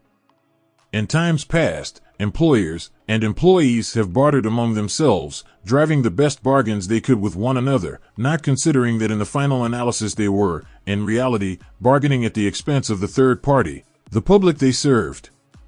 The Depression served as a mighty protest from an injured public, whose rights had been trampled upon in every direction by those who were clamoring for individual advantages and profits. When the debris of the Depression shall have been cleared away, and business shall have been once again restored to balance, both employers and employees will recognize that they are no longer privileged to drive bargains at the expense of those whom they serve. The real employer of the future will be the public. This should be kept uppermost in mind by every person seeking to market personal services effectively. Nearly every railroad in America is in financial difficulty. Who does not remember the day when, if a citizen inquired at the ticket office the time of departure of a train, he was abruptly referred to the bulletin board instead of being politely given the information? The streetcar companies have experienced a change of times also. There was a time not so very long ago when streetcar conductors took pride in giving argument to passengers. Many of the streetcar tracks have been removed and passengers ride on a bus, whose driver is the last word in politeness. All over the country, streetcar tracks are rusting from abandonment or have been taken up. Wherever streetcars are still in operation, passengers may now ride without argument, and one may even hail the car in the middle of the block, and the motorman will obligingly pick him up. How times have changed! That is just the point I am trying to emphasize. Times have changed. Moreover, the change is reflected not merely in railroad offices and on streetcars, but in other walks of life as well. The public be damned policy is now passé. It has been supplanted by the "we are obligingly at your service, sir" policy. The bankers have learned a thing or two during this rapid change which has taken place during the past few years. Impoliteness on the part of a bank official or bank employee today is as rare as it was conspicuous a dozen years ago. In the years past, some bankers carried an atmosphere of austerity which gave every would-be borrower a chill when he even thought of approaching his banker for a loan. The thousands of bank failures during the Depression had the effect of removing the mahogany doors behind which bankers formerly barricaded themselves. They now sit at desks in the open, where they may be seen and approached at will by any depositor, or by anyone who wishes to see them, and the whole atmosphere of the bank is one of courtesy and understanding. It used to be customary for customers to have to stand and wait at the corner grocery until the clerks were through passing the time of day with friends, and the proprietor had finished making up his bank deposit before being waited upon. Chain stores, managed by courteous men who do everything in the way of service, short of shining the customer's shoes, have pushed the old-time merchants into the background. Time marches on.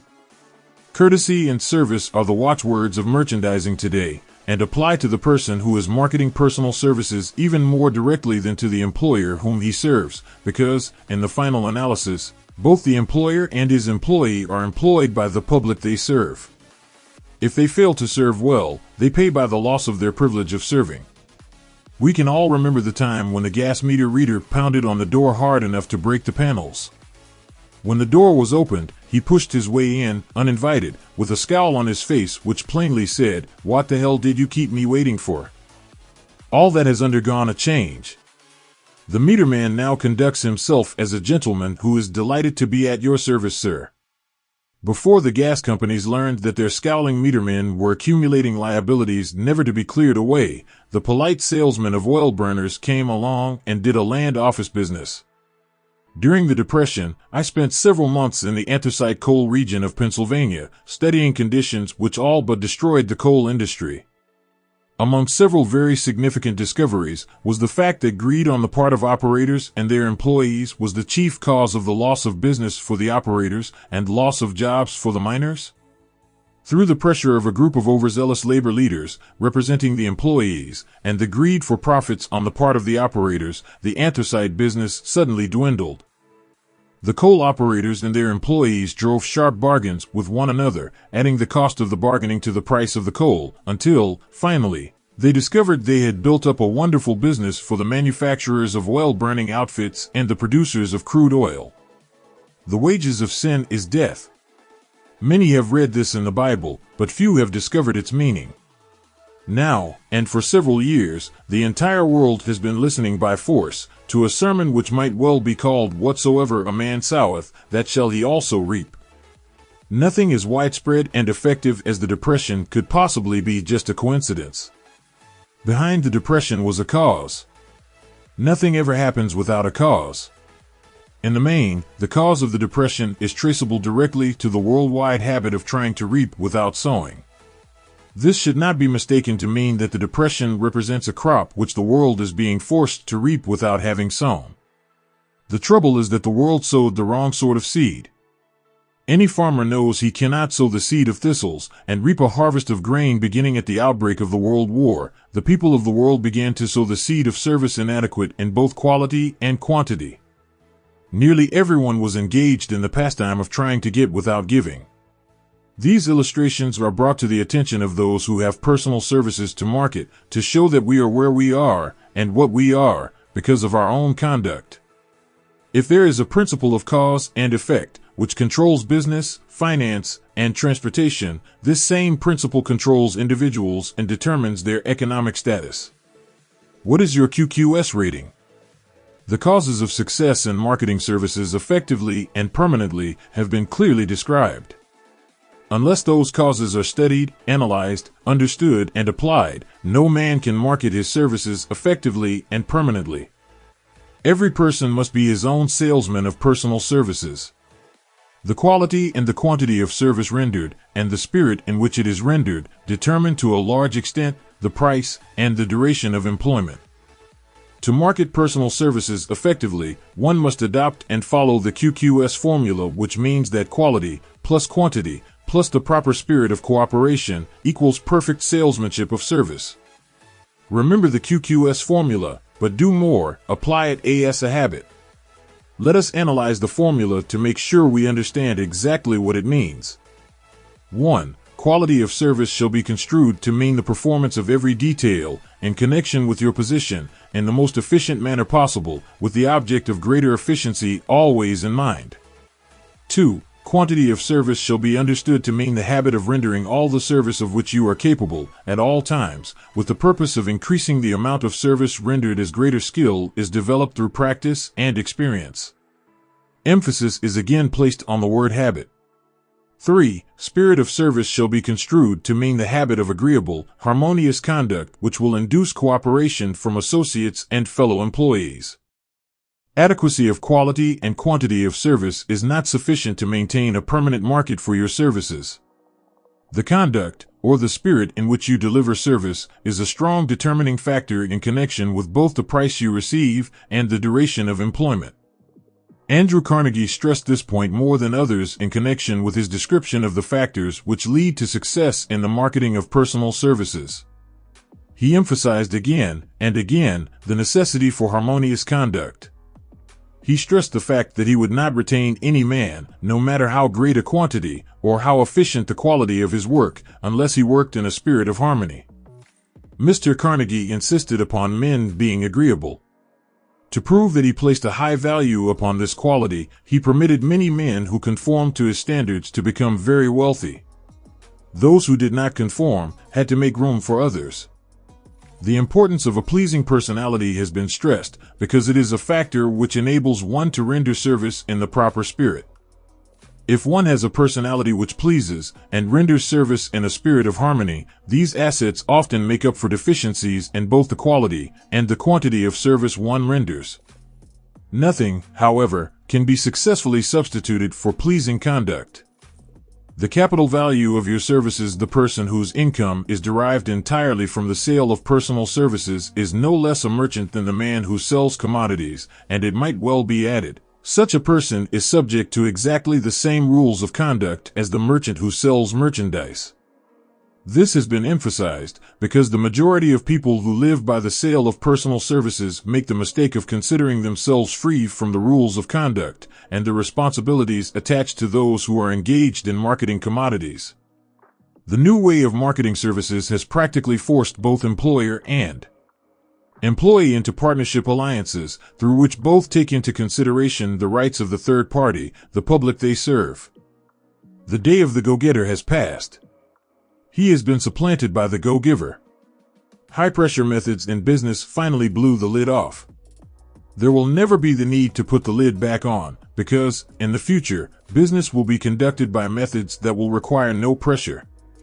The actual capital value of your brains may be determined by the amount of income you can produce. A fair estimate of the capital value of your services may be made by multiplying your annual income by 16 2/3, as it is reasonable to estimate that your annual income represents 6% of your capital value. Money rents for 6% per annum. Money is worth no more than brains. It is often worth much less. Competent brains, if effectively marketed, represent a much more desirable form of capital than that which is required to conduct a business dealing in commodities, because brains are a form of capital which cannot be permanently depreciated through depressions, nor can this form of capital be stolen or spent. Moreover, the money which is essential for the conduct of business is as worthless as a sand dune until it has been mixed with efficient brains. Till it has been mixed with efficient brains. Till it has been mixed with efficient brains. Till it has been mixed with efficient brains. Till it has been mixed with efficient brains. Till it is. The 30 major causes of failure. How many of these are holding you back? Life's greatest tragedy consists of men and women who earnestly try and fail. The tragedy lies in the overwhelmingly large majority of people who fail as compared to the few who succeed. I have had the privilege of analyzing several thousand men and women, 98% of whom were classed as failures. There is something radically wrong with a civilization and a system of education which permit 98% of the people to go through life as failures. But I did not write this book for the purpose of moralizing on the rights and wrongs of the world. That would require a book 100 times the size of this one. My analysis work proved that there are 30 major reasons for failure and 13 major principles through which people accumulate fortunes. In this chapter, a description of the 30 major causes of failure will be given. As you go over the list, check yourself by it, point by point, for the purpose of discovering how many of these causes of failure stand between you and success. 1. Unfavorable hereditary background. There is but little, if anything, which can be done for people who are born with a deficiency in brain power. This philosophy offers but one method of bridging this weakness through the aid of the mastermind. Observe with profit, however, that this is the only one of the 30 causes of failure which may not be easily corrected by any individual. 2. Lack of a well-defined purpose in life. There is no hope of success for the person who does not have a central purpose or definite goal at which to aim. 98 out of every 100 of those whom I have analyzed had no such aim. Perhaps this was the 3. Lack of ambition to aim above mediocrity. We offer no hope for the person who is so indifferent as not to want to get ahead in life and who is not willing to pay the price. 4. Insufficient education. This is a handicap which may be overcome with comparative ease. Experience has proven that the best educated people are often those who are known as self-made or self-educated. It takes more than a college degree to make one a person of education. Any person who is educated is one who has learned to get whatever he wants in life without violating the rights of others. Education consists not so much of knowledge, but of knowledge effectively and persistently applied. Men are paid not merely for what they know, but more particularly for what they do with that which they know. 5. Lack of self-discipline. Discipline comes through self-control. This means that one must control all negative qualities. Before you can control conditions, you must first control yourself. Self-mastery is the hardest job you will ever tackle. If you do not conquer self, you will be conquered by self. You may see at one and the same time both your best friend and your greatest enemy by stepping in front of a mirror. 6. Ill health. No person may enjoy outstanding success without good health. Many of the causes of ill health are subject to mastery and control. These, in the main, are A. Overeating of foods not conducive to health. B. Wrong habits of thought, giving expression to negatives.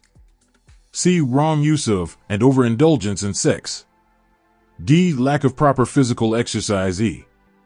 An inadequate supply of fresh air due to improper breathing.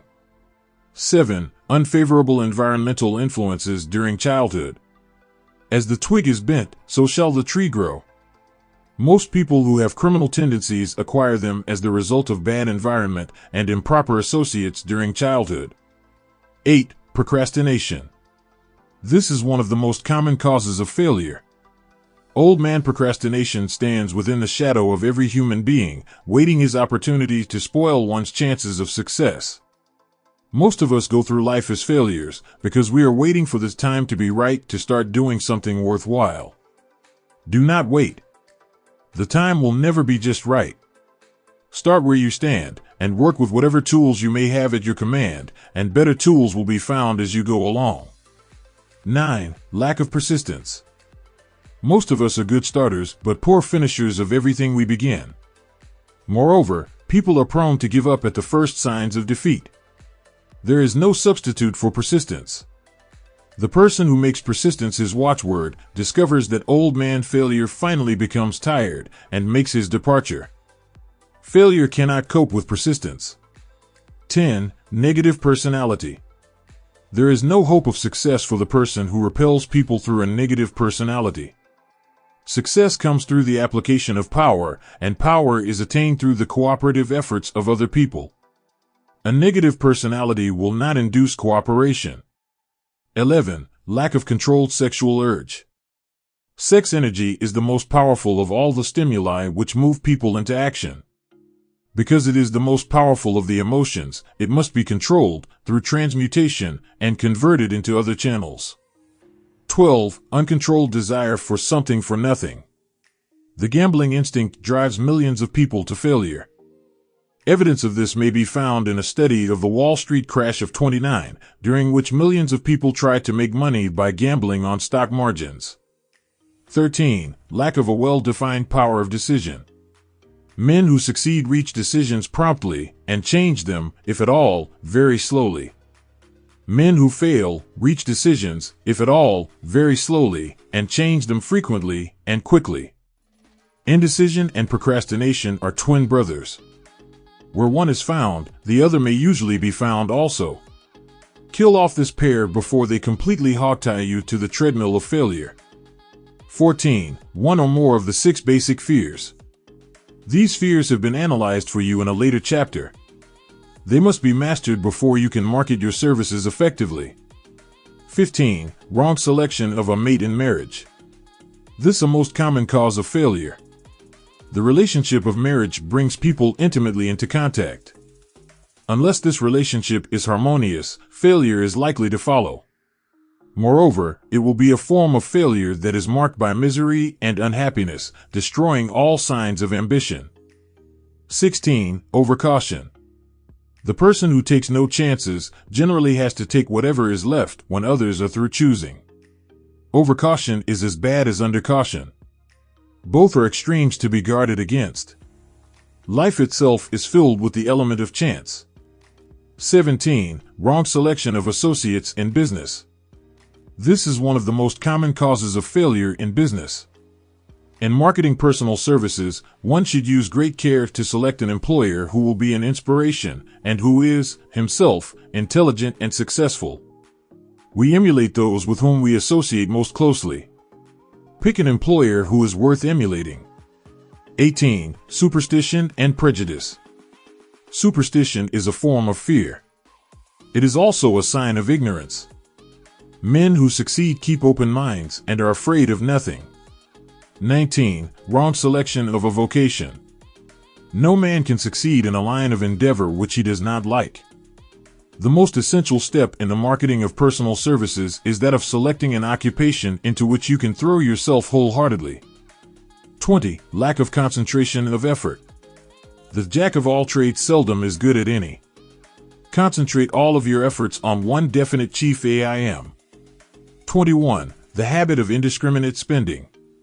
The spendthrift cannot succeed, mainly because he stands eternally in fear of poverty. Form the habit of systematic saving by putting aside a definite percentage of your income. Money in the bank gives one a very safe foundation of courage when bargaining for the sale of personal services. Without money, one must take what one is offered and be glad to get it. 22. Lack of enthusiasm. Without enthusiasm, one cannot be convincing. Moreover, enthusiasm is contagious, and the person who has it under control is generally welcome in any group of people. 23. Intolerance. The person with a closed MMD on any subject seldom gets ahead. Intolerance means that one has stopped acquiring knowledge. The most damaging forms of intolerance are those connected with religious, racial, and political differences of opinion. 24. Intemperance. The most damaging forms of intemperance are connected with eating, strong drink, and sexual activities. Overindulgence in any of these is fatal to success. 25. Inability to cooperate with others. More people lose their positions and their big opportunities in life because of this fault than for all other reasons combined. It is a fault which no well-informed businessman or leader will tolerate. 26. Possession of power that was not acquired through self-effort. Power in the hands of one who did not acquire it gradually is often fatal to success. Quick riches are more dangerous than poverty. 27. Intentional dishonesty. There is no substitute for honesty. One may be temporarily dishonest by force of circumstances over which one has no control, without permanent damage. But there is no hope for the person who is dishonest by choice. Sooner or later, his deeds will catch up with him, and he will pay by loss of reputation, and perhaps even loss of liberty. 28. Egotism and vanity. These qualities serve as red lights which warn others to keep away. They are fatal to success. 29. Guessing instead of thinking. Most people are too indifferent or lazy to acquire facts with which to think accurately. They prefer to act on opinions created by guesswork or snap judgments. 30. Lack of capital. This is a common cause of failure among those who start out in business for the first time, without sufficient reserve of capital to absorb the shock of their mistakes and to carry them over until they have established a reputation. 31. Under this, name any particular cause of failure from which you have suffered that has not been included in the foregoing list. In these 30 major causes of failure is found a description of the tragedy of life, which obtains for practically every person who tries and fails. It will be helpful if you can induce someone who knows you well to go over this list with you and help to analyze you by the 30 causes of failure. It may be beneficial if you try this alone. Most people cannot see themselves as others see them. You may be one who cannot. The oldest of admonitions is, man, know thyself. If you market merchandise successfully, you must know the merchandise. The same is true in marketing personal services. You should know all of your weaknesses in order that you may either bridge them or eliminate them entirely. You should know your strength in order that you may call attention to it when selling your services. You can know yourself only through accurate analysis. The folly of ignorance in connection with self was displayed by a young man who applied to the manager of a well-known business for a position. He made a very good impression until the manager asked him what salary he expected. He replied that he had no fixed sum in mind. The manager then said, "We will pay you all you are worth, alter we try you out for a week." "I will not accept it," the applicant replied, "because I am getting more than that where I am now employed." Before you even start to negotiate for a readjustment of your salary in your present position, or to seek employment elsewhere, be sure that you are worth more than you now receive. It is one thing to want money, everyone wants more, but it is something entirely different to be worth more. Many people mistake their wants for their just dues. Your financial requirements or wants have nothing whatever to do with your worth. Your value is established entirely by your ability to render useful service or your capacity to induce others to render such service. Take inventory of yourself. 28 questions you should answer. Annual self-analysis is an essential in the effective marketing of personal services, as is annual inventory in merchandising. Moreover, the yearly analysis should disclose a decrease in faults and an increase in virtues. One goes ahead, stands still, or goes backward in life. One's object should be, of course, to go ahead. Annual self-analysis will disclose whether advancement has been made, and if so, how much. It will also disclose any backward steps one may have made. The effective marketing of personal services requires one to move forward even if the progress is slow. Your annual self-analysis should be made at the end of each year, so you can include in your New Year's resolutions any improvements which the analysis indicates should be made. Take this inventory by asking yourself the following questions, and by checking your answers with the aid of someone who will not permit you to deceive yourself as to their accuracy. Self-analysis questionnaire for personal inventory 1. Have I attained the goal which I established as my objective for this year? 2. Have I delivered service of the best possible quality of which I was capable, or could I have improved any part of this service? 3. Have I delivered service in the greatest possible quantity of which I was capable? 4. Has the spirit of my conduct been harmonious and cooperative at all times? 5. Have I permitted the habit of procrastination to decrease my efficiency, and if so, to what extent? 6. Have I improved my personality, and if so, in what ways? 7. Have I been persistent in following my plans through to completion? 8. Have I reached decisions promptly and definitely? 9. Have I permitted any one or more of the 6 basic fears to decrease my efficiency? 10. Have I been either overcautious or undercautious? 11. Has my relationship with my associates in work been pleasant or unpleasant? If it has been unpleasant, has the fault been partly or wholly mine? 12. Have I dissipated any of my energy through lack of concentration of effort? 13. Have I been open-minded and tolerant in connection with all subjects? 14. In what way have I improved my ability to render service? 15. Have I been intemperate in any of my habits? 16. Have I expressed, either openly or secretly, any form of egotism? 17. Has my conduct toward my associates been such that it has induced them to respect me? 18. Have my opinions and decisions been based upon guesswork or accuracy of analysis and thought?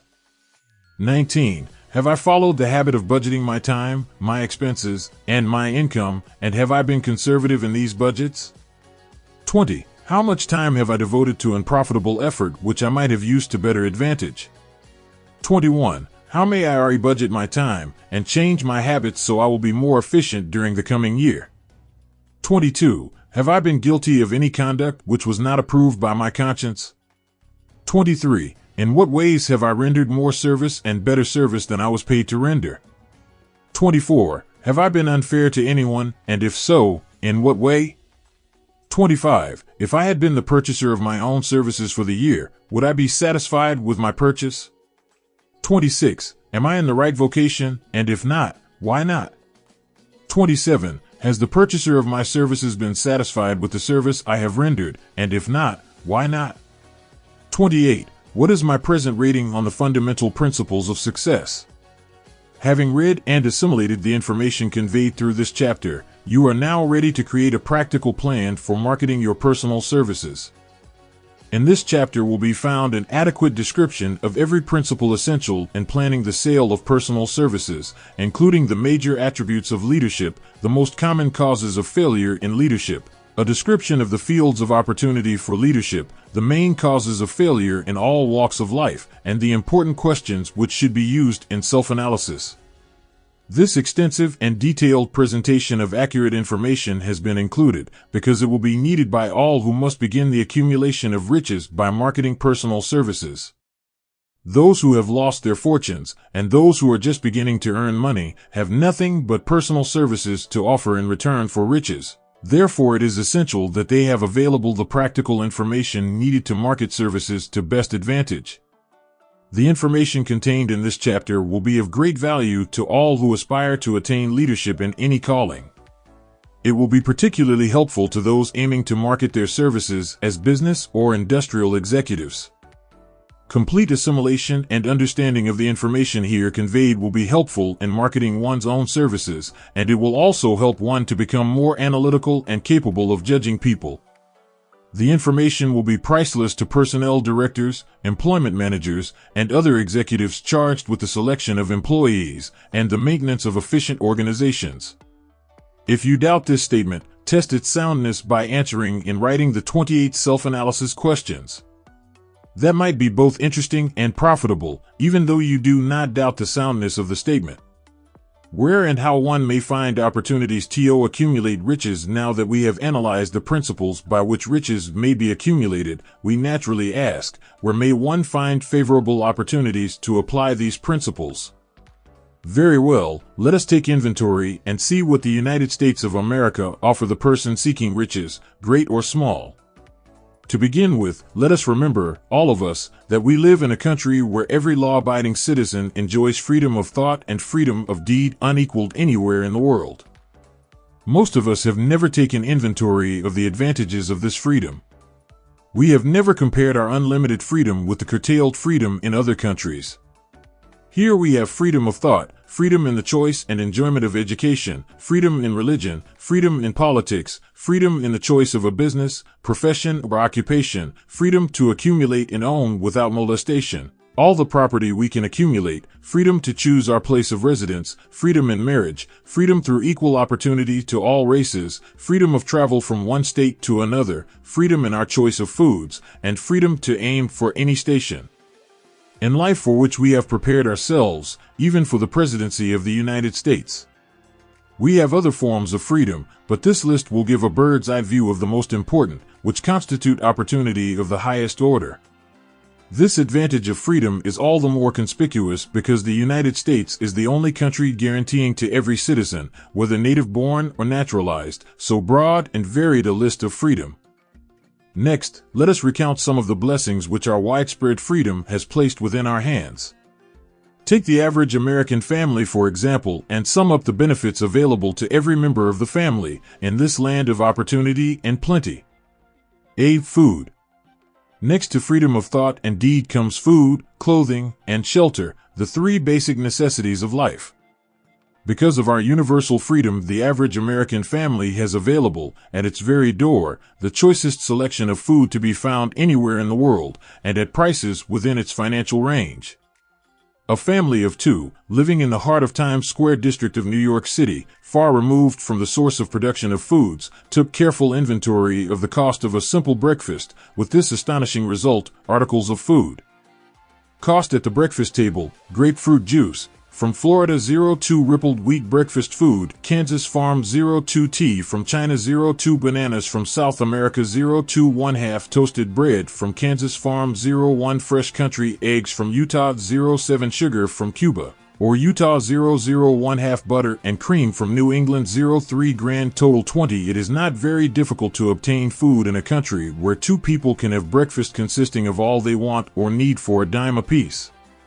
Observe that this simple breakfast was gathered, by some strange form of magic, from China, South America, Utah, Kansas, and the New England states, and delivered on the breakfast table, ready for consumption, in the very heart of the most crowded city in America, at a cost well within the means of the most humble laborer.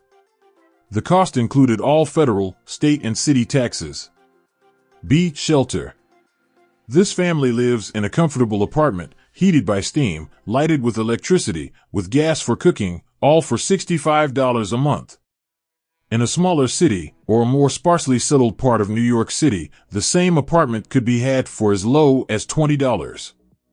00 a month.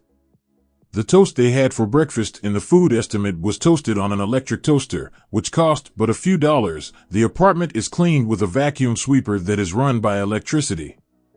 Hot and cold water is available, at all times, in the kitchen and the bathroom. The food is kept cool in a refrigerator that is run by electricity. The wife curls her hair, washes her clothes, and irons them with easily operated electrical equipment on power obtained by sticking a plug in the wall. The husband shaves with an electric shaver, and they receive entertainment from all over the world, 24 hours a day, if they want it, without cost, by merely turning the dial of their radio. There are other conveniences in this apartment, but the foregoing list will give a fair idea of some of the concrete evidences of the freedom we, of America, enjoy. See clothing. Anywhere in the United States, the woman of average clothing requirements can dress very comfortably and neatly for less than $200. $00 a year, and the average man can dress for the same, or less. Only the three basic necessities of food, clothing, and shelter have been mentioned. The average American citizen has other privileges and advantages available in return for modest effort, not exceeding 8 hours per day of labor. Among these is the privilege of automobile transportation, with which one can go and come at will, at very small cost. The average American has security of property rights not found in any other country in the world. He can place his surplus money in a bank with the assurance that his government will protect it and make good to him if the bank fails. If an American citizen wants to travel from one state to another, he needs no passport, no one's permission. He may go when he pleases and return at will. Moreover, he may travel by train, private automobile, bus, airplane, or ship as his pocketbook permits. In Germany, Russia, Italy, and most of the other European and Oriental countries, the people cannot travel with so much freedom and at so little cost. The miracle that has provided these blessings, we often hear politicians proclaiming the freedom of America when they solicit votes, but seldom do they take the time or devote sufficient effort to the analysis of the source or nature of this freedom. Having no axe to grind, no grudge to express, no ulterior motives to be carried out, I have the privilege of going into a frank analysis of that mysterious, abstract, greatly misunderstood something which gives to every citizen of America more blessings, more opportunities to accumulate wealth, more freedom of every nature than may be found in any other country. I have the right to analyze the source and nature of this unseen power, because I know, and have known for more than a quarter of a century, many of the men who organized that power, and many who are now responsible for its maintenance. The name of this mysterious benefactor of mankind is capital. Capital consists not alone of money, but more particularly of highly organized, intelligent groups of men who plan ways and means of using money efficiently for the good of the public and profitably to themselves. These groups consist of scientists, educators, chemists, inventors, business analysts, publicity men, transportation experts, accountants, lawyers, doctors, and both men and women who have highly specialized knowledge in all fields of industry and business. They pioneer, experiment, and blaze trails in new fields of endeavor. They support colleges, hospitals, public schools, build good roads, publish newspapers, pay most of the cost of government, and take care of the multitudinous detail essential to human progress. Stated briefly, the capitalists are the brains of civilization because they supply the entire fabric of which all education, enlightenment, and human progress consists. Money, without brains, always is dangerous. Properly used, it is the most important essential of civilization. The simple breakfast here described could not have been delivered to the New York family at a dime each, or at any other price, if organized capital had not provided the machinery, the ships, the railroads, and the huge armies of trained men to operate them. Some slight idea of the importance of organized capital may be had by trying to imagine yourself burdened with the responsibility of collecting, without the aid of capital, and delivering to the New York City family the simple breakfast described. To supply the tea, you would have to make a trip to China or India, both a very long way from America. Unless you are an excellent swimmer, you would become rather tired before making the round trip. Then, too, another problem would confront you. What would you use for money, even if you had the physical endurance to swim the ocean? To supply the sugar, you would have to take another long swim to Cuba, or a long walk to the sugar beet section of Utah. But even then, you might come back without the sugar, because organized effort and money are necessary to produce sugar, to say nothing of what is required to refine, transport, and deliver it to the breakfast table anywhere in the United States. The eggs you could deliver easily enough from the barnyards near New York City, but you would have a very long walk to Florida and return before you could serve the 2 glasses of grapefruit juice. You would have another long walk to Kansas or one of the other wheat-growing states when you went after the 4 slices of wheat bread. The rippled wheat biscuits would have to be omitted from the menu because they would not be available except through the labor of a trained organization of men and suitable machinery, all of which call for capital. While resting, you could take off for another little swim down to South America, where you would pick up a couple of bananas, and on your return, you could take a short walk to the nearest farm having a dairy and pick up some butter and cream. Then your New York City family would be ready to sit down and enjoy breakfast, and you could collect your 2 dimes for your labor. Seems absurd, doesn't it? Well, the procedure described would be the only possible way these simple items of food could be delivered to the heart of New York City if we had no capitalistic system. The sum of money required for the building and maintenance of the railroads and steamships used in the delivery of that simple breakfast is so huge that it staggers one's imagination. It runs into hundreds of millions of dollars, not to mention the armies of trained employees required to man the ships and trains. But transportation is only a part of the requirements of modern civilization in capitalistic America. Before there can be anything to haul, something must be grown from the ground or manufactured and prepared for market. This calls for more millions of dollars for equipment, machinery, boxing, marketing, and for the wages of millions of men and women. Steamships and railroads do not spring up from the earth and function automatically. They come in response to the call of civilization through the labor and ingenuity and organizing ability of men who have imagination, faith, enthusiasm, decision, and persistence. These men are known as capitalists. They are motivated by the desire to build, construct, achieve, render useful service, earn profits, and accumulate riches. And, because they render service without which there would be no civilization, they put themselves in the way of great riches. Just to keep the record simple and understandable, I will add that these capitalists are the self-same men of whom most of us have heard soapbox orators speak. They are the same men to whom radicals, racketeers, dishonest politicians, and grafting labor leaders refer as the predatory interests, or Wall Street. I am not attempting to present a brief for or against any group of men or any system of economics. I am not attempting to condemn collective bargaining when I refer to grafting labor leaders, nor do I aim to give a clean bill of health to all individuals known as capitalists.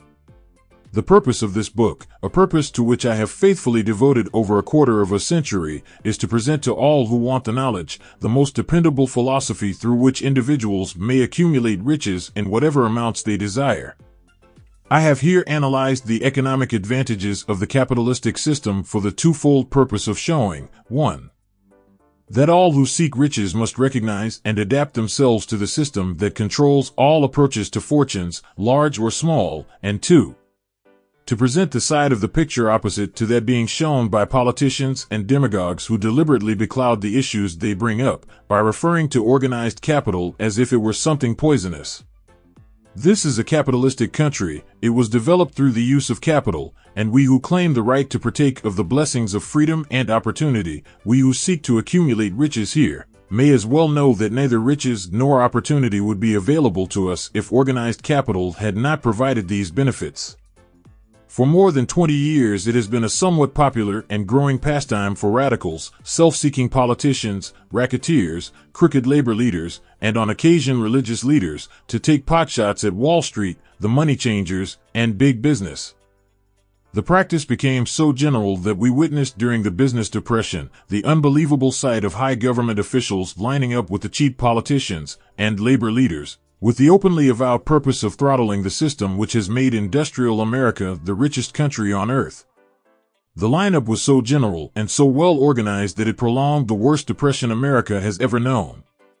It cost millions of men their jobs, because those jobs were inseparably a part of the industrial and capitalistic system which formed the very backbone of the nation.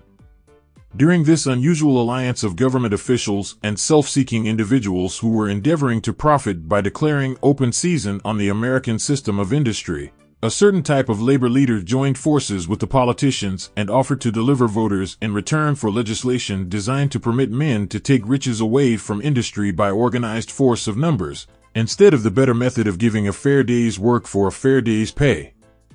Millions of men and women throughout the nation are still engaged in this popular pastime of trying to get without giving.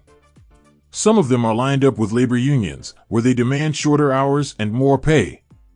Others do not take the trouble to work at all.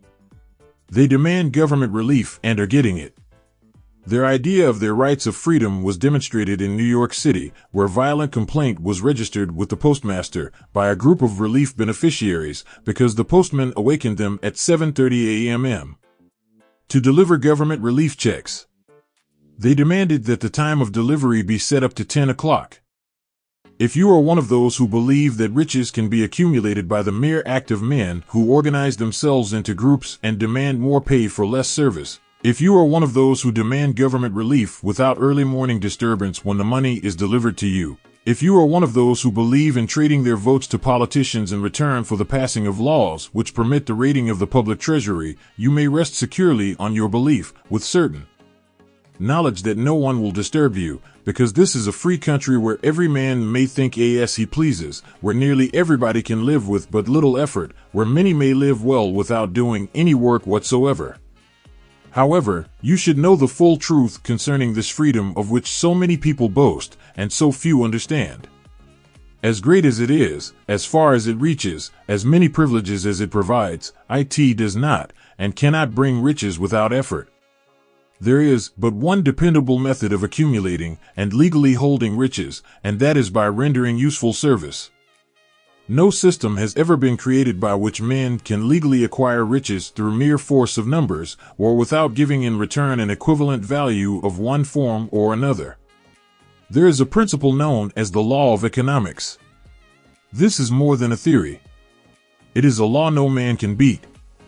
Mark well the name of the principle, and remember it, because it is far more powerful than all the politicians and political machines. It is above and beyond the control of all the labor unions. It cannot be swayed, nor influenced, nor bribed by racketeers or self-appointed leaders in any calling.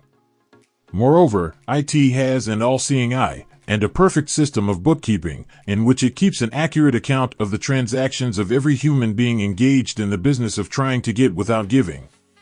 Sooner or later its auditors come around, look over the records of individuals both great and small, and demand an accounting.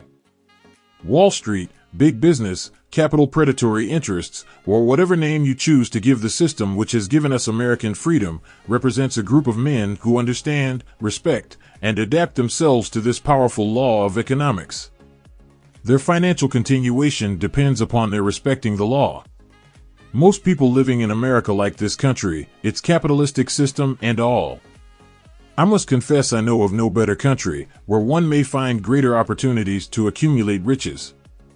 Judging by their acts and deeds, there are some in this country who do not like it. That, of course, is their privilege. If they do not like this country, its capitalistic system, its boundless opportunities, they have the privilege of clearing out. Always there are other countries, such as Germany, Russia, and Italy, where one may try one's hand at enjoying freedom and accumulating riches providing one is not too particular. America provides all the freedom and all the opportunity to accumulate riches that any honest person may require. When one goes hunting for game, one selects hunting grounds where game is plentiful. When seeking riches, the same rule would naturally obtain. If it is riches you are seeking, do not overlook the possibilities of a country whose citizens are so rich that women, alone, spend over $200 million annually for lipsticks, rouge, and cosmetics. Think twice, you who are seeking riches, before trying to destroy the capitalistic system of a country whose citizens spend over $50 million a year for greeting cards, with which to express their appreciation of their freedom. If it is money you are seeking, consider carefully a country that spends hundreds of millions of dollars annually for cigarettes, the bulk of the income from which goes to only 4 major companies engaged in supplying this national builder of nonchalance and quiet nerves. By all means, give plenty of consideration to a country whose people spend annually more than $15 million for the privilege of seeing moving pictures, and toss in a few additional millions for liquor, narcotics, and other less potent soft drinks and giggle waters. Do not be in too big a hurry to get away from a country whose people willingly, even eagerly, hand over millions of dollars annually for football, baseball, and prize fights. And, by all means, stick by a country whose inhabitants give up more than $1 million a year for chewing gum, and another million for safety razor blades. Remember, also, that this is but the beginning of the available sources for the accumulation of wealth. Only a few of the luxuries and non-essentials have been mentioned. But, remember that the business of producing, transporting, and marketing these few items of merchandise gives regular employment to many millions of men and women who receive for their services many millions of dollars monthly, and spend it freely for both the luxuries and the necessities. Especially remember that back of all this exchange of merchandise and personal services may be found an abundance of opportunity to accumulate riches. Here our American freedom comes to one's aid. There is nothing to stop you, or anyone from engaging in any portion of the effort necessary to carry on these businesses. If one has superior talent, training, experience, one may accumulate riches in large amounts. Those not so fortunate may accumulate smaller amounts. Anyone may earn a living in return for a very nominal amount of labor. So, there you are. Opportunity has spread its wares before you. Step up to the front, select what you want, create your plan, put the plan into action, and follow through with persistence. Capitalistic America will do the rest. You can depend upon this much: capitalistic America ensures every person the opportunity to render useful service and to collect riches in proportion to the value of the service. The system denies no one this right, but it does not and cannot promise something for nothing, because the system itself is irrevocably controlled by the law of economics, which neither recognizes nor tolerates for long getting without giving. The law of economics was passed by nature. There is no Supreme Court to which violators of this law may appeal. The law hands out both penalties for its violation and appropriate rewards for its observance, without interference or the possibility of interference by any human being. The law cannot be repealed. It is as fixed as the stars in the heavens, and subject to, and a part of the same system that controls the stars. May one refuse to adapt oneself to the law of economics? Certainly. This is a free country, where all men are born with equal rights, including the privilege of ignoring the law of economics. What happens then? Well, nothing happens until large numbers of men join forces for the avowed purpose of ignoring the law and taking what they want by force. Then comes the dictator, with well-organized firing squads and machine guns. We have not yet reached that stage in America. But we have heard all we want to know about how the system works. Perhaps we shall one be fortunate enough not to demand personal knowledge of so gruesome a reality. Doubtless we shall prefer to continue with our freedom of speech, freedom of deed, and freedom to render useful service in return for riches. The practice, by government officials, of extending to men and women the privilege of raiding the public treasury in return for votes, sometimes results in election, but as night follows day, the final payoff comes, when every penny wrongfully used must be repaid with compound interest on compound interest. If those who make the grab are not forced to repay, the burden falls on their children and their children's children, even unto the third and fourth generations. There is no way to avoid the debt. Men can, and sometimes do, form themselves into groups for the purpose of crowding wages up and working hours down. There is a point beyond which they cannot go. It is the point at which the law of economics steps in, and the sheriff gets both the employer and the employees. For 6 years, from 1929 to 1935, the people of America, both rich and poor, barely missed seeing the old man economics hand over to the sheriff all the businesses and industries and banks. It was not a pretty sight. It did not increase our respect for mob psychology, through which men cast reason to the winds and start trying to get without giving. We who went through those 6 discouraging years, when fear was in the saddle and faith was on the ground, cannot forget how ruthlessly the law of economics exacted its toll from both rich and poor, weak and strong, old and young. We shall not wish to go through another such experience. These observations are not founded upon short-time experience.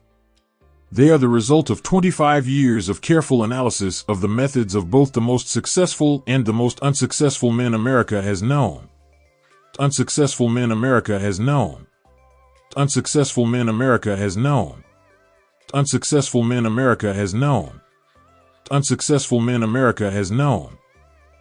Chapter 8 Decision: The Mastery of Procrastination. The 7th step toward riches. Accurate analysis of over 25,000 men and women who had experienced failure disclosed the fact that lack of decision was near the head of the list of the 30 major causes of failure. This is no mere statement of a theory, it is a fact. Procrastination, the opposite of decision, is a common enemy which practically every man must conquer. You will have an opportunity to test your capacity to reach quick and definite decisions when you finish reading this book and are ready to begin putting into action the principles which it describes. Analysis of several hundred people who had accumulated fortunes well beyond the $1 million mark disclosed the fact that every one of them had the habit of reaching decisions promptly and of changing these decisions slowly if and when they were changed. People who fail to accumulate money, without exception, have the habit of reaching decisions, if at all, very slowly, and of changing these decisions quickly and often. One of Henry Ford's most outstanding qualities is his habit of reaching decisions quickly and definitely, and changing them slowly. This quality is so pronounced in Mr. Ford that it has given him the reputation of being obstinate. It was this quality which prompted Mr. Ford to continue to manufacture his famous Model T when all of his advisors and many of the purchasers of the car were urging him to change it. Perhaps Mr. Ford delayed too long in making the change, but the other side of the story is that Mr. Ford's firmness of decision yielded a huge fortune before the change in model became necessary. There is but little doubt that Mr. Ford's habit of definiteness of decision assumes the proportion of obstinacy, but this quality is preferable to slowness in reaching decisions and quickness in changing them. The majority of people who fail to accumulate money sufficient for their needs are, generally, easily influenced by the opinions of others. They permit the newspapers and the gossiping neighbors to do their thinking for them. Opinions are the cheapest commodities on earth. Everyone has a flock of opinions ready to be wished upon anyone who will accept them. If you are influenced by opinions when you reach decisions, you will not succeed in any undertaking, much less in that of transmuting your own desire into money. If you are influenced by the opinions of others, you will have no desire of your own. Keep your own counsel when you begin to put into practice the principles described here, by reaching your own decisions and following them. Take no one into your confidence, except the members of your mastermind group, and be very sure in your selection of this group that you choose only those who will be in complete sympathy and harmony with your purpose. Close friends and relatives, while not meaning to do so, often handicap one through opinions and sometimes through ridicule, which is meant to be humorous. Thousands of men and women carry inferiority complexes with them all through life, because some well-meaning, but ignorant person destroyed their confidence through opinions or ridicule. You have a brain and mind of your own. Use it and reach your own decisions. If you need facts or information from other people to enable you to reach decisions, as you probably will in many instances, acquire these facts or secure the information you need quietly without disclosing your purpose. It is characteristic of people who have but a smattering or a veneer of knowledge to try to give the impression that they have much knowledge. Such people generally do too much talking and too little listening. Keep your eyes and ears wide open and your mouth closed if you wish to acquire the habit of prompt decision. Those who talk too much do little else. If you talk more than you listen, you not only deprive yourself of many opportunities to accumulate useful knowledge, but you also disclose your plans and purposes to people who will take great delight in defeating you because they envy you. Remember, also, that every time you open your mouth in the presence of a person who has an abundance of knowledge, you display to that person your exact stock of knowledge, or your lack of it. Genuine wisdom is usually conspicuous through modesty and silence. Keep in mind the fact that every person with whom you associate is, like yourself, seeking the opportunity to accumulate money. If you talk about your plans too freely, you may be surprised when you learn that some other person has beaten you to your goal by putting into action ahead of you the plans of which you talked unwisely. Let one of your first decisions be to keep a closed mouth and open ears and eyes. As a reminder to yourself to follow this advice, it will be helpful if you copy the following epigram in large letters and place it where you will see it daily. Tell the world what you intend to do, but first show it. This is the equivalent of saying that deeds, and not words, are what count most. Freedom or death on a decision. The value of decisions depends upon the courage required to render them. The great decisions, which served as the foundation of civilization, were reached by assuming great risks, which often meant the possibility of death. Lincoln's decision to issue his famous Proclamation of Emancipation, which gave freedom to the colored people of America, was rendered with full understanding that his act would turn thousands of friends and political supporters against him. He knew, too, that the carrying out of that proclamation would mean death to thousands of men on the battlefield. In the end, it cost Lincoln his life. That required courage. Socrates' decision to drink the cup of poison, rather than compromise in his personal belief, was a decision of courage. It turned time ahead 1,000 years, and gave to people then unborn the right to freedom of thought and of speech. The decision of Gen. Robert E. Lee, when he came to the parting of the way with the Union, and took up the cause of the South, was a decision of courage, for he well knew that it might cost him his own life, that it would surely cost the lives of others. But the greatest decision of all time, as far as any American citizen is concerned, was reached in Philadelphia, July 4, 1776, when 56 men signed their names to a document which they well knew would bring freedom to all Americans, or leave every one of the 56 hanging from a gallows. You have heard of this famous document, but you may not have drawn from it the great lesson and personal achievement it so plainly taught. We all remember the date of this momentous decision, but few of us realize what courage that decision required. We remember our history, as it was taught. We remember dates, and the names of the men who fought. We remember Valley Forge and Yorktown. We remember George Washington and Lord Cornwallis. But we know little of the real forces back of these names, dates, and places. We know still less of that intangible power, which ensured us freedom long before Washington's armies reached Yorktown. We read the history of the Revolution, and falsely imagined that George Washington was the father of our country, that it was he who won our freedom, while the truth is, Washington was only an accessory after the fact, because victory for his armies had been ensured long before Lord Cornwallis surrendered. This is not intended to rob Washington of any of the glory he so richly merited. Its purpose, rather, is to give greater attention to the astounding power that was the real cause of his victory. It is nothing short of tragedy that the writers of history have missed, entirely, even the slightest reference to the irresistible power which gave birth and freedom to the nation destined to set up new standards of independence for all the peoples of the earth.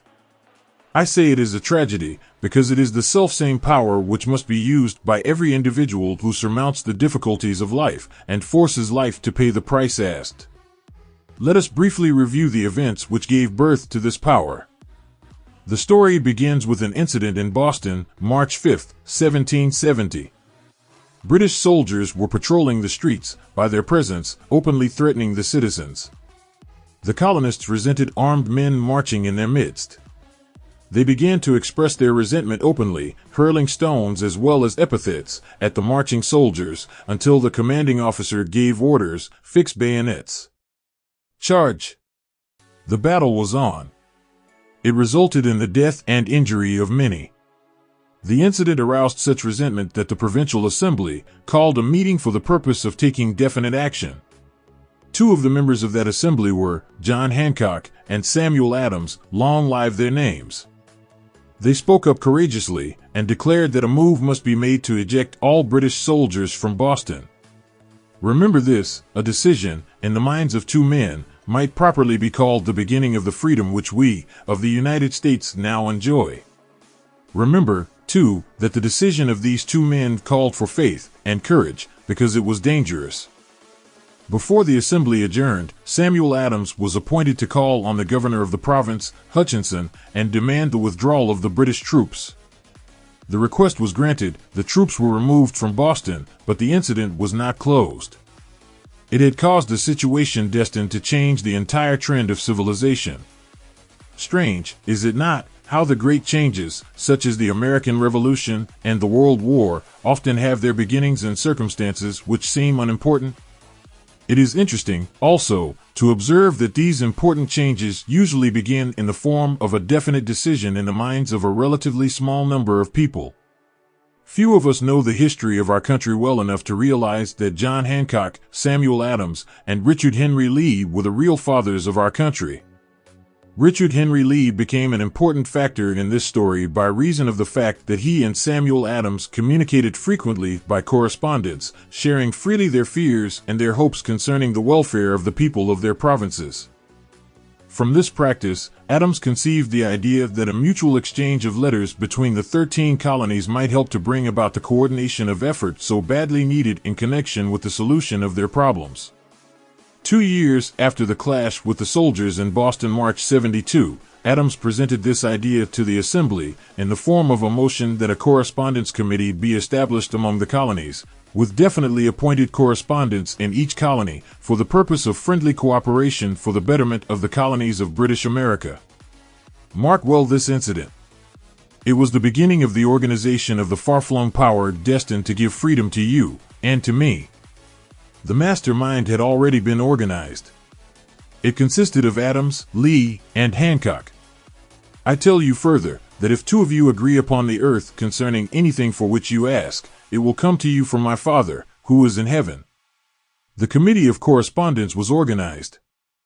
Observe that this move provided the way for increasing the power of the mastermind by adding to it men from all the colonies. Take notice that this procedure constituted the first organized planning of the disgruntled colonists. In union there is strength. The citizens of the colonies had been waging disorganized warfare against the British soldiers through incidents similar to the Boston riot, but nothing of benefit had been accomplished. Their individual grievances had not been consolidated under one mastermind. No group of individuals had put their hearts, minds, souls, and bodies together in one definite decision to settle their difficulty with the British once and for all, until Adams, Hancock, and Lee got together. Meanwhile, the British were not idle.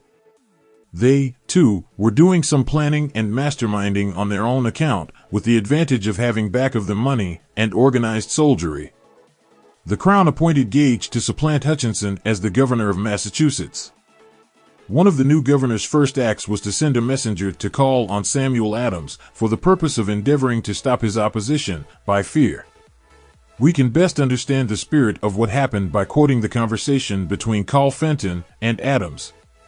Carl Fenton, I have been authorized by Governor Gage to assure you, Mr. Adams, that the governor has been empowered to confer upon you such benefits as would be satisfactory, upon the condition that you engage to cease in your opposition to the measures of the government.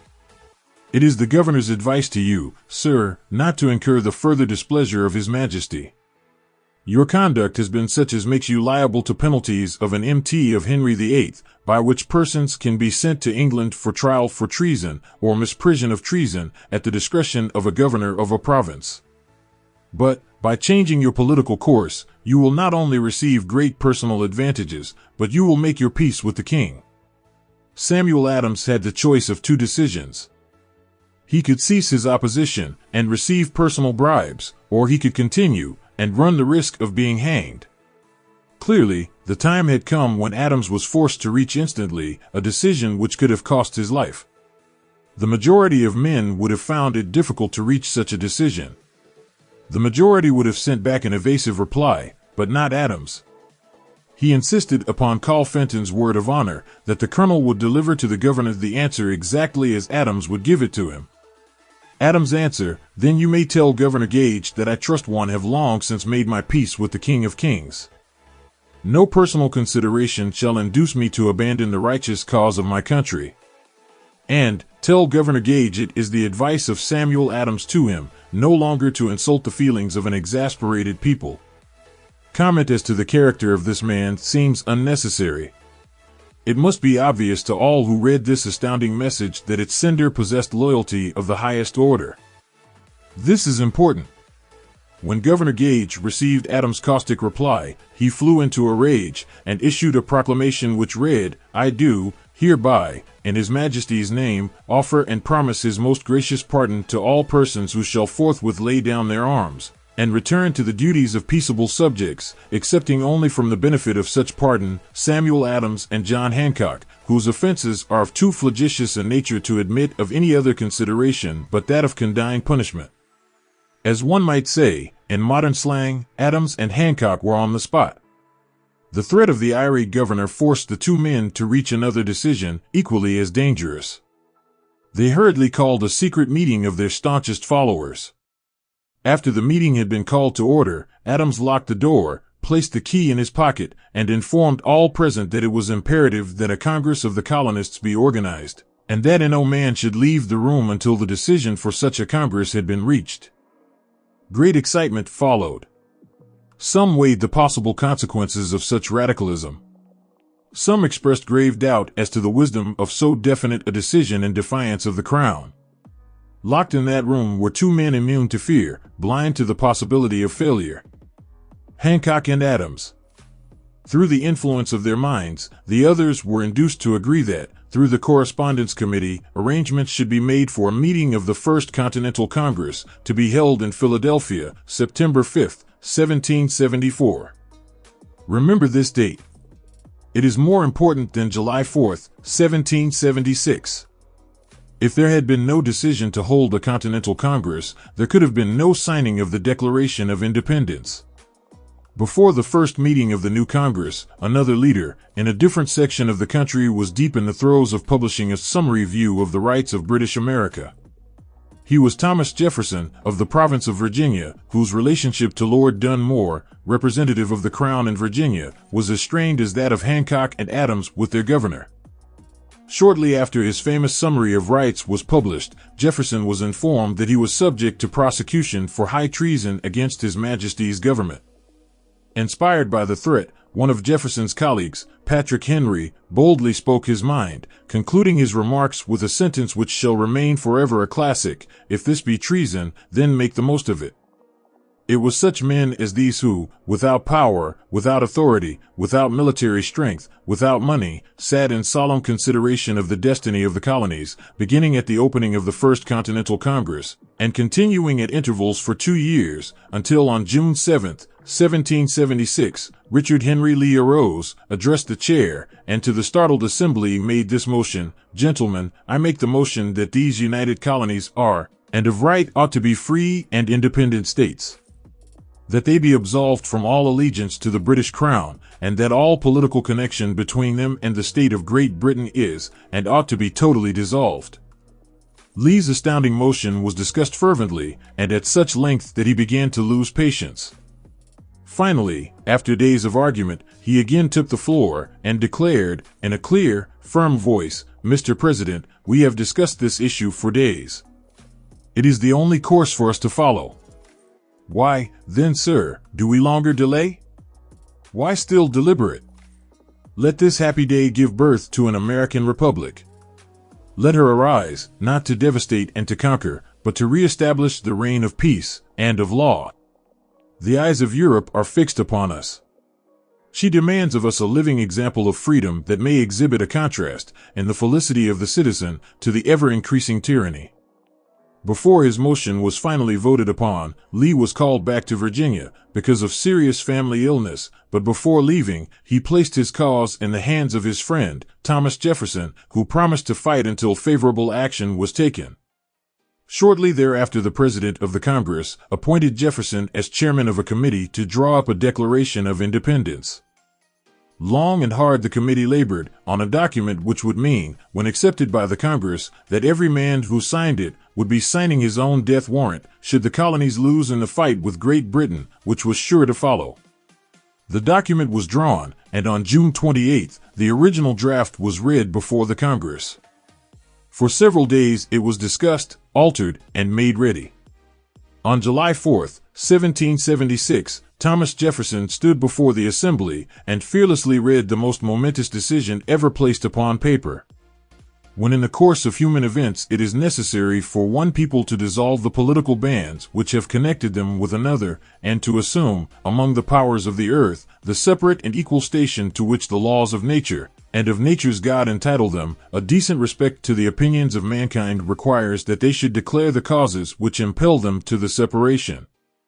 When Jefferson finished, the document was voted upon, accepted, and signed by the 56 men, every one staking his own life upon his decision to write his name. By that decision came into existence a nation destined to bring to mankind forever the privilege of making decisions. By decisions made in a similar spirit of faith, and only by such decisions, can men solve their personal problems and win for themselves high estates of material and spiritual wealth. Let us not forget this. Analyze the events which led to the Declaration of Independence, and be convinced that this nation, which now holds a position of commanding respect and power among all nations of the world, was born of a decision created by a mastermind, consisting of 56 men. Note well the fact that it was their decision which ensured the success of Washington's armies, because the spirit of that decision was in the heart of every soldier who fought with him, and served as a spiritual power which recognizes no such thing as failure. Note, also, that the power which gave this nation its freedom is the selfsame power that must be used by every individual who becomes self-determining.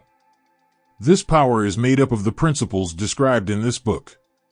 It will not be difficult to detect, in the story of the Declaration of Independence, at least 6 of these principles: desire, decision, faith, persistence, the mastermind, and organized planning. Throughout this philosophy will be found the suggestion that thought, backed by strong desire, has a tendency to transmute itself into its physical equivalent. Before passing on, I wish to leave with you the suggestion that one may find in this story, and in the story of the organization of the United States Steel Corporation, a perfect description of the method by which thought makes this astounding transformation. In your search for the secret of the method, do not look for a miracle, because you will not find it. You will find only the eternal laws of nature. These laws are available to every person who has the faith and the courage to use them. They may be used to bring freedom to a nation, or to accumulate riches. There is no charge save the time necessary to understand and appropriate them. Those who reach decisions promptly and definitely know what they want and generally get it. The leaders in every walk of life decide quickly and firmly. That is the major reason why they are leaders. The world has the habit of making room for the man whose words and actions show that he knows where he is going. Indecision is a habit which usually begins in youth. The habit takes on permanency as the youth goes through graded school, high school, and even through college, without definiteness of purpose. The major weakness of all educational systems is that they neither teach nor encourage the habit of definite decision. It would be beneficial if no college would permit the enrollment of any student unless and until the student declared his major purpose in matriculating. It would be of still greater benefit if every student who enters the graded schools were compelled to accept training in the habit of decision and forced to pass a satisfactory examination on this subject before being permitted to advance in the grades. The habit of indecision acquired because of the deficiencies of our school systems goes with the student into the occupation he chooses. If, in fact, he chooses his occupation. Generally, the youth just out of school seeks any job that can be found. He takes the first place he finds, because he has fallen into the habit of indecision. 98 out of every 100 people working for wages today are in the positions they hold because they lack the definiteness of decision to plan a definite position and the knowledge of how to choose an employer. Definiteness of decision always requires courage, sometimes very great courage. The 56 men who signed the Declaration of Independence staked their lives on the decision to affix their signatures to that document. The person who reaches a definite decision to procure the particular job and make life pay the price he asks does not stake his life on that decision, he stakes his economic freedom. Financial independence, riches, desirable business, and professional positions are not within reach of the person who neglects or refuses to expect, plan, and demand these things.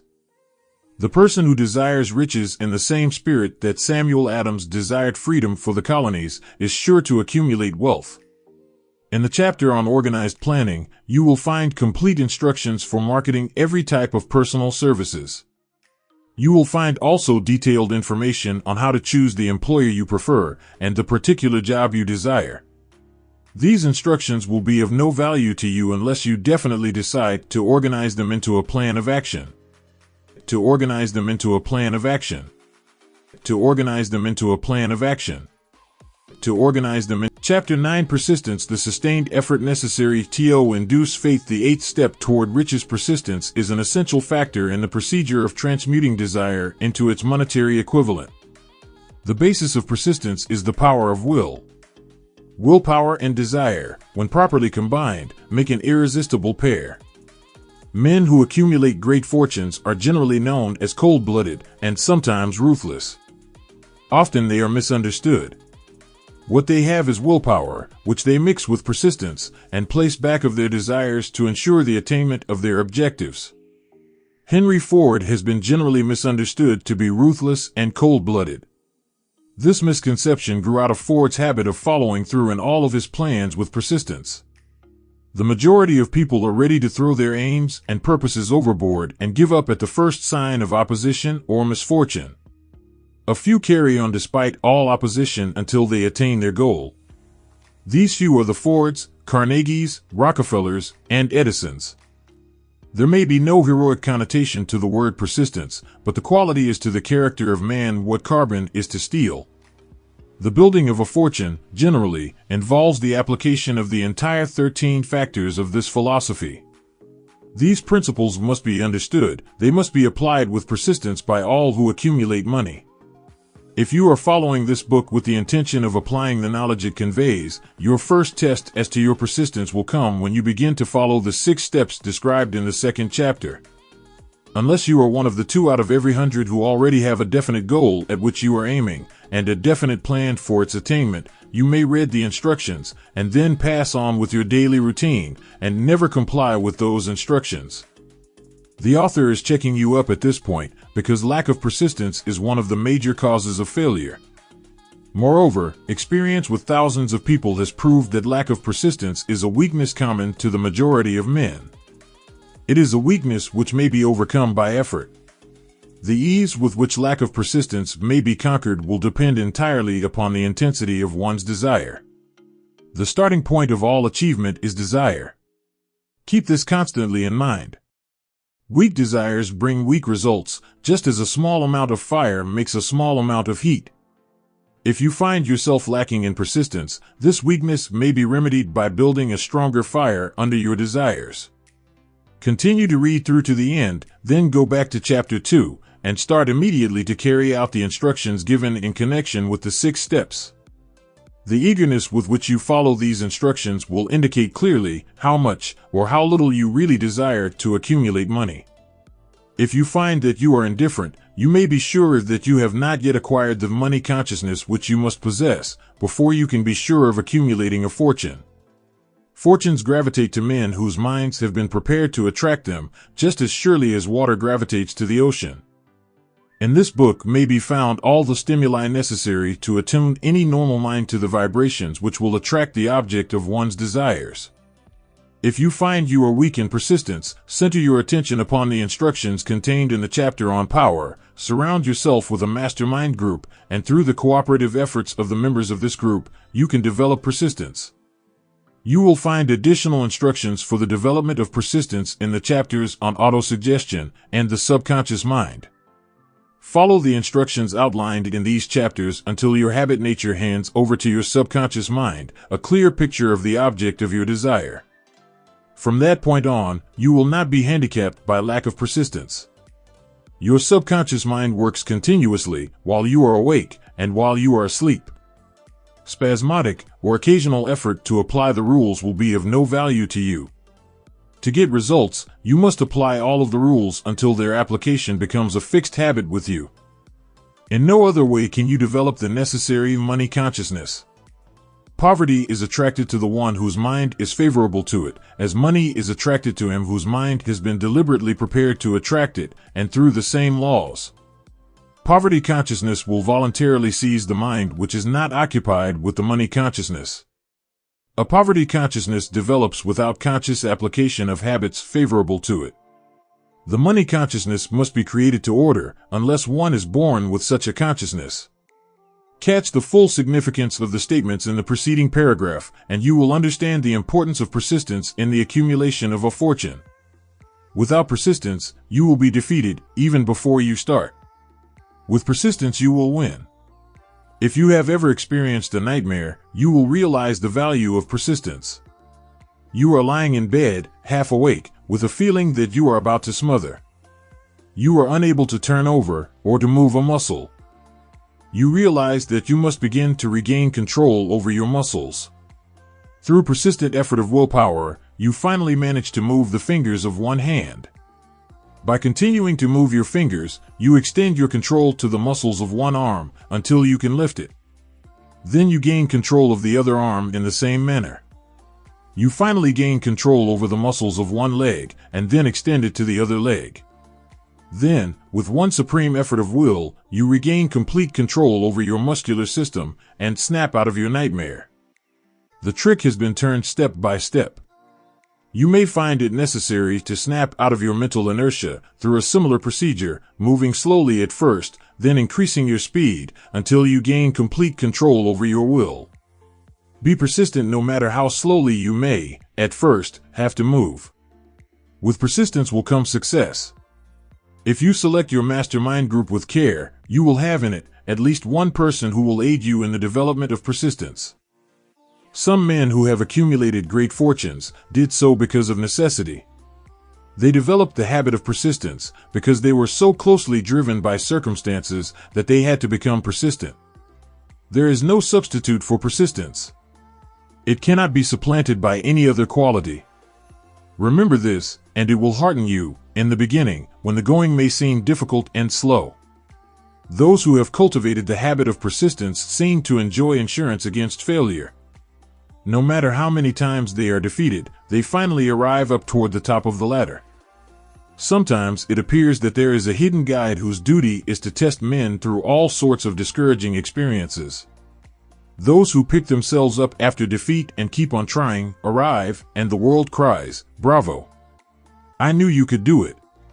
The hidden guide lets no one enjoy great achievement without passing the persistence test. Those who can't take it simply do not make the grade. Those who can take it are bountifully rewarded for their persistence. They receive, as their compensation, whatever goal they are pursuing. That is not all. They receive something infinitely more important than material compensation, the knowledge that every failure brings with it the seed of and equivalent advantage. There are exceptions to this rule. A few people know from experience the soundness of persistence. They are the ones who have not accepted defeat as being anything more than temporary.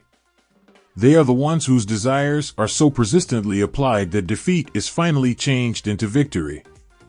We who stand on the sidelines of life see the overwhelmingly large number who go down in defeat, never to rise again. We see the few who take the punishment of defeat as an urge to greater effort. These, fortunately, never learn to accept life's reverse gear. But what we do not see, what most of us never suspect of existing, is the silent but irresistible power which comes to the rescue of those who fight on in the face of discouragement. If we speak of this power at all, we call it persistence, and let it go at that. One thing we all know, if one does not possess persistence, one does not achieve noteworthy success in any calling. As these lines are being written, I look up from my work and see before me, less than a block away, the great mysterious Broadway, the graveyard of dead hopes, and the front porch of opportunity. From all over the world people have come to Broadway, seeking fame, fortune, power, love, or whatever it is that human beings call success. Once in a great while someone steps out from the long procession of seekers, and the world hears that another person has mastered Broadway. But Broadway is not easily nor quickly conquered. She acknowledges talent, recognizes genius, pays off in money, only after one has refused to quit. Then we know he has discovered the secret of how to conquer Broadway. The secret is always inseparably attached to one word: persistence. The secret is told in the struggle of Fannie Hurst, whose persistence conquered the Great White Way. She came to New York in 1915 to convert writing into riches. The conversion did not come quickly, but it came. For 4 years, Miss Hurst learned about the sidewalks of New York from first-hand experience. She spent her days laboring and her nights hoping. When hope grew dim, she did not say, "All right, Broadway, you win." She said, "Very well, Broadway, you may whip some, but not me. I'm going to force you to give up." One publisher sent her 36 rejection slips before she broke the ice and got a story across. The average writer, like the average in other walks of life, would have given up the job.